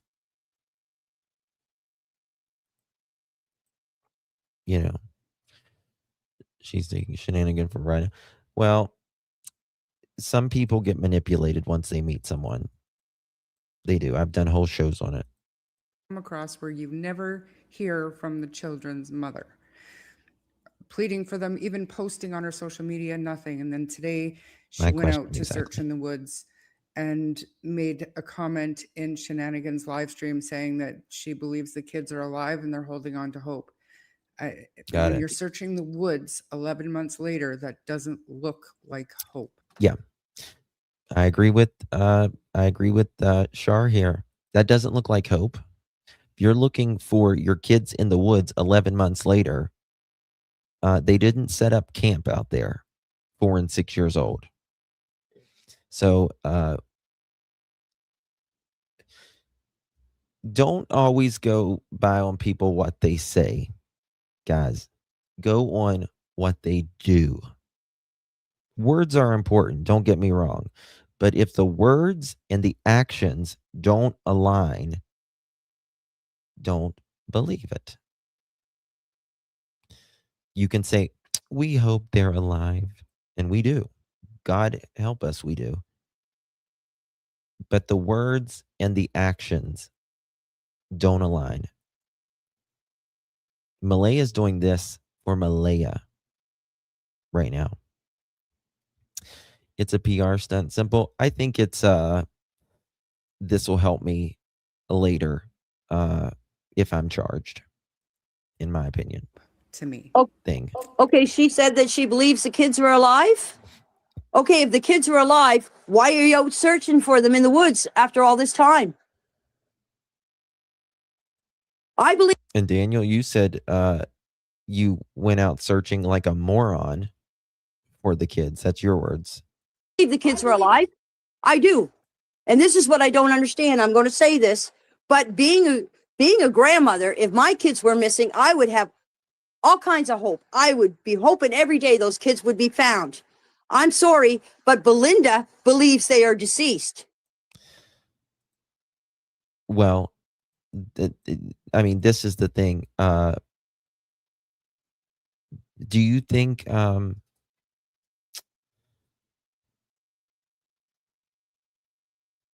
Belinda, do you think Belinda finds joy in the fact that she believes that her grandkids are deceased? I mean, you got to be really fucking stupid to think that, Janie. She's a realist. And I mean, correct me if I'm wrong, but all of these cases we cover, when there is DV in the home, abuse, neglect, CPS, kids vanishing mysteriously, right?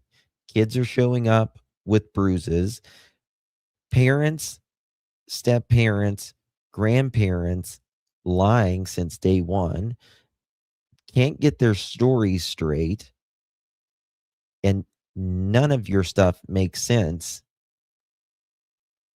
And there is nothing to show that Jack and Lilly walked off of the property.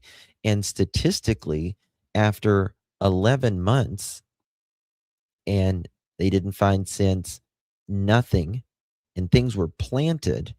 And now the RCMP is saying that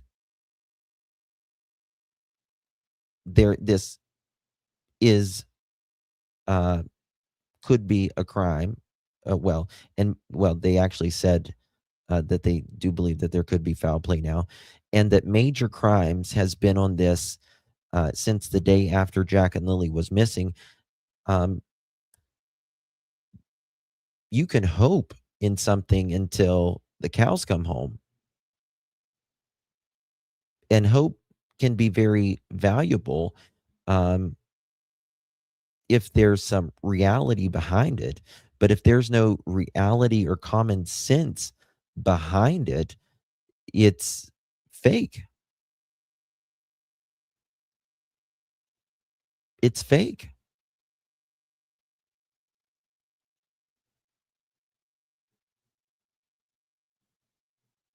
That's just that.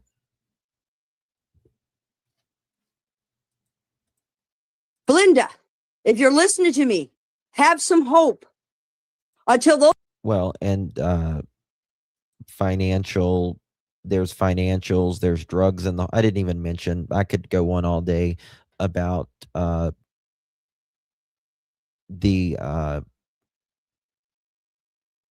how high risk there was something likely to happen in that home of someone ending up seriously injured or dead with all of this. I mean, you could go on for days. Those kids are found either alive or deceased. Have hope. Don't give up. She has. I'm telling you, we did not unalive those children. I heard them. We did not unalive those children.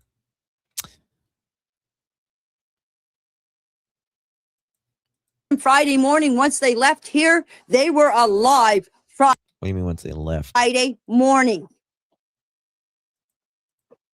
No, they weren't. No, they weren't. And you listen, we busted that up a long time ago, Janie, about the time thing. There's just no way. How do I have to prove to people that I'm telling the truth? Well, you have to tell the truth for it to be even. I mean, this is the thing. You can look at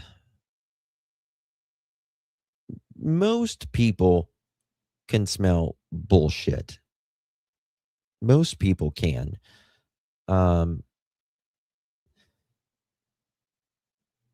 Particularly when it goes on and on and on like this. Most people can sense it. Nobody believes them locally. Like nobody. I wish there was a way, Like maybe that 3 people people. could just know what to believe and what not to believe. And it would be, I think, a whole lot easier if, and I'm not saying you guys specifically, but everybody that involved could get together and just kind of hash this stuff out and get to the truth of what went on that day and Well, that would be nice. But that'll get them in prison. understand that neither side, from my opinion, neither side has the kids, and so that we can start focusing on. I mean, nobody has the kids right now, right? But that doesn't mean nobody did something to the kids. Nobody's got the kids hidden at a reservation or at their mother's or family or friend's house or anything like that. Those kids were taken off of that property in the wee hours or after midnight. That's when this happened. Locating where they actually could be. That's just my own person. I know everybody don't totally. They both do. I'm by myself with that. I get that, but it would be easier. It would be better if everybody could work together. But I know that's way long gone now. I understand that. I have talked to Belinda. I got her number now. I got her number from Darren. So Darren had to know Belinda. Darren had to talk to Belinda before Belinda talked to me. So God knows what Darren told Belinda. I talked to Belinda. I told Belinda exactly the same. I mean, I understand what you mean, Shy. I get that. I understand. But I think I know a lot of people's like, well, it's been 2 years since Belinda's seen them and stuff. I get that. But I think Belinda comes from a different generation where you don't get in people's relationships. Belinda didn't get in even her son's relationship when she was with Malaya, right? And Belinda was in the kids' relationship while Daniel couldn't control Malaya fully when she was at her grandma's house, Patty's house. And then that's what someone who is in control wants to do, right? They want to take you, hide you away from the rest of the world, keep you away from your family, keep you away from everyone, don't want you to work, all of that. So, that's the reason I think most of this went on. Belinda loves her grandkids, and she has been really the only one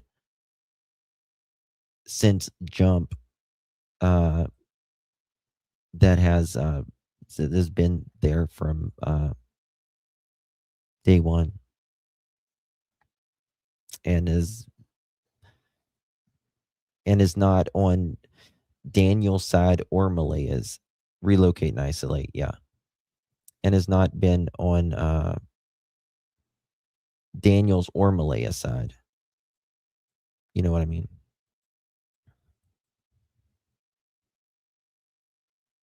No, it's not on Belinda at all. At all. At all. So thing. I am telling you guys now, exactly the same thing as. You know, I mean, Daniel was so jealous of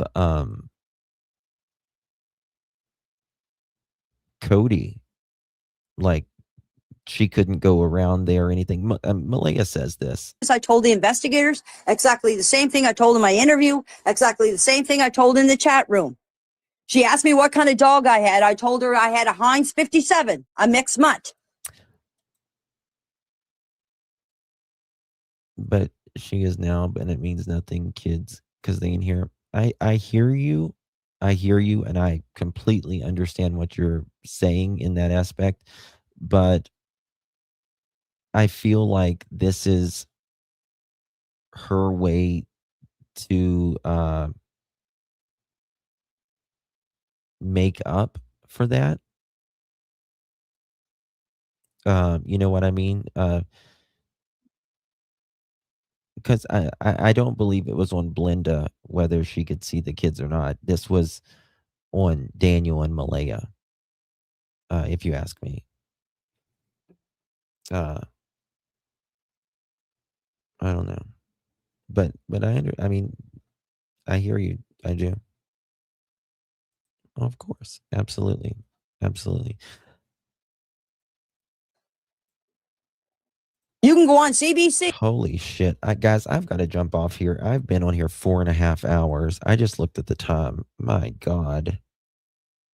I didn't realize I've been here that long. We'll finish this part up tomorrow. I just realized that. My God, I've been here 4.5 hours. That's bad. It's not bad, but that's a long time. What's your hurry, Justin? I know I'm making another 4.5 hours. You did a marathon. I get on a roll with Jack and Lilly because I just feel like Jack and Lilly. I mean, all of these kids are failed ultimately. They're all failed ultimately, whether it's their parents and CPS. Even though I'm a big advocate for CPS because I know CPS gets a bad rap, but you don't see the successes. I always tell people because you don't really know how many lives they have saved. We just see the failures, and they do fail. There should be no failure. In this case, CPS failed. And from what I understand, CPS was out there more than one time. I'll just say that. Daniel never invited B or J. Hey, thank you, baby monkey. Thank you, everyone. Appreciate you. You guys are all amazing. I hope you guys had an amazing Easter. I do appreciate you. I could watch you all night. Thank you, dear.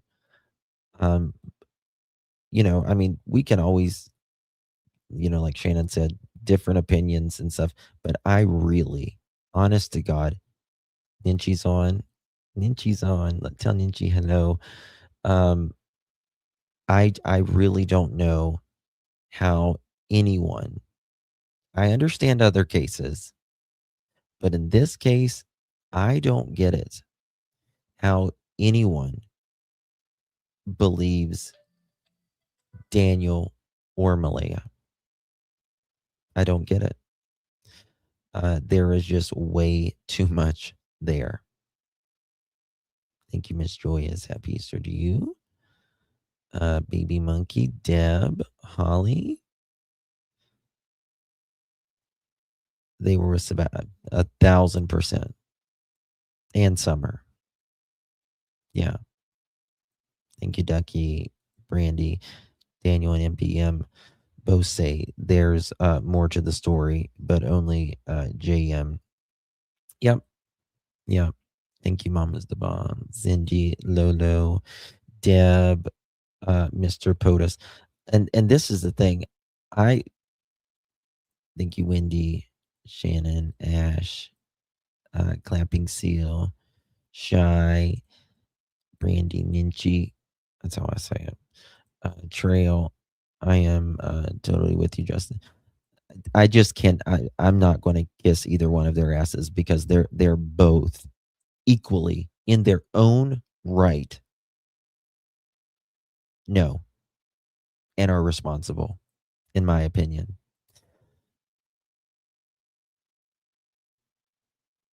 Malaya went back. Jack said he didn't want to go back. Daniel's kid said he was mean to them. They had black eyes all the time. There was CPS. I could go on and on for days. And